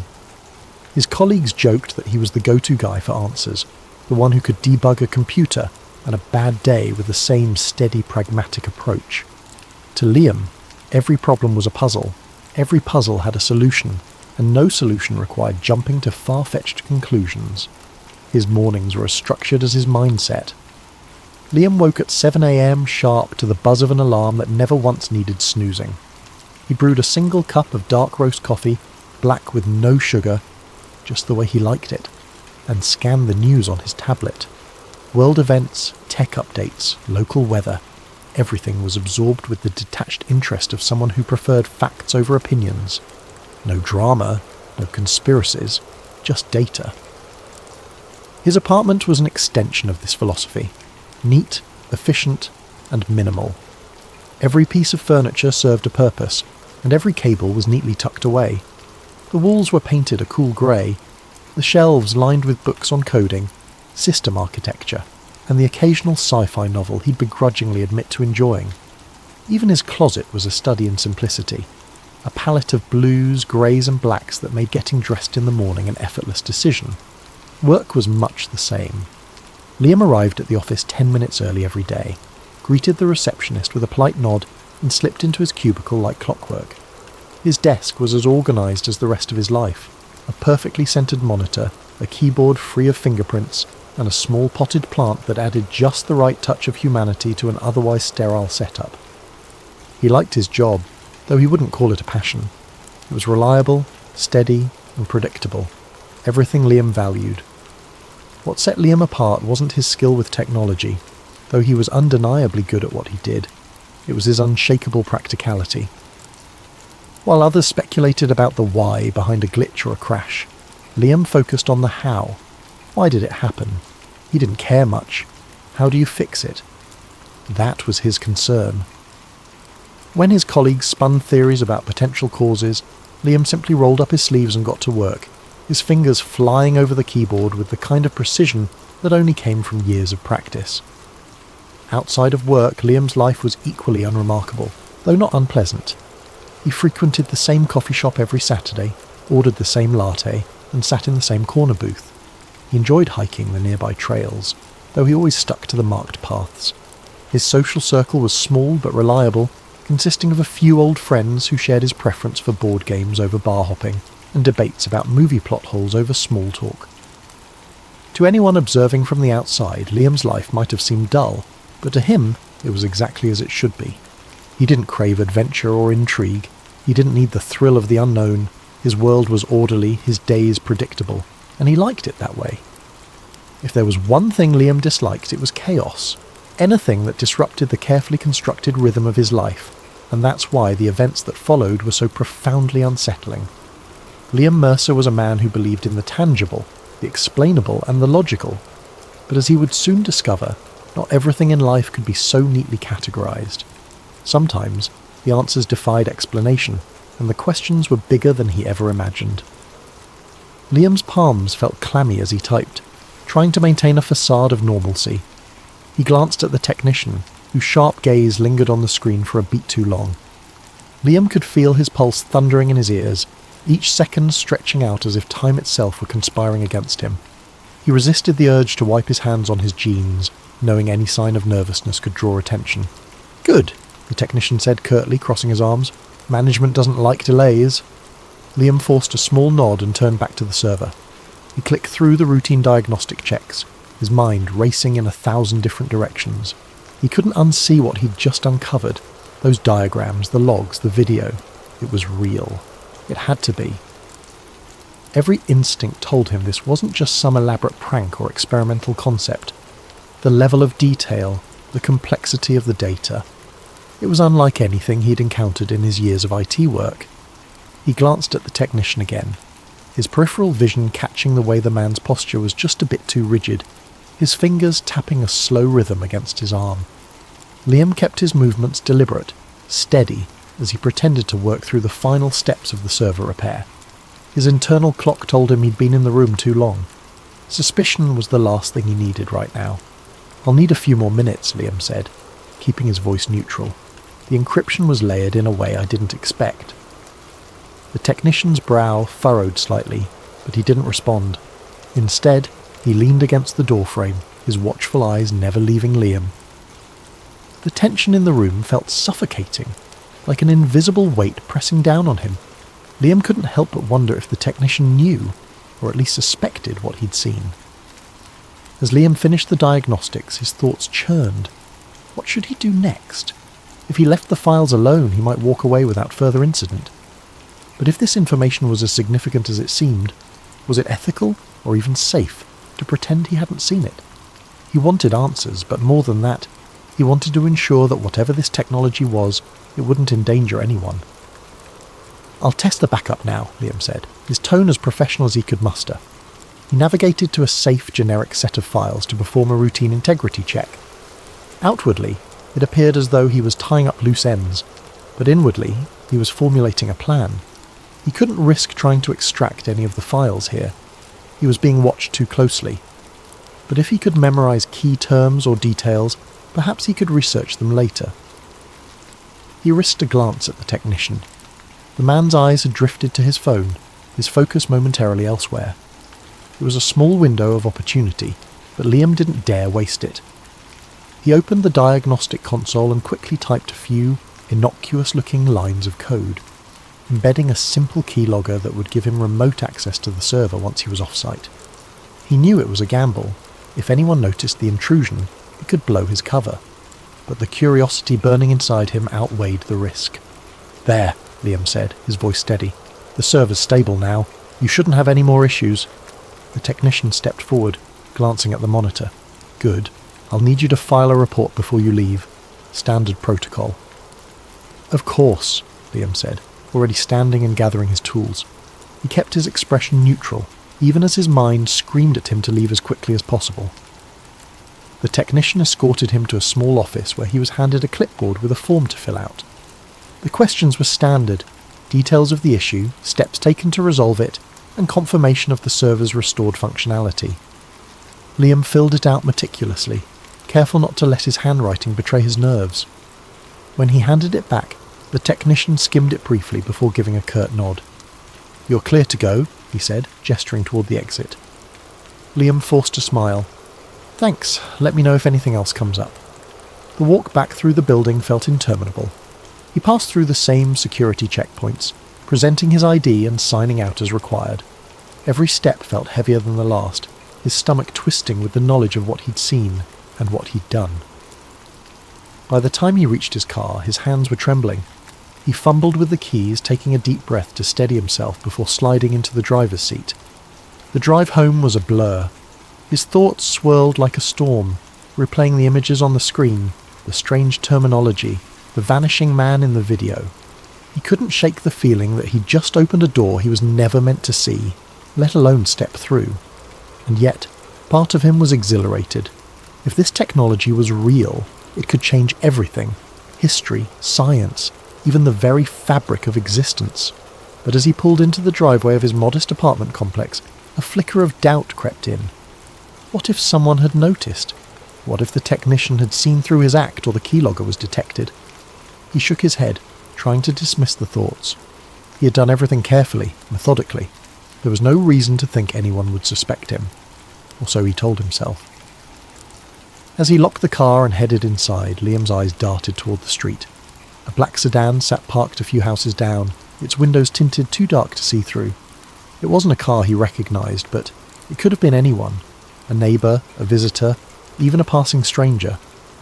And yet, as he climbed the stairs to his apartment, he couldn't shake the feeling that he was being watched. The rest of the day passed in a haze. Liam moved through the motions, checking the final diagnostics, closing the server panels, and gathering his tools into his worn black case. On the surface, everything appeared normal, but inside his thoughts churned relentlessly. The images of those diagrams and the grainy video of the man disappearing into thin air replayed over and over in his mind like a movie he couldn't turn off. The words temporal displacement protocols echoed in his head, accompanied by a gnawing sense of unease. He couldn't stop questioning what he'd seen. Were the files real? Were they some kind of advanced simulation or classified experiment? And if they were real, why were they stored on a server so poorly maintained that someone like him had to repair it? The whole situation felt wrong, like a puzzle where none of the pieces should fit but somehow did. Liam knew one thing for sure. What he'd stumbled upon wasn't meant for his eyes. As he exited the server room, the lab's technician gave him a curt nod, but Liam noticed the man's eyes lingered a moment too long on the flash drive peeking out of Liam's case. He quickly zipped the bag closed, offering a casual smile as if nothing were amiss. The technician said nothing, but Liam could feel the man's gaze boring into his back as he walked toward the exit. The process of leaving the lab was just as tedious as entering it. He passed through checkpoint after checkpoint, presenting his ID and signing forms at each stop. His palms were clammy, and he forced himself to remain calm, to keep his movements slow and deliberate. Each guard seemed to scrutinize him just a little more than they had that morning, their eyes lingering on his badge or scanning his bag with what felt like extra care. Liam reminded himself to breathe. They had no reason to suspect him, no way of knowing he'd accessed the files. He had done his work, fixed the problem, and left the lab as instructed. At least, that's what it looked like. Finally, after what felt like an eternity, Liam stepped out into the crisp late afternoon air. The sun was beginning to dip below the horizon, casting long shadows across the parking lot. He inhaled deeply, the scent of rain in the distance cutting through his spiralling thoughts. His car was parked in the far corner, away from the other vehicles. As he approached it, the flash drive in his bag seemed to grow heavier, its weight pressing against his mind. Was it a mistake to take it? Should he have left everything behind and walked away? The question swirled, unanswered, as he climbed into the driver's seat and started the engine. The drive home felt surreal, the hum of the car blending with the noise in his head. He replayed the events in his mind, searching for signs he might have missed. An offhand comment from the technician, the guarded glances of the security staff. Did they know? Could they suspect? Or was he simply being paranoid? Liam glanced at the flash drive resting on the passenger seat, its plastic casing catching the fading light. The small device felt like a ticking time bomb, its contents holding answers he wasn't sure he wanted. But he couldn't ignore it. Not now. Not after what he'd seen. His logical side told him to destroy it, to rid himself of the evidence and pretend none of this had ever happened. But the part of him driven by curiosity, by the need to understand, won out. By the time he pulled into his apartment complex, dusk had settled over the city. Liam parked his car in its usual spot, pausing for a moment to scan the lot. Most of the spaces were empty, the faint glow of porch lights illuminating a handful of vehicles. His eyes lingered on a black SUV parked near the entrance, its windows tinted so dark they reflected the dim streetlights. It could have been anyone's car, but something about it made him pause. He shook his head, dismissing the thought as paranoia, and grabbed the flash drive before heading inside. In the safety of his apartment, Liam set his tools down and locked the door behind him. The silence was heavy, broken only by the faint hum of his refrigerator. He stood in the entryway for a moment, clutching the flash drive in his hand before heading to his desk. His laptop sat waiting, the screen dark but ready. He hesitated, the weight of what he was about to do settling over him like a shroud. Liam placed the flash drive on the desk and stared at it, his heart pounding in his chest. The questions that had haunted him all afternoon now seemed louder, more insistent. What had he gotten himself into? And what would happen if he kept going? He didn't know the answers, but he knew one thing for certain. There was no turning back now. That night, alone in his apartment, Liam opened the files again. He pored over the data, the calculations, the logs of temporal excursions. There were entries describing experiments with objects, sending a coin or a watch back in time, observing changes in its condition. Some logs mentioned people, though the details were vague. One entry caught his attention. Subject failed to return. Possible instability in the temporal anchor. Liam shuddered, the weight of what he was reading pressing down on him. Over the next week, Liam became consumed by the discovery. He barely ate, barely slept, his mind racing with the implications of what he had found. If time travel was real, it explained so much. Historical anomalies, unexplainable artifacts, sudden shifts in technology. But it also raised terrifying possibilities. Could the government be manipulating history, altering the past to shape the future? Liam's paranoia grew. He noticed a black SUV parked outside his building for 3 consecutive nights. His phone started acting strange, random glitches and dropped calls. One evening he returned home to find his apartment door slightly ajar. Nothing seemed out of place, but he couldn't shake the feeling that someone had been there. The breaking point came when he received a package in the mail, unmarked and wrapped in plain brown paper. Inside was a single note, typed in bold letters, "Stop digging." Liam's hands shook as he stared at the words. He knew he should let it go, destroy the files and pretend he'd never seen them. but something inside him wouldn't let him walk away. The world deserved to know the truth. He reached out to an investigative journalist he trusted, an old college friend named Sarah. They met at a coffee shop late one night, Liam glancing over his shoulder as he handed her the flash drive.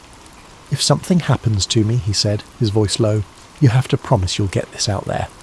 Sarah looked sceptical but nodded, tucking the drive into her bag. "Liam, are you sure you're okay?" she asked. "You look—" The coffee shop door opened and two men in suits walked in. Liam's stomach dropped. "We need to go," he whispered, grabbing Sarah's arm. But before they could move, the men approached their table. "Mr. Mercer," one of them said, his tone flat and authoritative, "we need you to come with us." Liam's mind raced, his instincts screaming at him to run, but it was too late.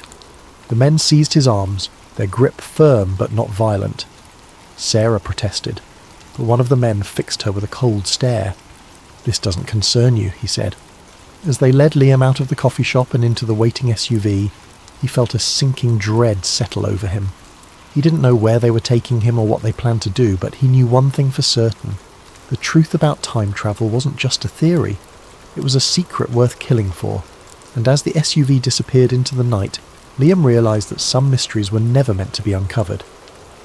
Thank you for joining us tonight on Sleep Theories. Let this story serve as a reminder of how the search for truth can lead us into the unknown. May you drift off with a sense of wonder and curiosity, and may your dreams take you to places where time itself unfolds. Sleep well and sweet dreams.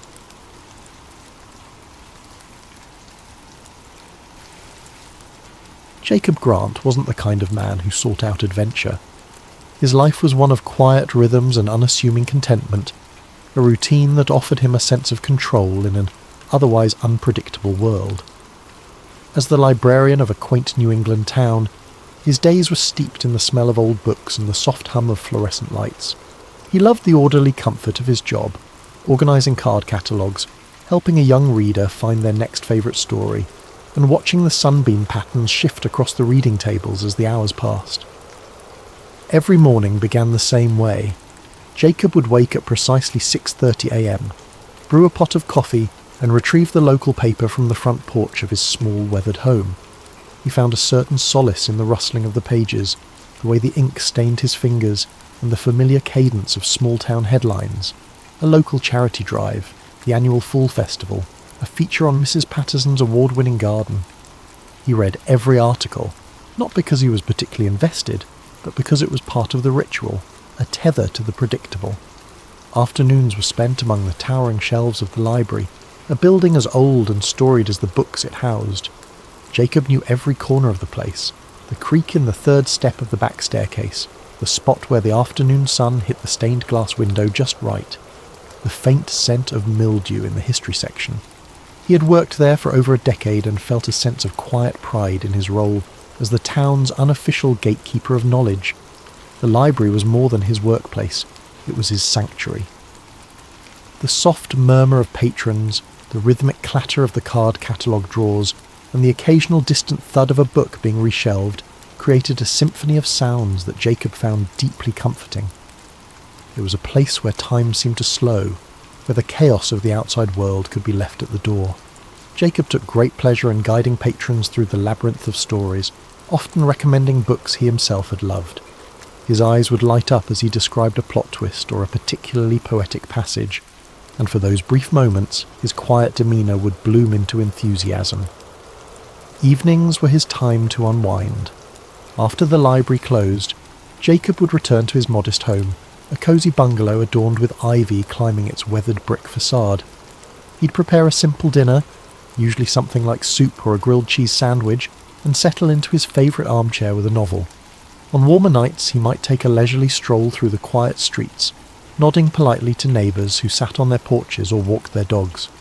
He loved the way the town transformed under the glow of the streetlights, the way the stillness of the night amplified the sound of his footsteps on the pavement. Jacob's weekends were equally unremarkable, filled with small pleasures that he had come to cherish. A Saturday morning visit to the farmer's market for fresh produce, an afternoon spent tinkering with the old clock in his living room, a hobby he had picked up from his late grandfather. Sundays were for church, not out of deep religious conviction, but because he enjoyed the sense of community and the familiar rhythm of the service. He wasn't lonely, not exactly. Jacob had friends, though his relationships were more cordial than close. He preferred to keep people at arm's length, finding comfort in the solitude that allowed him to retreat into his thoughts and his books. He was the kind of man who blended into the background, who was known but not truly known, a reliable fixture in the town but never the centre of its stories. And yet there was a part of Jacob that yearned for something more, though he rarely acknowledged it.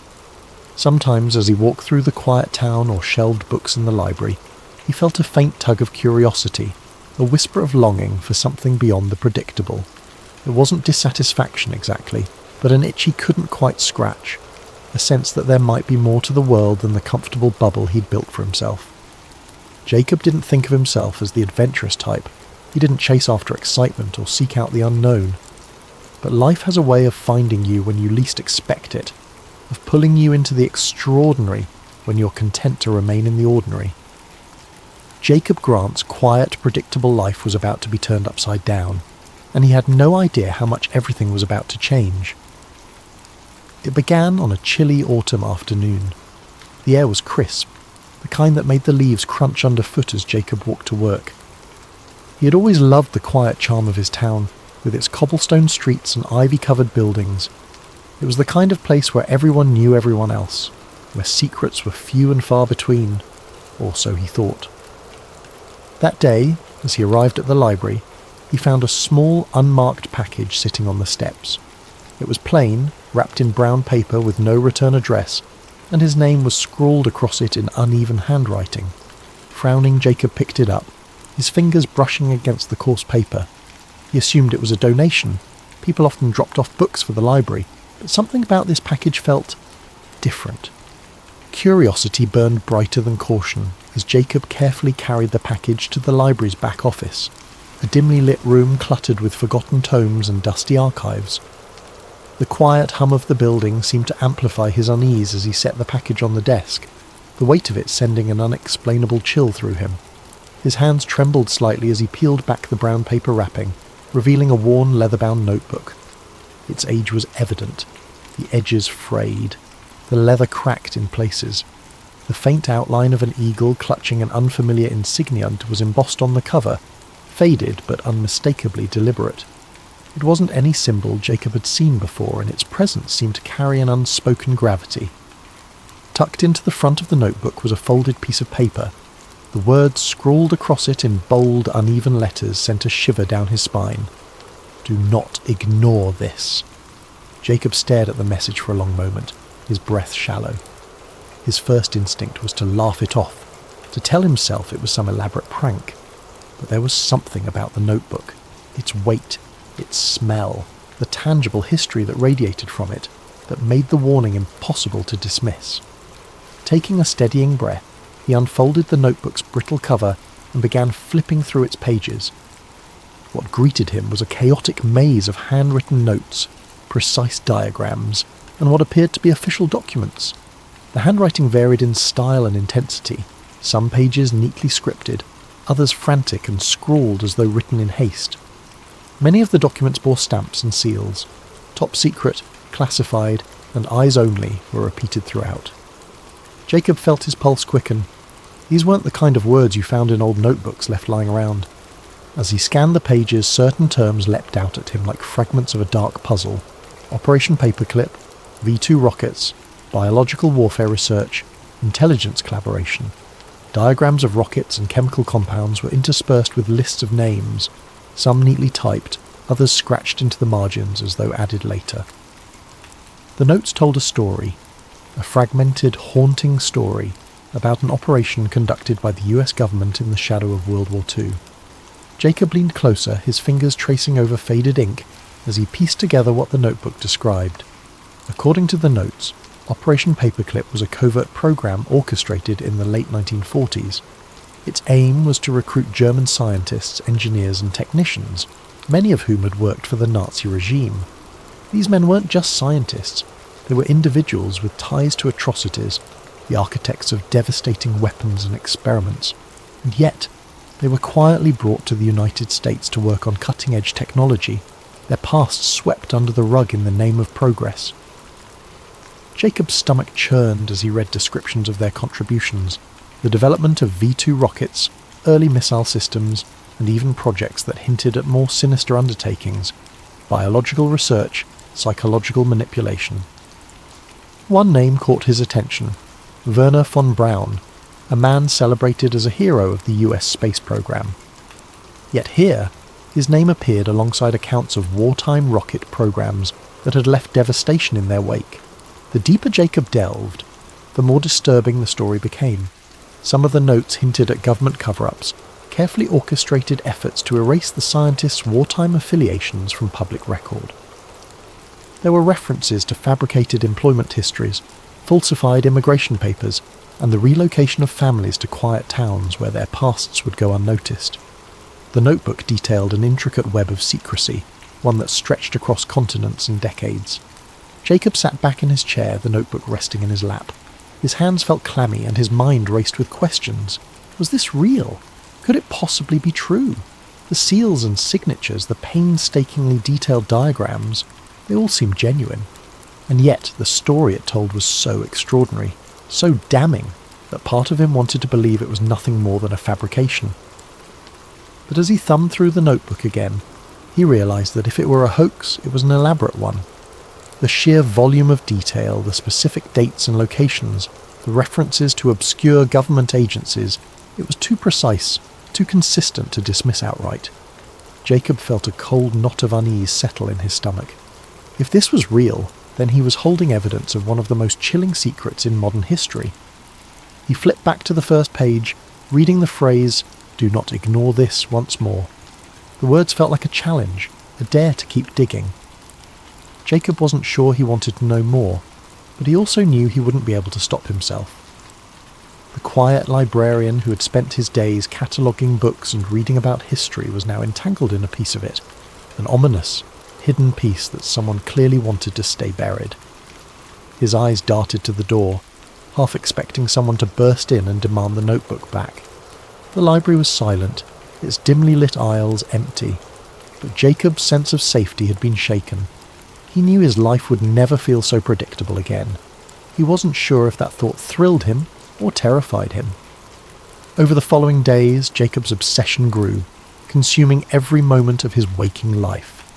The notebook and the cryptic warning it contained had unlocked a door he couldn't close, revealing a shadowy narrative that felt both unreal and undeniable. His once quiet evenings were now spent hunched over his desk, surrounded by a fortress of documents, declassified files, and hastily scribbled notes. The more he uncovered, the more sinister the story became. Operation Paperclip wasn't just a footnote in history. It was a sprawling operation, intricately linked to the Cold War arms race, the dawn of space exploration, and the rise of clandestine government power. Jacob felt a mix of awe and horror as he pieced together the connections. The very men whose names were etched in history as pioneers of rocketry and aviation had also been architects of wartime atrocities.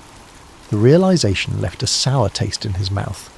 Werner von Braun, the charismatic face of NASA's Apollo program, had overseen the development of the V2 rockets used to devastate London during the war.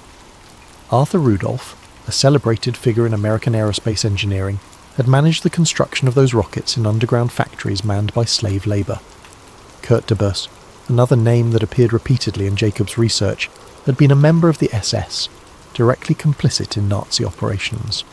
These men weren't just brought to the US, they were celebrated, their pasts carefully sanitised, their contributions woven into the fabric of America's technological triumphs. Each discovery made Jacob's chest tighten. It wasn't just the moral compromises that disturbed him, it was the realisation of how deeply this deception had been buried. He uncovered declassified memos outlining the lengths to which government agencies had gone to obscure the scientists' Nazi affiliations. Employment records were falsified, public statements choreographed, and media narratives shaped to portray these men as heroes rather than war criminals. Jacob's research began to spiral into darker territory. The deeper he dug, the more tangled the web became. He found references to other classified projects connected to Paperclip, projects with vague, ominous names like Operation Bluebird and MK Ultra. These weren't just scientific endeavours, They were experiments in psychological manipulation, mind control, and chemical warfare. The implications were staggering. How much of what he thought he knew about post-war America had been carefully constructed lies? And then there was the black sedan. At first, Jacob had dismissed it as coincidence, a neighbour's visitor perhaps, or a passing delivery driver. But as the days went on, the car's presence became harder to ignore. It appeared at odd hours, parked across the street or a few houses down, its dark windows impenetrable. Sometimes he thought he saw movement inside, a faint flicker of a shadow shifting in the driver's seat, but every time he tried to approach, the car would start up and drive away. Jacob's unease turned to paranoia. He began checking his locks twice, then 3 times before going to bed. He closed the curtains earlier each evening, afraid of what, or who, might be watching from the street. His nights became restless, haunted by the voice on the phone and the suffocating sense that he was being monitored. Despite his growing fear, Jacob couldn't stop. If anything, the warning only fueled his determination. Someone wanted him to stop digging, which meant he was onto something important. He dove deeper into government archives, poring over obscure academic papers and forgotten journalistic exposés.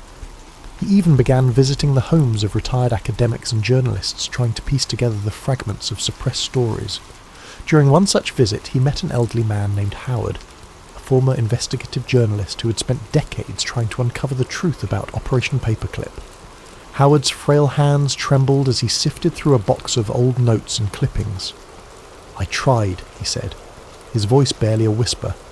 "I tried to tell the story, but no one wanted to hear it.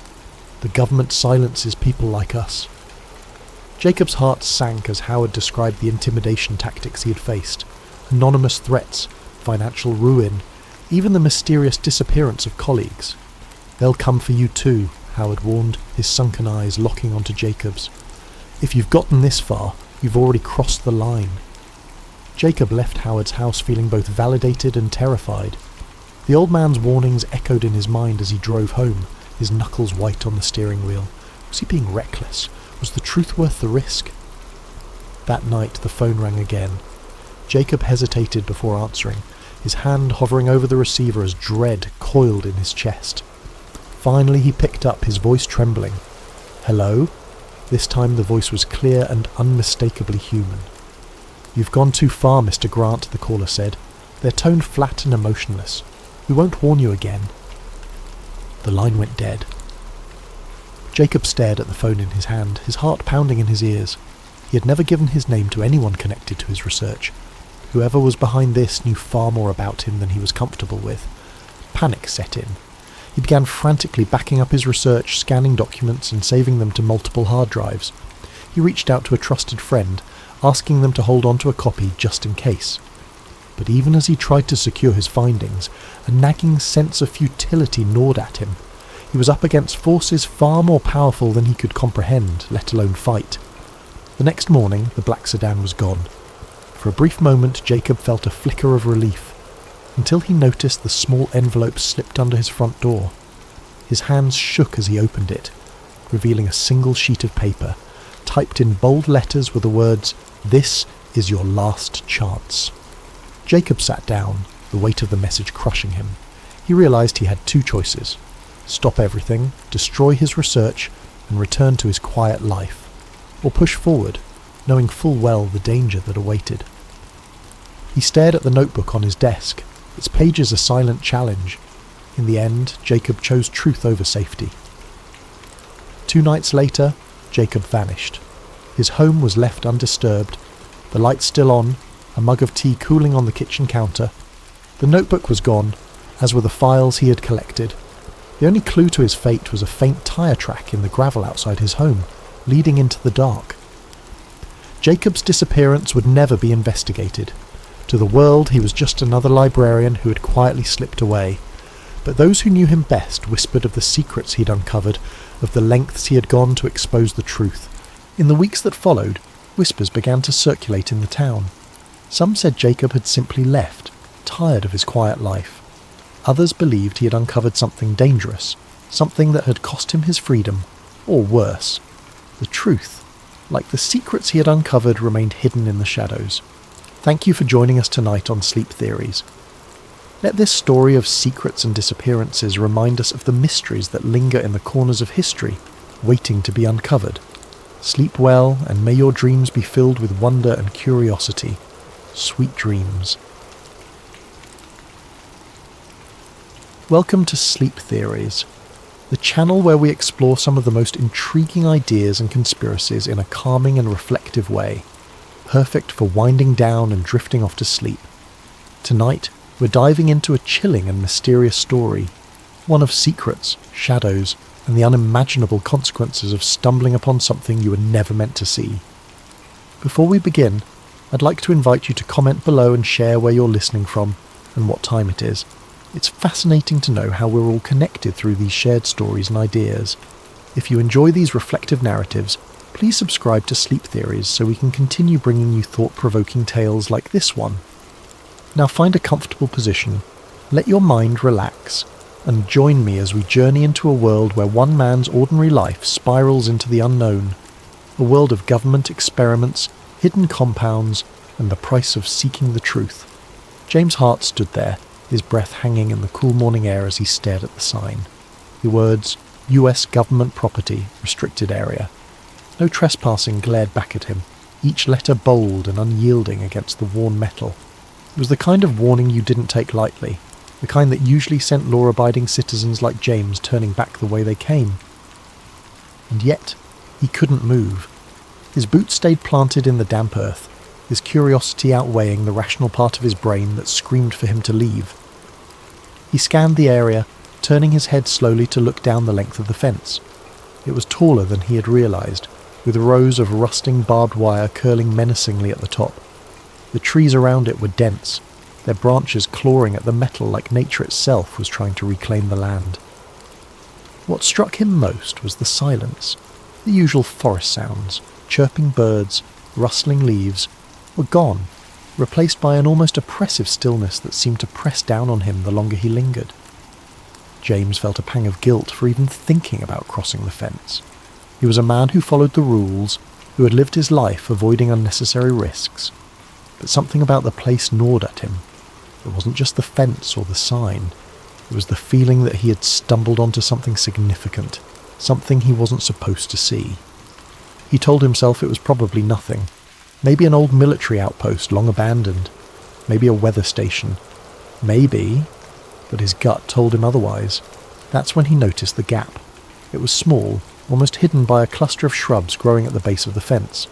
James wouldn't have seen it if the sunlight hadn't caught the glint of metal where the barbed wire had been cut. The gap was jagged, as though whoever had made it hadn't cared much for precision. It looked fresh, too. Bits of the metal fencing still clung to the ground, as if it had been forced apart recently. He stepped closer, his heart beginning to pound. The gap didn't look like an official entrance. It looked unauthorized, like someone else had been here, someone who wasn't supposed to be. The thought made James hesitate, a chill running down his spine. If someone had cut their way in, they'd done so for a reason, and if they'd gone to that much trouble, whatever lay beyond the fence was likely worth hiding, or discovering. James knelt down, brushing a hand over the torn edges of the wire.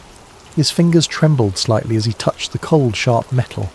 He glanced around, half expecting to see a patrol or hear the bark of a guard dog. But the forest remained silent. He couldn't shake the feeling that he was being watched, though he knew it was probably just his nerves. The rational side of his brain begged him to turn back. "This isn't your business," it whispered. "You don't need to know what's in there. Just go home." But something deeper, something instinctual urged him forward. It wasn't just curiosity, it was a sense of unease, a need to understand what was hidden behind the fence. It was as though the gap had been placed there for him, daring him to cross the line. Before he could talk himself out of it, James took a deep breath and stepped through. The world seemed to change the moment he crossed the threshold. The air felt heavier, cooler, as though he had entered a different realm. The trees on this side of the fence were darker, their branches tangled like skeletal fingers reaching for the sky. The ground was soft and uneven, the moss beneath his boots muffling his steps. James moved cautiously, keeping low as he navigated the unfamiliar terrain. Every sound felt magnified, the crunch of leaves underfoot, the faint rustle of his jacket. His pulse thundered in his ears, but he kept moving, drawn forward by an invisible force. He didn't know what he was looking for, but he felt certain he would know it when he found it. The forest seemed to close in around him as he pressed deeper. The light filtering through the canopy grew dimmer, casting long shadows that danced with every movement of the trees. James felt a growing sense of unease, like he was being funneled towards something he couldn't yet see. He paused to catch his breath, leaning against a tree and glancing back the way he had come. The fence was no longer in sight, obscured by the dense undergrowth. For a moment he considered turning back, but the thought of leaving without answers felt unbearable. He pressed on, his senses on high alert. Then, through the thick curtain of trees, he saw it. A clearing. The sight made him stop in his tracks, his breath catching in his throat. It was unlike anything he had expected. He crouched low, creeping toward the edge of the clearing to get a better look. As he drew closer, details began to emerge. It wasn't just the clearing that was unusual, it was what stood in its centre. James squinted, his pulse quickening as he realised what he was looking at. A cluster of buildings, squat and nondescript, stood in the middle of the forest. Their concrete walls were stained with moss and streaked with rust, their windows covered with wire mesh. The dirt road wound through the clearing, leading to a set of large steel gates. Nearby, a handful of vehicles sat parked in a neat row, trucks with government plates, their sides marked with stenciled letters he couldn't quite make out. James ducked behind a tree, his mind racing. What was this place? It didn't look abandoned. Lights flickered in the windows and faint voices carried on the wind. He spotted figures moving between the buildings, some in lab coats, others in military uniforms. They moved with purpose, as though part of a carefully choreographed routine. Whatever this place was, it was active, and it was hidden for a reason. James's heart pounded as he crouched in the shadows, watching the scene unfold. Every instinct told him he shouldn't be here, that he was stepping into something far bigger than he could understand, but he couldn't look away. Something about the place drew him in, a nagging sense that he had stumbled onto something important, something he wasn't supposed to see.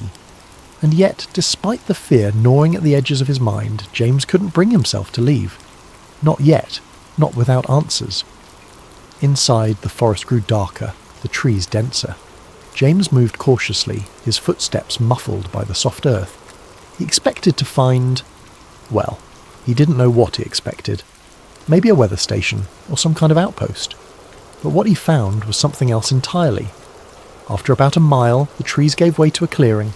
In the centre stood a cluster of nondescript buildings, their concrete walls stained with moss and grime. A few trucks were parked nearby, their tyres caked with mud. The place looked abandoned, but as James got closer, he realised it wasn't. Lights flickered behind the windows and faint voices carried on the wind. James crouched behind a tree, his heart pounding. What was this place? He watched for a while, trying to make sense of what he was seeing. People in lab coats walked between the buildings, carrying files and equipment. Soldiers patrolled the perimeter, their rifles slung casually over their shoulders. It looked like something out of a spy movie, and James couldn't shake the feeling that he had stumbled onto something he wasn't supposed to see. That night, James couldn't sleep.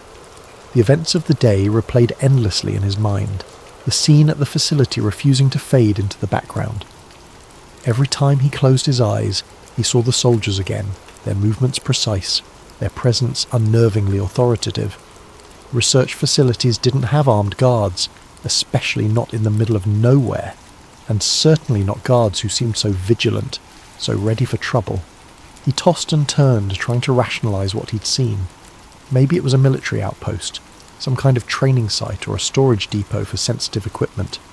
But that didn't explain the secrecy, the barbed wire fence, or the sense of isolation. It was as if the place was deliberately hidden from the world, tucked away where no one would think to look. He told himself he was overthinking it, that his imagination was running wild. Yet the image of the soldiers lingered, refusing to let him find peace. By morning, his curiosity had turned into something stronger, a need to know. He couldn't just leave it alone, not after what he'd seen. His rational mind warned him against going back, but a deeper part of him, the part that craved answers, overruled the hesitation. He decided to return, this time more prepared. James gathered his old pair of binoculars and a camera he hadn't used in years, stuffing them into a worn backpack. He threw on his hiking boots and jacket, telling himself it was just another day exploring the woods. If anyone asked, he was just a curious hiker with a camera, documenting the beauty of the forest. But in his gut, he knew this wasn't a casual outing. He was crossing a line, stepping further into something he didn't fully understand. When he reached the gap in the fence, the forest was eerily quiet. The usual hum of birdsong and rustling leaves seemed muted, as though the woods themselves were holding their breath. James crouched low as he slipped through the gap, his senses on high alert. Every sound, every shadow felt amplified, his heartbeat thudding in his chest like a drum. He followed the same path as before, weaving through the dense undergrowth until the clearing came into view. The facility was just as he had left it, its squat buildings clustered together like silent sentinels. The guards were there too, patrolling the perimeter with methodical precision. James found a spot where the trees provided cover, settling in with his binoculars. At first it was uneventful. Trucks came and went, their drivers unloading crates and disappearing into one of the larger buildings.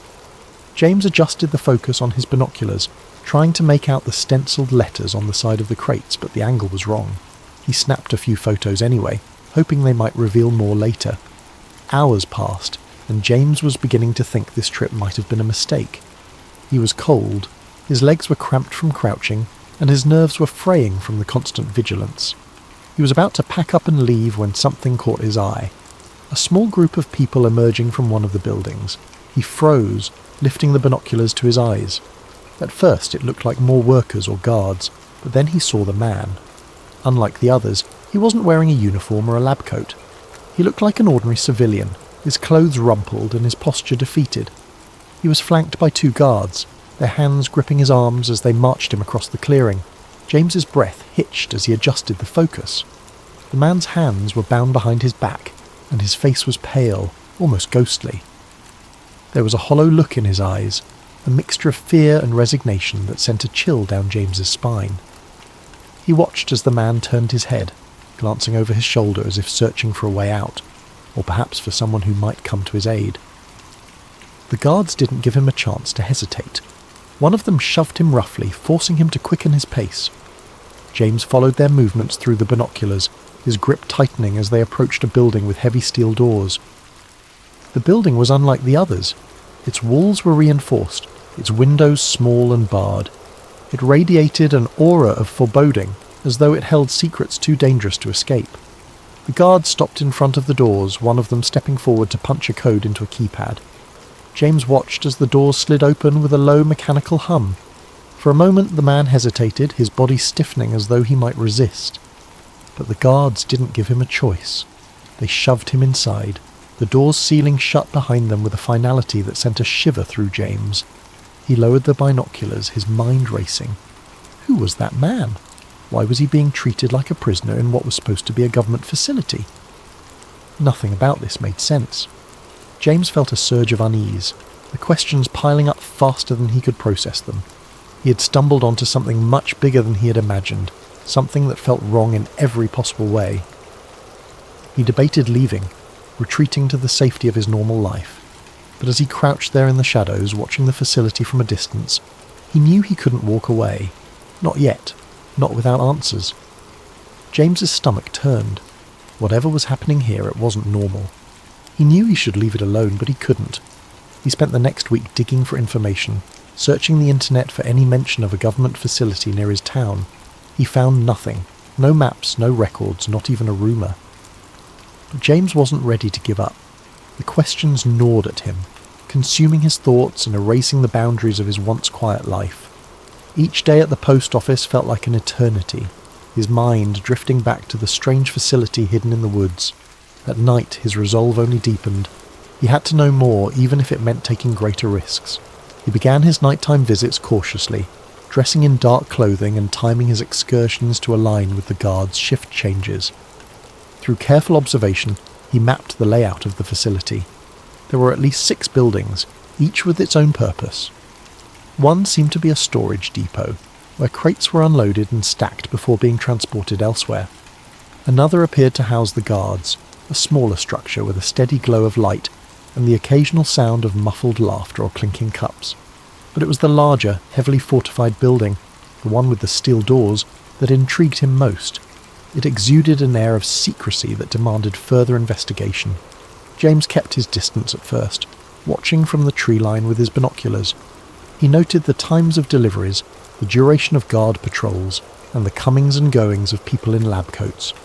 His camera captured grainy images of crates being unloaded, their labels too obscured to read clearly.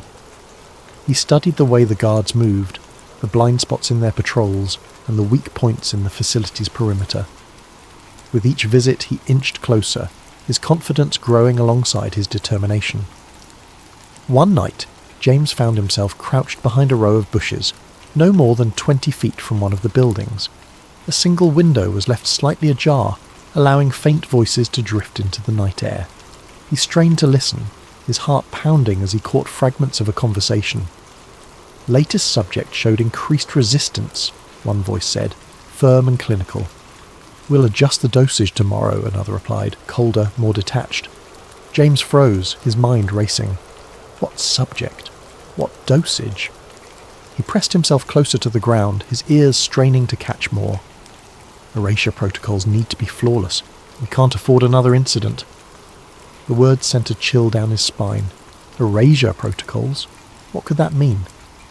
He had heard enough whispers of government experiments in the past to know this wasn't ordinary research. He remained still until the voices faded, replaced by the hum of machinery and the distant chirping of crickets. Emboldened by what he'd overheard, James returned night after night, slipping closer to the facility. He began to piece together a troubling narrative, one small fragment at a time. On one of his visits, he managed to slip into the shadows of an open loading dock, hiding behind stacks of crates as workers moved about. The crates were marked with cryptic codes, but a few bore labels that made his stomach drop. Test Compound 47A, Behavioral Protocols, Cognitive Analysis. As the workers left, their voices echoed faintly in the cavernous space. James crouched low, his camera forgotten as he strained to listen.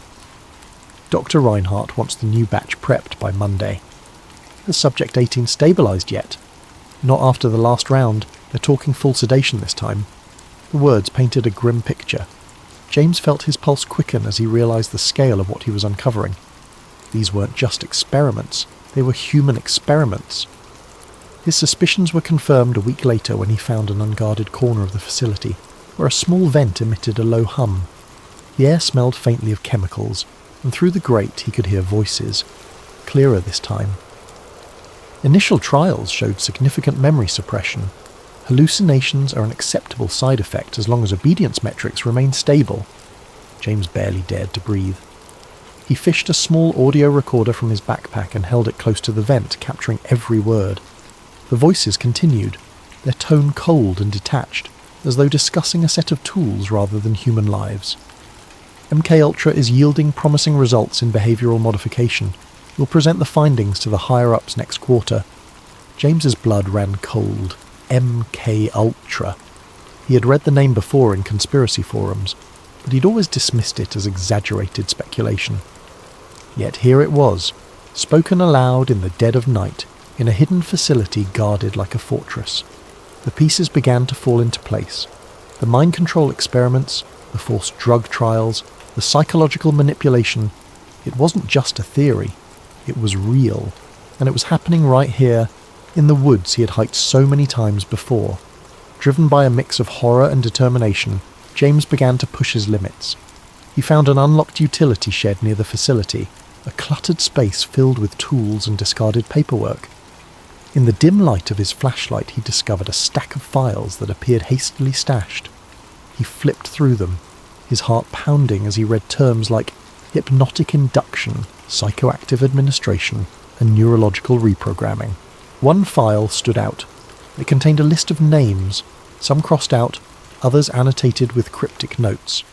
One name was circled with the words Phase 3, Complete Erasure, scrawled in the margins. James stared at the page, his hands trembling. These weren't just experiments.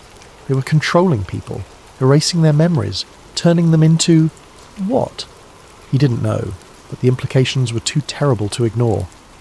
It wasn't long before James became a regular visitor to the facility, slipping past guards and documenting everything he could. He sketched crude maps, took photos of documents and buildings, and recorded snippets of conversations. Each night he returned home with more evidence, his small apartment becoming a chaotic archive of secrets. But the closer he got to the truth, the more the weight of his discovery began to press down on him. He knew he was walking a dangerous line. The facility was guarded for a reason, and the people running it clearly had no intention of letting their secrets escape. Yet James couldn't stop. He was driven by a need to expose what he'd found, to pull back the curtain on a conspiracy that had remained hidden for too long. He didn't know it yet, but his time was running out. But James made a mistake. On his final visit to the mysterious facility, James's growing confidence got the better of him. It was late, the forest cloaked in the thick silence of the night. He had planned this visit meticulously, timing his movements with the guards' rotations and using every shortcut he'd learned over weeks of careful observation. This time, he was determined to get inside the main building, the one with the steel doors and faint flickering lights that seemed to pulse with a sinister rhythm. He slipped through the gap in the fence as he had done before, his heart pounding in his chest. Armed with a flashlight, a notebook and a new camera, James crept closer to the structure. As he approached the building, he noticed a delivery truck parked near the loading dock. Its back was open, revealing rows of metal crates with cryptic labels. He crouched low behind a stack of barrels, taking photos of the crates, hoping the camera's silent shutter wouldn't betray him.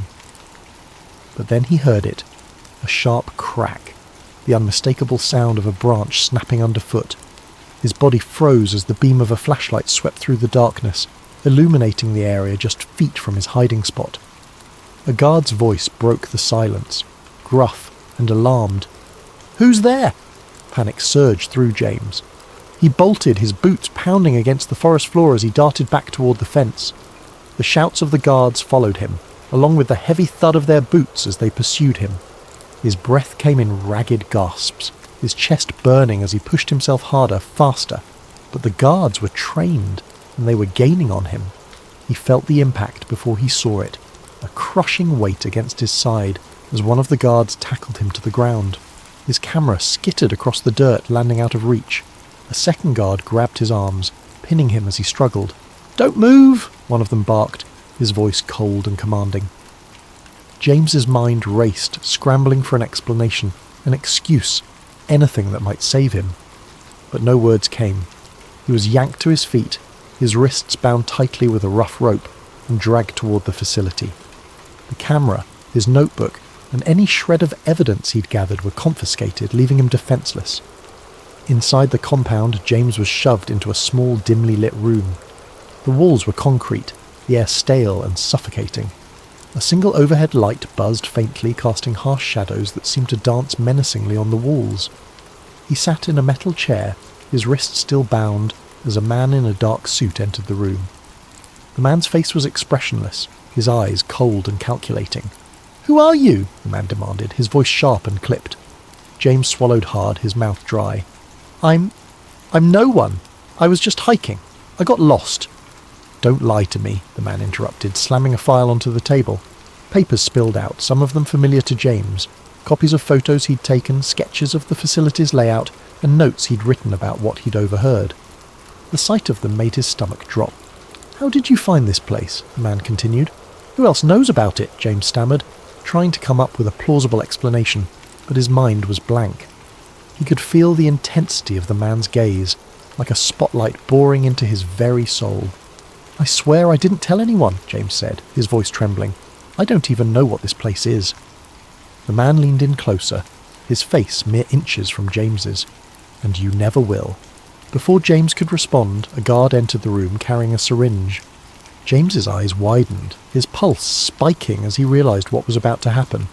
"No, wait," he shouted, struggling against the restraints, but it was no use. The needle pierced his arm, and within moments the world around him began to blur and fade. The last thing he saw was the man in the suit, his expression unreadable as darkness consumed him. When James woke up, he was lying in his own bed. At first, he thought it had all been a dream. The sunlight streaming through the window, the familiar hum of his apartment, all of it felt so ordinary, so normal. But as he sat up, his head spinning, a wave of unease washed over him. His camera was gone. So were his notes, his photos, his sketches, every piece of evidence he had painstakingly collected. Even his phone, which he had kept locked and secure, had been wiped clean. There were no messages, no photos, no browser history. It was as if the last few weeks had been erased entirely. James stumbled to the bathroom, splashing cold water on his face. But when he looked at himself in the mirror, he noticed something strange. A faint bruise on his arm, right where the needle had gone in. The sight of it sent a chill down his spine, confirming that what had happened wasn't just a bad dream. Over the following days, James tried to piece together what had happened, but his memories felt fragmented, like a puzzle with missing pieces. He could recall the facility, the guards, the files marked MK Ultra, but there was a strange emptiness in his mind, as though something had been taken from him. Every time he tried to focus on the details, his thoughts slipped away, replaced by a dull, throbbing headache. He tried to tell his story, to his friends, to anyone who would listen, but no one believed him. His friends chalked it up to stress, suggesting he take a break and get some rest. Even James began to doubt himself, wondering if the memories were real or if they had been planted there, part of some twisted experiment. When he returned to the trail where it had all begun, the facility was gone. The clearing was empty, the chain-link fence and buildings erased as if they had never existed. The only sign that anything had been there was a patch of disturbed earth, overgrown with weeds. James searched desperately for any trace, but there was nothing. As he stood in the clearing, staring at the emptiness, a sense of futility washed over him. Whatever had happened, whoever had taken him, they had erased their tracks, and part of him, with surgical precision. James knew what he had seen, what he had heard, but without evidence, without proof, the truth was as elusive as a shadow. James returned to his life, but it was no longer the same. The quiet predictability he had once cherished was gone, replaced by a gnawing paranoia. Every shadow, every flicker of movement in the corner of his eye felt like a threat. He avoided the woods, avoided conversations about conspiracy theories, and avoided questioning what had happened. But deep down, he knew the truth. Some secrets were never meant to be uncovered, and some questions once asked could never be unasked. Thank you for joining us tonight on Sleep Theories. May this story of secrets and shadows inspire you to reflect, to wonder, and to dream. Sleep well, and let your imagination carry you to places where the mysteries of the world unfold. Sweet dreams.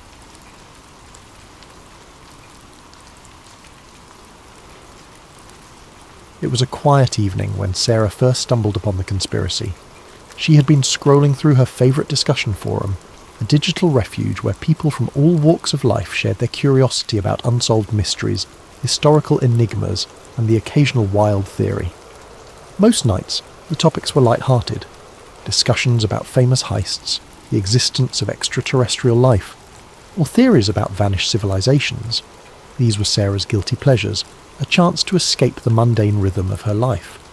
But that particular night, a single thread stopped her mid-scroll. Its title, written in bold letters, read, "The Illuminati, Hiding in Plain Sight." Her curiosity piqued. Sarah clicked on the thread, not expecting much. The Illuminati. Of course she'd heard the term before. Who hadn't? It was a word that seemed to exist on the fringes of mainstream culture, whispered about in pop songs, joked about on late-night talk shows, and hinted at in the cryptic hand gestures of celebrities. To Sarah, it had always been more of a meme than a reality, a fantastical idea too outlandish to be taken seriously. But there was something about the way the title was phrased, something deliberate that made her pause. It wasn't framed as a joke, it was a question, a challenge to consider what she might have overlooked. The original post wasn't flashy or dramatic. Instead, it was surprisingly measured, almost scholarly. Written by a user who called themselves Truth Seeker, it described years of research into the Illuminati, a name that conjured images of shadowy figures in darkened rooms, plotting the course of the world. Truth Seeker's narrative wasn't about outlandish claims of alien overlords or fantastical rituals. Instead, it painted the Illuminati as a highly organised group, subtle in its influence but pervasive in its reach. According to Truth Seeker, the Illuminati wasn't just a relic of history, a secret society born in 18th century Bavaria. It was alive and well, wielding immense influence over politics, entertainment, finance, and global events. Sarah was sceptical, of course. She'd heard conspiracy theories before, and most of them fell apart under scrutiny. But something about Truthseeker's approach caught her attention. The post was meticulously detailed, filled with links to obscure documents, photographs of architectural symbols, and a web of connections between powerful figures that seemed almost too intricate to dismiss. This wasn't a haphazard collection of wild accusations. It was a narrative woven with care, each piece of evidence presented as an invitation to dig deeper. Truthseeker began with history, grounding their argument in facts that Sarah could verify. The Illuminati, they explained, was founded in 1776 by Adam Weishaupt, a Bavarian professor of canon law. Originally, it was an intellectual movement, a society of thinkers and visionaries dedicated to the ideals of reason, science, and freedom from oppressive institutions. Weishaupt's vision was noble, even radical for its time. But according to Truthseeker, the organization's original purpose was eventually corrupted. Over the years, the Illuminati transformed from a society of enlightenment into a clandestine group focused on one goal: power. The post continued, outlining how the Illuminati supposedly dissolved in the late 18th century after being outlawed by the Bavarian government. But Truthseeker claimed that this was only the official story. In reality, the group had simply gone underground, adapting to the changing world while maintaining its grip on the levers of influence. Truthseeker pointed to connections between the Illuminati's symbols and modern institutions: the all-seeing eye on the US dollar bill, the pyramid, the number 13. To Sarah, these connections initially seemed coincidental, but the way Truthseeker laid them out made her second-guess her assumptions. The post didn't stop at symbols. Truthseeker provided photos of famous landmarks adorned with strange recurring patterns, triangles hidden in cathedral windows, sunbursts carved into government buildings, and intricate mosaics in corporate logos. Truthseeker described these as breadcrumbs, symbols left in plain sight as a form of control or even mockery. The idea was unsettling. Were these designs meaningless, or had she been blind to a hidden language her whole life? The deeper Sarah read, the more she began to question her own perceptions. Truthseeker mentioned specific events in history, revolutions, economic collapses, wars, that seemed, when viewed through this lens, to follow a disturbing pattern. Powerful figures across centuries, from monarchs to billionaires, were linked by their affiliations, their philanthropy, or their mysterious public statements. Truthseeker hinted at a shadow network, invisible yet omnipresent, orchestrating the rise and fall of leaders, the ebb and flow of economies, and even the cultural shifts that defined generations. By the time Sarah reached the end of the post, she felt a strange mix of skepticism and intrigue. Truthseeker's parting words echoed in her mind. The truth is hidden in plain sight. Don't dismiss the signs. Look closer. That night, as she tried to sleep, Sarah found herself replaying moments from her own life. Had she ever noticed symbols in her city? Had a celebrity interview or a corporate logo ever struck her as odd? For the first time, she began to wonder if the world she thought she knew was only a facade, a carefully constructed reality designed to obscure the truth. But the question lingered. If the Illuminati did exist, what was their endgame? And why would they leave clues for people like her to find? She started with the basics. The Illuminati, she learned, was founded in Bavaria in 1776 by a man named Adam Weishaupt. Weishaupt was a professor of canon law and philosophy, a man disillusioned by the grip of religious dogma and authoritarian rule. His vision for the Illuminati was radical for its time, an intellectual movement of thinkers who would promote reason, science, and freedom from oppressive institutions. They called themselves the Enlightened Ones, and their goal was to illuminate the path to a freer, more just society. But as Sarah dug deeper, she began to uncover accounts that painted a much darker picture of the group's evolution. The Illuminati of Weishaupt's time had, according to these theories, become corrupted. Its noble ideals gave way to a hunger for influence and control. Some claim the group had infiltrated powerful institutions, governments, banks, religious organizations, not to reform them, but to manipulate them from within. This wasn't just a society of intellectuals anymore. It was, if the conspiracy held any truth, a shadow government shaping the world to its will. As Sarah delved deeper into her research, she began to notice patterns. There were recurring symbols, the all-seeing eye, a pyramid, the number 13, appearing in places that seemed almost deliberately mundane. She found these motifs in the design of the US dollar bill, with its iconic eye atop an unfinished pyramid, accompanied by the words Annuit Coeptis and Novus Ordo Seclorum. A new order of the ages, she thought, tracing the Latin with her finger. Was it really just an artistic choice, or was it a hidden message? Sarah began to see these symbols everywhere. Pop culture was teeming with them, tucked into the corners of music videos, subtly woven into the lyrics of songs, and even hinted at in blockbuster movies. A popular singer holding their hands in a triangle during a concert, a fleeting shot of an eye in an otherwise unrelated ad, a pyramid-shaped stage design. It was almost as if the clues were hiding in plain sight. At first she dismissed them as coincidences, but the more she found, the harder it became to ignore. What struck her most was the consistency of these symbols across time and media. How could something so specific appear in both ancient architecture and modern music videos? Sarah started to wonder if there was a deliberate effort to leave these marks behind, like breadcrumbs leading curious minds to a hidden truth. One night, Sarah decided that her digital rabbit hole wasn't enough. The information she found online, while intriguing, was fragmented, often drowned in speculation or outright fabrication. She needed something more tangible, something rooted in history. So she took her research offline, visiting her local library in search of answers. The library was a quiet refuge, its walls lined with books that seemed to carry the weight of centuries.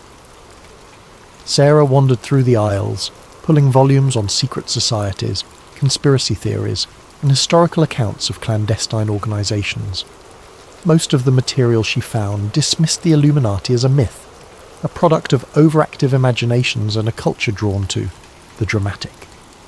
Yet, hidden among the more sceptical tomes, she discovered older texts that seemed to hint at something else entirely. These older texts weren't written as fanciful fiction or modern musings. They read like documentation, historical accounts of shadowy cabals and secret gatherings that predated Weishaupt's enlightened ones. One book, its cover faded and edges frayed with time, described gatherings of powerful individuals in candlelit chambers where decisions were made that would alter the course of history. Another referenced symbols and codes used by secret societies to communicate across vast distances, ensuring their influence remained undetected. These accounts were sparse, fragmentary, but they carried a weight of authenticity that sent shivers down Sarah's spine. The most intriguing discovery was a collection of letters, reprinted in one of the books, that purportedly belonged to a member of the Illuminati. The letters spoke of plans to infiltrate key institutions and manipulate public opinion. Phrases like, "the masses must not know," and "the time is near," stood out, haunting in their simplicity. While the authenticity of these letters was debatable, they felt eerily consistent with the modern theories Sarah had been reading. As Sarah sat at a wooden table, under the dim glow of the library's overhead lights, she couldn't help but feel a growing unease. The idea of the Illuminati as a puppet master pulling the strings of society seemed far-fetched, but the patterns, the symbols, the connections, could they really all be coincidence? She thought about the monuments and buildings she passed every day, wondering how many of them bore marks she'd never noticed. She thought about the news, the music, the movies that filled her life. Were they subtly guiding her thoughts and perceptions without her even realising it? For the first time, Sarah began to wonder if she had already been a part of the narrative all along, an unwitting participant in a grand hidden design. And if that were true, who was writing the script? As the weeks passed, Sarah's obsession deepened, weaving itself into the fabric of her everyday life. She couldn't drive to work without scrutinising the logos on billboards or storefronts, searching for hidden meanings in their designs. The triangle on one ad, she convinced herself, bore an uncanny resemblance to the pyramid on the dollar bill. Another featured an abstract logo that seemed to form an eye if tilted just right. She couldn't decide if these were deliberate choices by designers, or if her mind was playing tricks on her. Either way, they made her heart race with equal parts fear and exhilaration. Music videos, too, seemed riddled with clues. One particular pop star, known for dramatic performances and bold visuals, made sweeping hand gestures that resembled the shape of an eye. As Sarah replayed the video frame by frame, she noticed subtle details. Symbols etched into the background props, a flickering triangle that appeared for only a split second, lyrics that seemed to echo the same message she'd seen online. It's all connected. Even her conversations with friends started to feel suspicious. During a casual coffee date, her best friend mentioned how everything feels orchestrated lately, a comment Sarah might have brushed off months ago.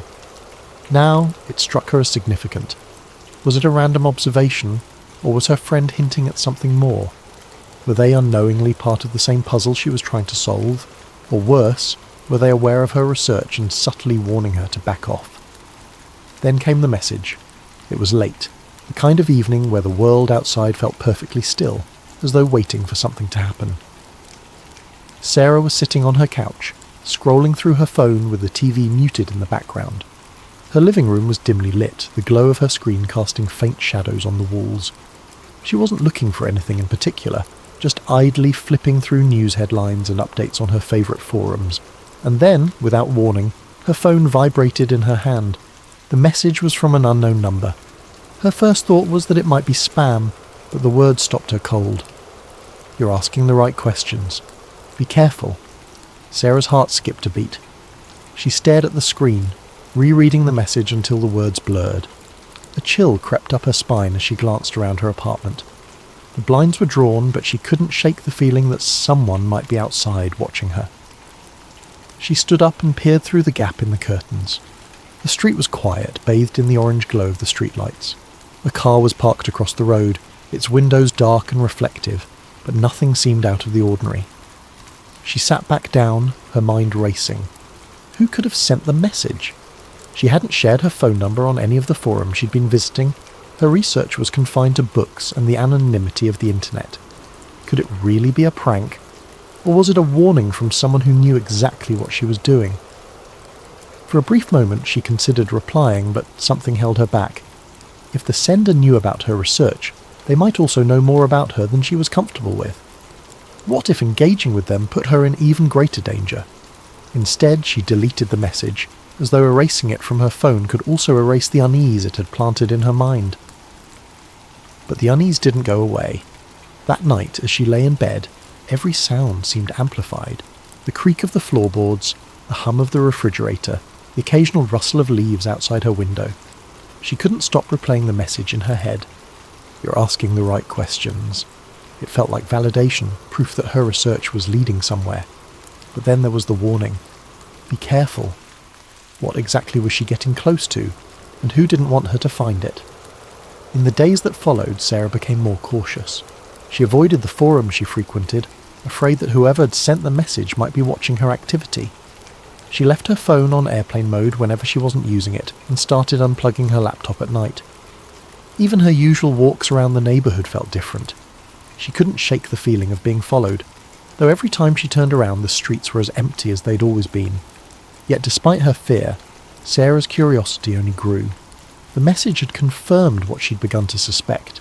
Her research wasn't just a hobby or a harmless dive into conspiracy theories. There was something real to it, something that someone didn't want her to uncover. And as much as the warning had unsettled her, it also fueled her determination. If she was asking the right questions, then she was closer to the truth than she'd ever been. But how close was too close? And at what point did curiosity become a risk not worth taking? These were the questions that now consumed her, lingering in the corners of her mind as she tried to decide whether to press forward or step back from the edge. The following days brought more strange occurrences. Her internet connection slowed to a crawl whenever she tried to access certain websites. A package arrived at her door, addressed to her but with no return address. Inside was a single piece of paper with a cryptic message. The truth is hidden in the light. Sarah began to feel like she was being watched. Cars seemed to linger outside her apartment longer than they should. Strangers on the street made prolonged eye contact before looking away. At night she could swear she heard faint clicking sounds on her phone line, as if someone was listening in. Despite the fear, she couldn't stop. If anything, The strange events only fueled her determination. She spent hours poring over old documents, looking for connections, for anything that could explain what was happening. And slowly, she began to piece together a narrative. The Illuminati, she learned, wasn't just a group of intellectuals or an idea from the past. It was, according to the theory, an intricate web of influence that spanned centuries. It wasn't about controlling governments or manipulating markets. It was about shaping reality itself. The symbols, the patterns, the coincidences. They weren't mistakes. They were messages, breadcrumbs left for those who were willing to see. One night, Sarah stumbled upon a forum thread that claimed to reveal the structure of the Illuminati. It described a hierarchy, with powerful figures at the top and layers of secrecy below. The thread linked to an encrypted document, supposedly a leaked manifesto. Sarah hesitated. Downloading the file felt like crossing a line, like stepping into territory she couldn't return from. But her curiosity won out. As she read the document, her screen filled with phrases that sent chills down her spine. It spoke of the Great Plan, a vision of a unified world where chaos was eliminated, but at the cost of individual freedom. The document was filled with references to historical events, implying that the Illuminati had been behind revolutions, wars, and even technological advancements. It was too detailed, too specific to be easily dismissed. Sarah leaned back in her chair, the weight of what she'd read settling over her. She didn't know what to believe anymore. Was the Illuminati real, or was she simply connecting dots that weren't meant to be connected? As she stared at the glowing screen, she couldn't shake the feeling that she was standing on the edge of something vast and incomprehensible. Thank you for joining us tonight on Sleep Theories. This is just the beginning of Sarah's journey into the unknown, and we'll continue to explore her story in future episodes. May this tale of secrets and shadows inspire you to reflect, to wonder, and to dream. Sleep well, and let your imagination carry you to places where the mysteries of the world unfold. Sweet dreams.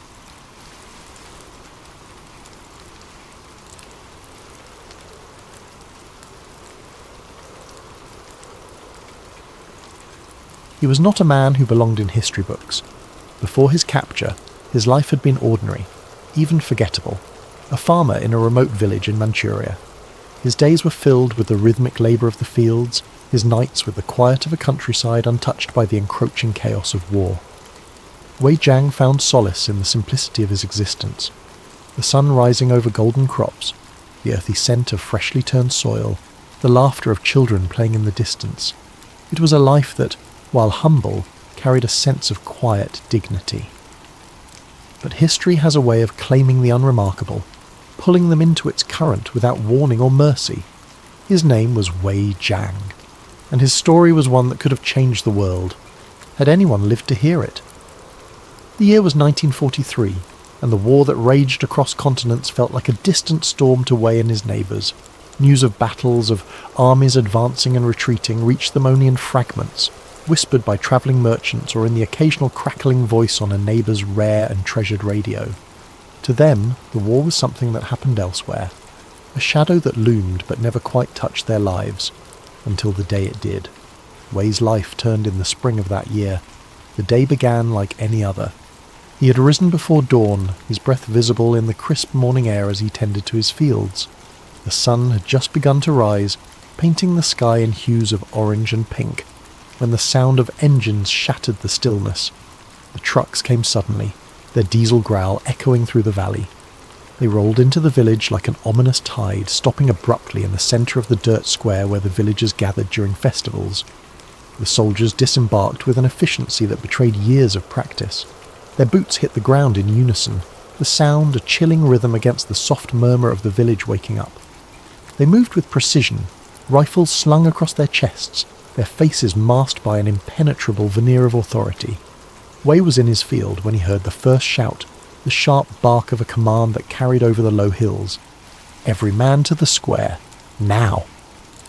Wei froze, the hoe in his hand suddenly heavy. His first instinct was to stay hidden, to crouch low among the crops and hope the soldiers would pass. But the reality of village life had taught him otherwise. Disobedience was not tolerated, not even in the smallest measure. He set the tool down and wiped his hands on his worn trousers, the weight of his every step toward the square feeling heavier than the last. By the time Way arrived, the square was a scene of chaos barely held together by fear. The soldiers barked orders in sharp, clipped tones, their voices like whips cracking against the stunned villagers. Men were shoved into lines, their protests silenced with the blunt ends of rifles. Women clung to their children, their faces pale with terror, while the elderly looked on with a mixture of helplessness and despair. Way spotted familiar faces among the crowd, neighbours he had known since childhood, men he had worked alongside in the fields. Their expressions mirrored his own: confusion, fear, and a silent plea for understanding. But the soldiers offered no explanations. They moved methodically, like farmers sorting livestock, pulling men from the crowd and herding them toward the trucks. When one man resisted, shouting about his family, a soldier struck him across the face with the butt of his rifle. The man crumpled to the ground, blood streaming from his nose, and the crowd fell silent. Way felt a hand on his shoulder, rough and unyielding. He was pushed forward, his feet stumbling over the uneven ground. The soldier behind him muttered something in a language he didn't understand, his tone laced with impatience. Way didn't resist. He had seen what happened to those who did.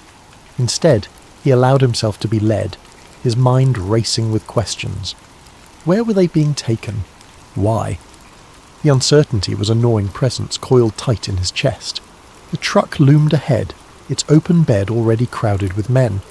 Way was hoisted inside, the soldier's grip like iron on his arm. He found himself pressed between two others, their bodies cold despite the rising heat of the morning.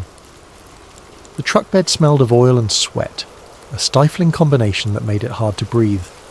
Way tried to meet the eyes of the men around him, but most stared at the floor, their faces pale and their expressions blank. As the truck roared to life, Way caught a final glimpse of the village. Women and children stood frozen in the square, their eyes wide with fear and disbelief. A few shouted the names of loved ones, their voices swallowed by the rumble of the engine. Way's gaze lingered on one woman clutching a toddler to her chest. Her lips moved in a silent prayer, her eyes fixed on the truck as it pulled away. He didn't know her name, but the image of her face would stay with him, etched into his memory like a scar. The journey was long and disorienting. The men were silent, save for the occasional whispered question, or the muffled sob of someone too young to have learned the value of silence. Way kept his head down, his mind racing with fragments of thought. He thought of his wife, May, and their small home on the edge of the village. He thought of his fields, now abandoned, the rows of crops that had been his life's work. He thought of the stories he'd heard, the rumours of what happened to men taken like this, and he prayed, for himself, for his village, and for the strength to survive whatever lay ahead. Unit 731 was not marked by a name. To the world, it was a water purification plant, an innocuous facade that belied the horrors within. To Way, it was hell. The moment the truck stopped, and the men were herded through the gates, their fates were sealed. The compound, surrounded by high fences topped with barbed wire, exuded a chilling efficiency. The buildings were stark, their brick walls hiding secrets that would haunt anyone who stepped inside. Soldiers barked orders, their voices sharp against the frigid air while prisoners shuffled forward, their faces pale with fear and exhaustion. The men were stripped of their clothes, their belongings, and their dignity. Every item taken from them was catalogued, their names erased and replaced with numbers. Way became number 437, a designation that stripped him of the life he'd known and reduced him to an object, a mere tool for the experiments that awaited. He clutched his arms around his bare torso as the cold bit at his skin, trying to suppress the tremble that came more from terror than from the chill. The facility itself was a labyrinth of sterile halls and dimly lit rooms. The smell of antiseptic mixed with the coppery tang of blood lingered in the air, a constant reminder of what took place within those walls. Every step deeper into the compound felt like descending further into a nightmare. The guards, with their cold stares and rifles slung casually over their shoulders, patrolled the corridors like wolves circling prey. The experiments began almost immediately, leaving the prisoners no time to adjust to their grim reality. Way and the others were subjected to a relentless barrage of medical procedures. They were lined up and marched into rooms filled with gleaming instruments, their purposes unknown and terrifying. The doctors, clad in pristine white coats, moved with the precision of machines, their faces devoid of emotion as they recorded every detail of the suffering they inflicted. Wei's first encounter with the experiments was seared into his memory. He was strapped to a table, his wrists and ankles bound with leather restraints that cut into his skin. A syringe was plunged into his arm without explanation, and the liquid it delivered burned like fire as it coursed through his veins. He writhed against the straps, his screams echoing off the tiled walls, but the doctors remained unaffected. They observed him like a specimen under a microscope, jotting notes in their leather-bound journals. Days turned into weeks, though the passage of time became meaningless within the confines of Unit 731. Wei endured a series of horrors that blurred together in his mind. Some days he was injected with unknown substances, his body racked with fevers that left him delirious and shaking. Other days he was exposed to chemical agents that seared his skin, leaving behind blisters and rashes that festered painfully. The frostbite experiments were among the worst. His limbs were submerged in ice-cold water for hours, the skin turning black and cracking as frostbite set in. The doctors would then scrape away the dead tissue, their hands methodical as they murmured about their findings. The screams of the dying filled the air, an ever-present symphony of agony that seemed to seep into the very walls. Some prisoners cried out for mercy for their families, for an end to the pain.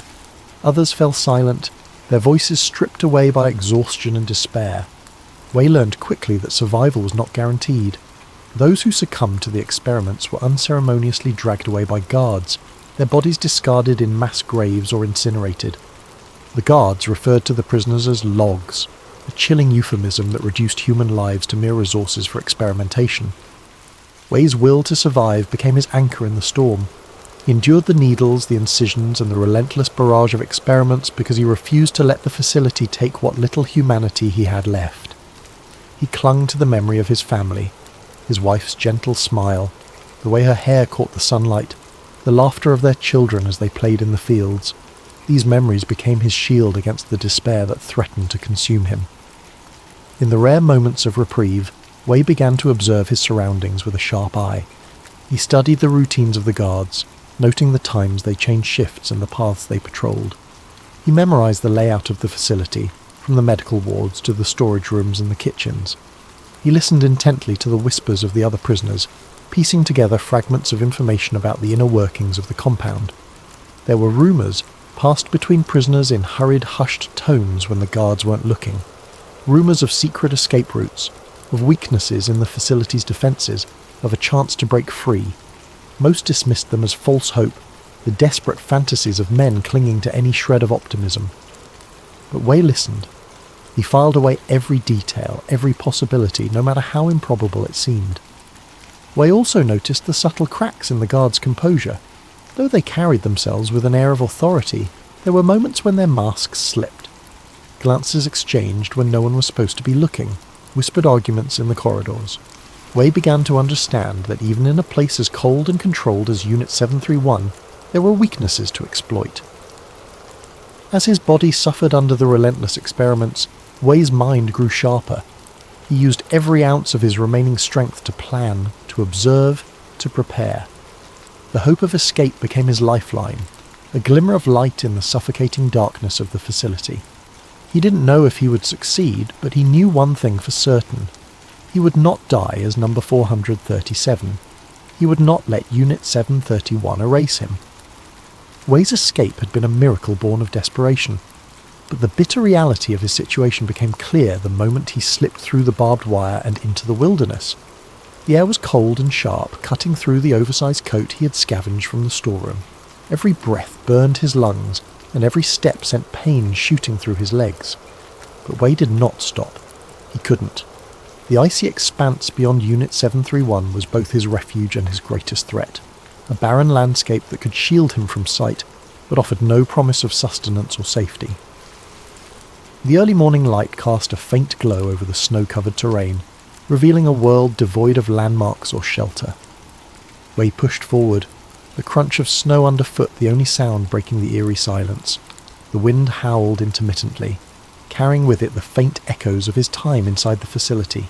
Screams, orders barked in clipped tones, the hum of machinery that never stopped. He shook his head, trying to block out the memories. Focus, survive, one step at a time. His first priority was distance. Wei knew the guards would discover his absence by sunrise, and when they did, the search would be relentless. He had seen firsthand the resources Unit 731 could deploy when someone tried to defy them. Their influence stretched far beyond the facility's walls, and their determination to maintain their secrets was absolute. If they found him, they wouldn't simply kill him, they would make an example of him. Wei's pace quickened despite the biting cold and the exhaustion clawing at his limbs. His feet slipped in the ill-fitting boots, and the rough terrain made every step a gamble. At times, he stumbled and fell, his frail body crumpling into the snow. Each time, he forced himself to rise, his resolve stronger than his physical weakness. His mind clung to the thought of freedom, the faint hope that someone, somewhere, might listen to his story and expose the truth. By the time the sun reached its peak, Wei had managed to put several miles between himself and the facility. But his body was reaching its limit. Hunger gnawed at his stomach, and his head throbbed with a dull, persistent ache. He scanned the horizon for anything that could provide shelter or sustenance, but the landscape remained unforgiving. Snow and ice stretched endlessly, broken only by the occasional patch of skeletal trees or jagged rocks. Wei pressed on, his mind a blur of exhaustion and determination. His thoughts turned to his family, the faces of his wife and young son etched into his memory like lifelines. He imagined their laughter, the warmth of their home, the simple joys of a life that now felt like a distant dream. They had been his anchor during his captivity, the reason he had endured the horrors of Unit 731. Now they were his guiding star, pulling him forward even as his body threatened to give out. As night fell, the temperature plummeted further, and Wei's situation grew dire. He found a shallow hollow beneath an outcropping of rock and huddled there, wrapping the oversized coat tightly around himself. The wind whistled through the cracks in the stone, and he shivered uncontrollably, his teeth chattering as he fought to stay awake. Sleep was dangerous in this cold. He knew it could claim him silently, slipping over him like the snow that now began to fall.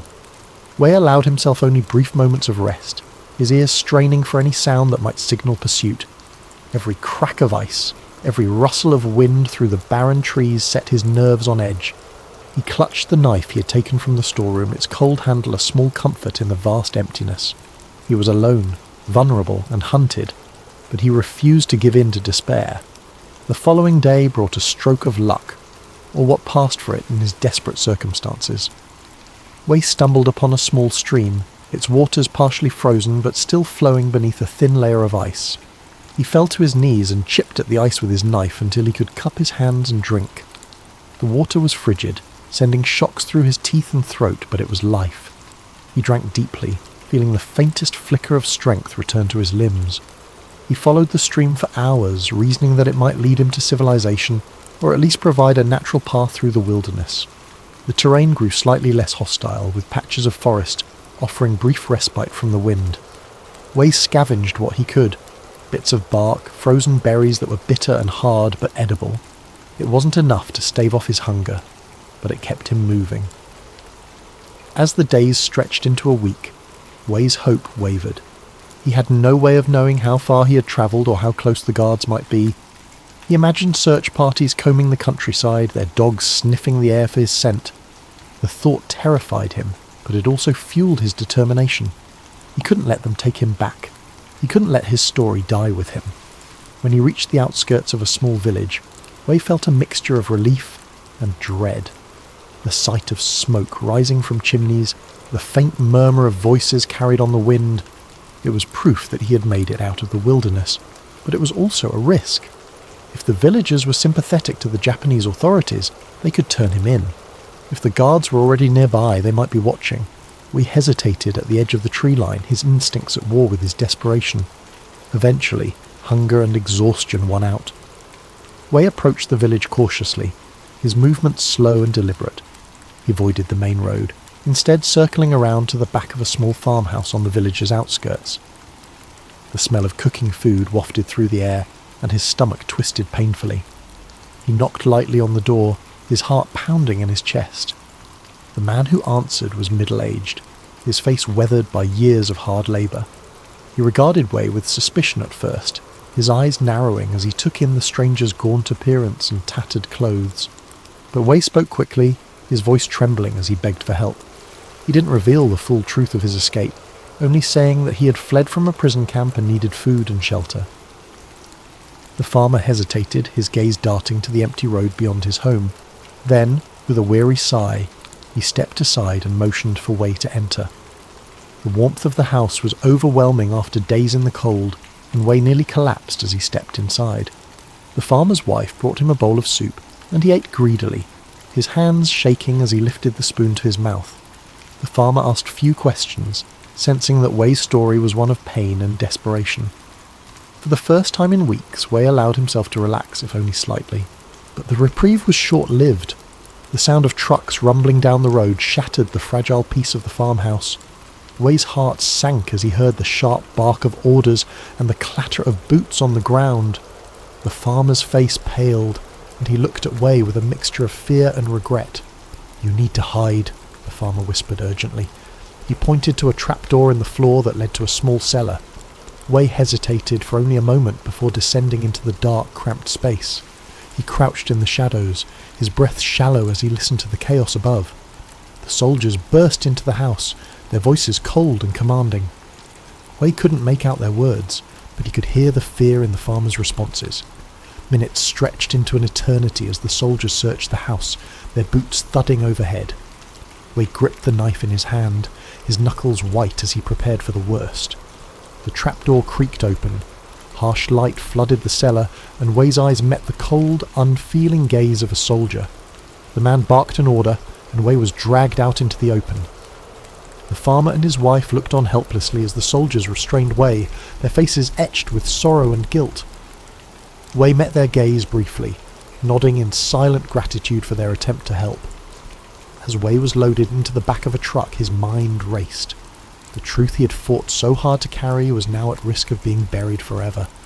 He had come so close to freedom, to exposing the horrors of Unit 731, only to be caught in the web of those who sought to silence him. The truck rumbled to life, carrying him back toward the shadows from which he had fled. Wei Jiang was never seen again. His story, like the countless others lost within the walls of Unit 731, became another unmarked chapter in the annals of history. Yet, even in his final moments, Wei's defiance remained a testament to the resilience of the human spirit, a flicker of light in a darkness that sought to consume everything. Thank you for listening to tonight's story on sleep theories. As you drift off, let this tale remind you of the courage it takes to seek truth, even in the face of unimaginable odds. Sleep well and sweet dreams.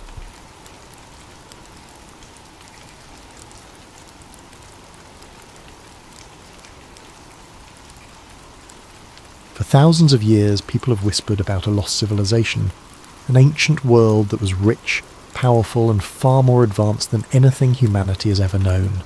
This is the story of Atlantis, a place that many believe holds secrets capable of transforming the world. But Atlantis isn't just a legend.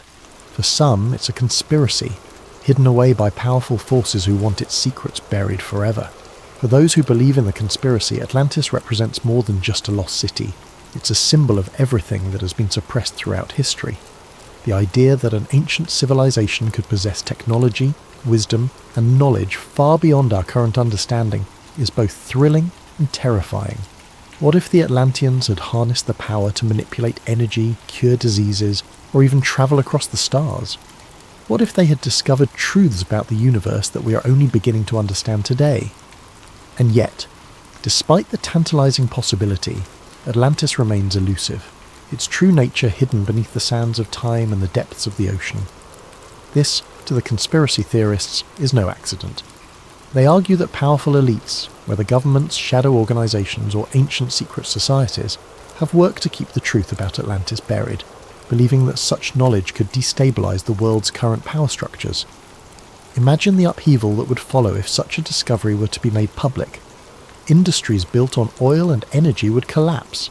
Technologies we have only dreamed of could become reality, and the entire way we understand human history might be turned upside down. The very fact that Atlantis remains unfound only strengthens the belief that these powerful forces are actively suppressing the truth. The story of Atlantis, then, is not just a story of a lost civilization. It is a story of control, of how those who hold power might go to extreme lengths to prevent the masses from uncovering a truth that could change everything. The conspiracy doesn't just suggest that Atlantis was a real place.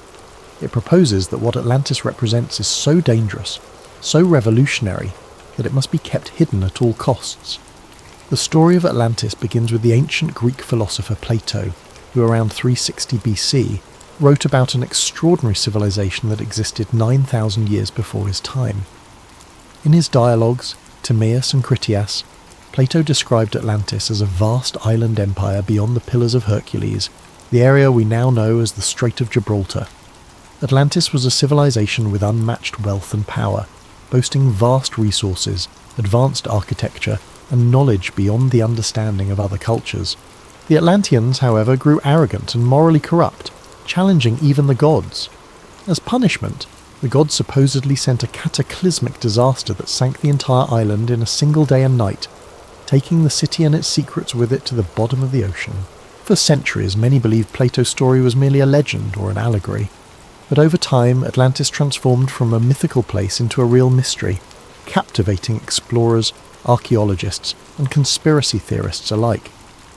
The story grew as new theories surfaced, each claiming Atlantis might not only have been real, but might also hold answers to some of humanity's deepest questions. As explorers searched for Atlantis, they proposed countless possible locations. Some pointed to Santorini, a Greek island that suffered a massive volcanic eruption that wiped out a flourishing civilization around 1600 BC. Others looked to the waters off the coast of Spain, believing underwater structures found there might be remnants of the lost city.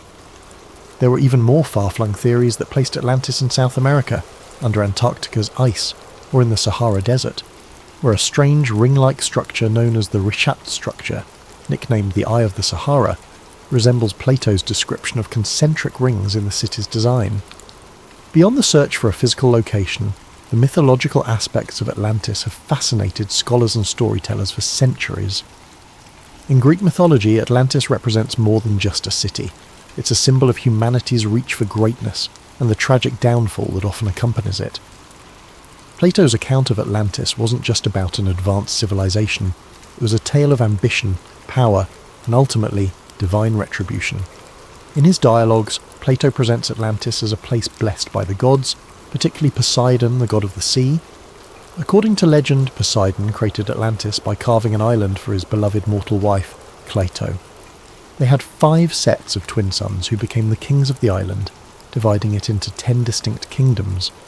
The Atlantean kings ruled over the people and were initially just, wise, and aligned with the virtues Poseidon embodied: balance, power, and respect for nature. However, over generations, the Atlanteans began to drift from these virtues, becoming increasingly greedy, corrupt, and hungry for domination. Their once harmonious society fell victim to excess, losing touch with their divine origins.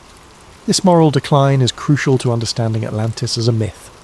The Atlanteans' downfall wasn't merely a result of natural disaster, but was symbolic of divine punishment.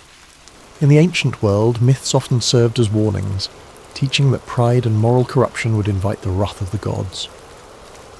When the Atlanteans turned away from their principles, Zeus, the king of the gods, called a council to punish them for their hubris. In a single day and night, he sent earthquakes and floods that sank the entire civilization beneath the ocean, erasing it as if it had never existed. This mythological element emphasizes the idea that Atlantis represents a golden age of human potential, lost to greed and arrogance, a recurring theme across many ancient tales. Some researchers have even suggested that the story of Atlantis draws from older myths that span multiple cultures. Similar tales of lost cities and sunken lands appear in the lore of other civilizations. The ancient Mesopotamians told the story of a great flood in the Epic of Gilgamesh, which has striking parallels to both the Atlantis myth and the biblical flood in the story of Noah's Ark. In Hindu mythology, there are references to a great ancient city named Dwarka, which was submerged by the sea after a cosmic battle. These stories collectively paint a picture of a recurring archetype in human consciousness, a fear of losing everything to the forces of nature or to the gods as a punishment for moral failure.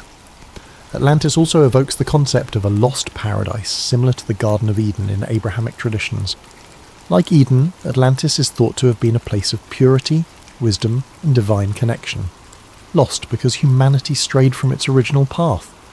In this way, Atlantis serves as both a cautionary tale and a reminder of humanity's potential, a vision of a time when humans were closer to the gods, possessing wisdom and technology that have since been forgotten. In esoteric traditions and mysticism, Atlantis has taken on an even deeper significance. Some mystics believe that Atlantis was not only advanced technologically, but also spiritually.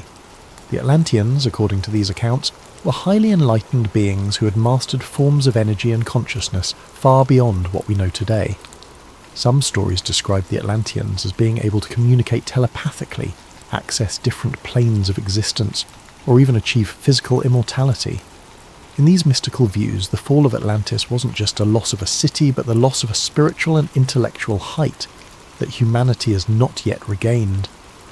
For many in modern times, Atlantis has come to represent an idealized utopian society, a lost civilization that embodied humanity's greatest strengths and fell to its greatest weaknesses.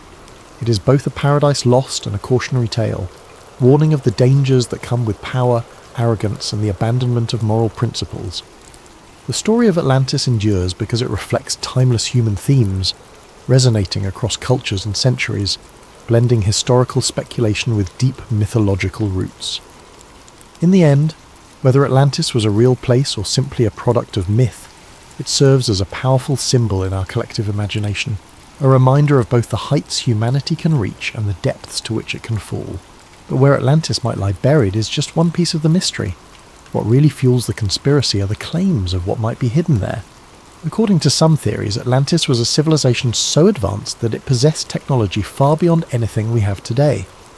Many believe the Atlanteans had discovered a limitless source of energy, supposedly harnessed through massive crystals that channeled energy across the city, powering everything from their transportation systems to their weaponry.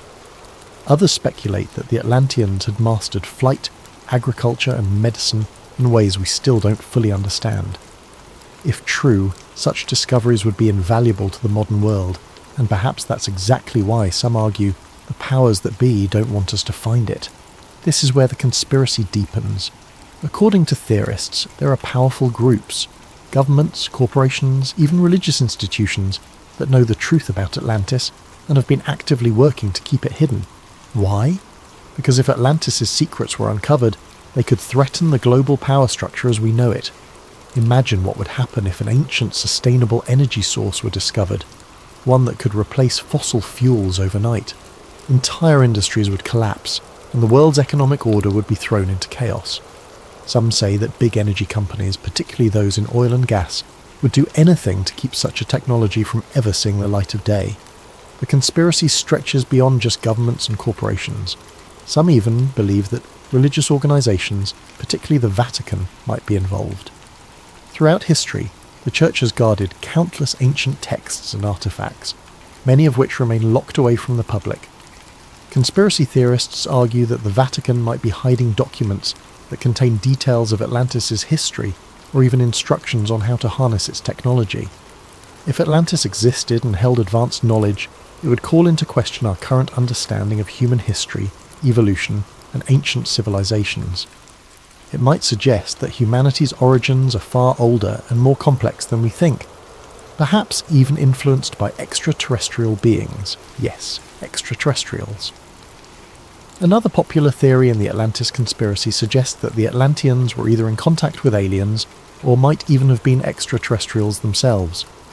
Proponents of this idea point to ancient legends from around the world, which tell of gods descending from the sky, bringing advanced knowledge to early human civilizations. Some conspiracy theorists believe that these gods were actually aliens who shared their technology with the Atlanteans.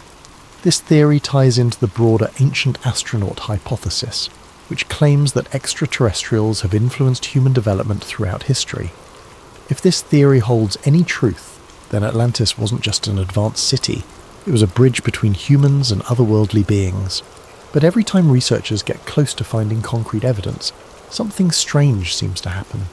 Some claim that underwater expeditions have mysteriously lost funding, that valuable documents have disappeared, or that independent researchers have been silenced. There are rumours of researchers who came too close to finding Atlantis suddenly facing threats, lawsuits, or even accidents. To conspiracy theorists, these stories aren't coincidences. They're proof of a deliberate effort to bury the truth. And while no one has officially confirmed the existence of Atlantis, modern technology has fueled new searches. Satellite imagery, underwater drones, and ground-penetrating radar are revealing more about Earth's hidden landscapes than ever before. Some claim that ancient structures on the ocean floor could be remnants of Atlantis, though these findings remain unproven. Still, every new discovery seems to bring more questions than answers. So, was Atlantis a real place? An advanced civilization that perished overnight, taking secrets of unimaginable power to the ocean floor? Or is it simply a myth? A story crafted by Plato to warn of the dangers of pride and hubris? For those who believe in the conspiracy, Atlantis is more than a cautionary tale. It's a hidden chapter in human history, one that's been intentionally erased. And the fact that we haven't found it yet doesn't discourage them. It only deepens their conviction that powerful forces want to keep Atlantis' secrets buried forever. Whether Atlantis is waiting to be discovered under the waves or forever lost to history, its legend endures. And as long as there are those who believe in its secrets, the hunt for Atlantis and the conspiracy theories surrounding it will continue. But perhaps what keeps the legend of Atlantis alive isn't just the mystery of whether it existed, it's the tantalizing hope of what it represents. Atlantis stirs something deep in the human psyche, a fascination with lost knowledge, untapped potential, and the possibility of an ancient civilization whose achievements could still reshape our understanding of the world today. For believers, Atlantis is not just a piece of ancient history, but a blueprint for humanity's potential, a lost paradise that, if found, could open doors to discoveries beyond our wildest dreams. Some conspiracy theorists even suggest that Atlantis' secrets could include revolutionary technologies that we have yet to rediscover, like the ability to harness limitless energy, profound medical knowledge that could extend human life, and scientific principles that could explain phenomena still unexplored. These theories weave Atlantis into modern discussions of everything from quantum mechanics to alternative energy sources, implying that a trove of Atlantean wisdom might lie buried beneath the waves, capable of catapulting humanity into a new golden age. If only it could be unearthed. And yet, for as many who yearn to find Atlantis, there are those who believe that powerful entities have gone to great lengths to keep it hidden. They argue that governments, secret societies, and powerful corporations have suppressed evidence of Atlantis to maintain control. To these believers, it's no coincidence that promising discoveries vanish, or that funding for Atlantis research is mysteriously pulled. They believe that a world order dependent on fossil fuels, financial hierarchies, and centralized power would have everything to lose if Atlantis, and the technologies it may have possessed, were ever uncovered.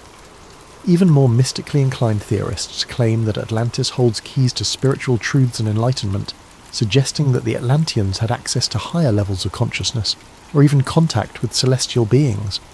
Some argue that Atlantis was a civilization that bridged humanity and the divine, with its knowledge guiding humans to higher planes of existence, until that knowledge was lost, either through human folly or deliberate erasure. For these believers, rediscovering Atlantis could mean reclaiming a path towards spiritual awakening, allowing humans to reconnect with an ancient divine understanding of the universe and our place within it. So as modern technology improves and underwater exploration pushes into new frontiers, the question remains, will we ever uncover the secrets of Atlantis? Is it possible that sonar scans or satellite imagery might someday reveal a submerged city, finally proving Atlantis was real? Or will it remain forever shrouded in mystery, protected by the ocean's depths and the weight of millennia? Perhaps it's this very elusiveness that keeps Atlantis alive in our imaginations. It's a riddle without an answer, a dream that remains tantalizingly out of reach. And as long as Atlantis remains unfound, its legend will continue to captivate, a story of both human aspiration and the dangers of ambition. So whether or not Atlantis truly lies beneath the waves, one thing is certain: as long as there are those who believe in its secrets, the hunt for Atlantis and the mysteries it promises will never end.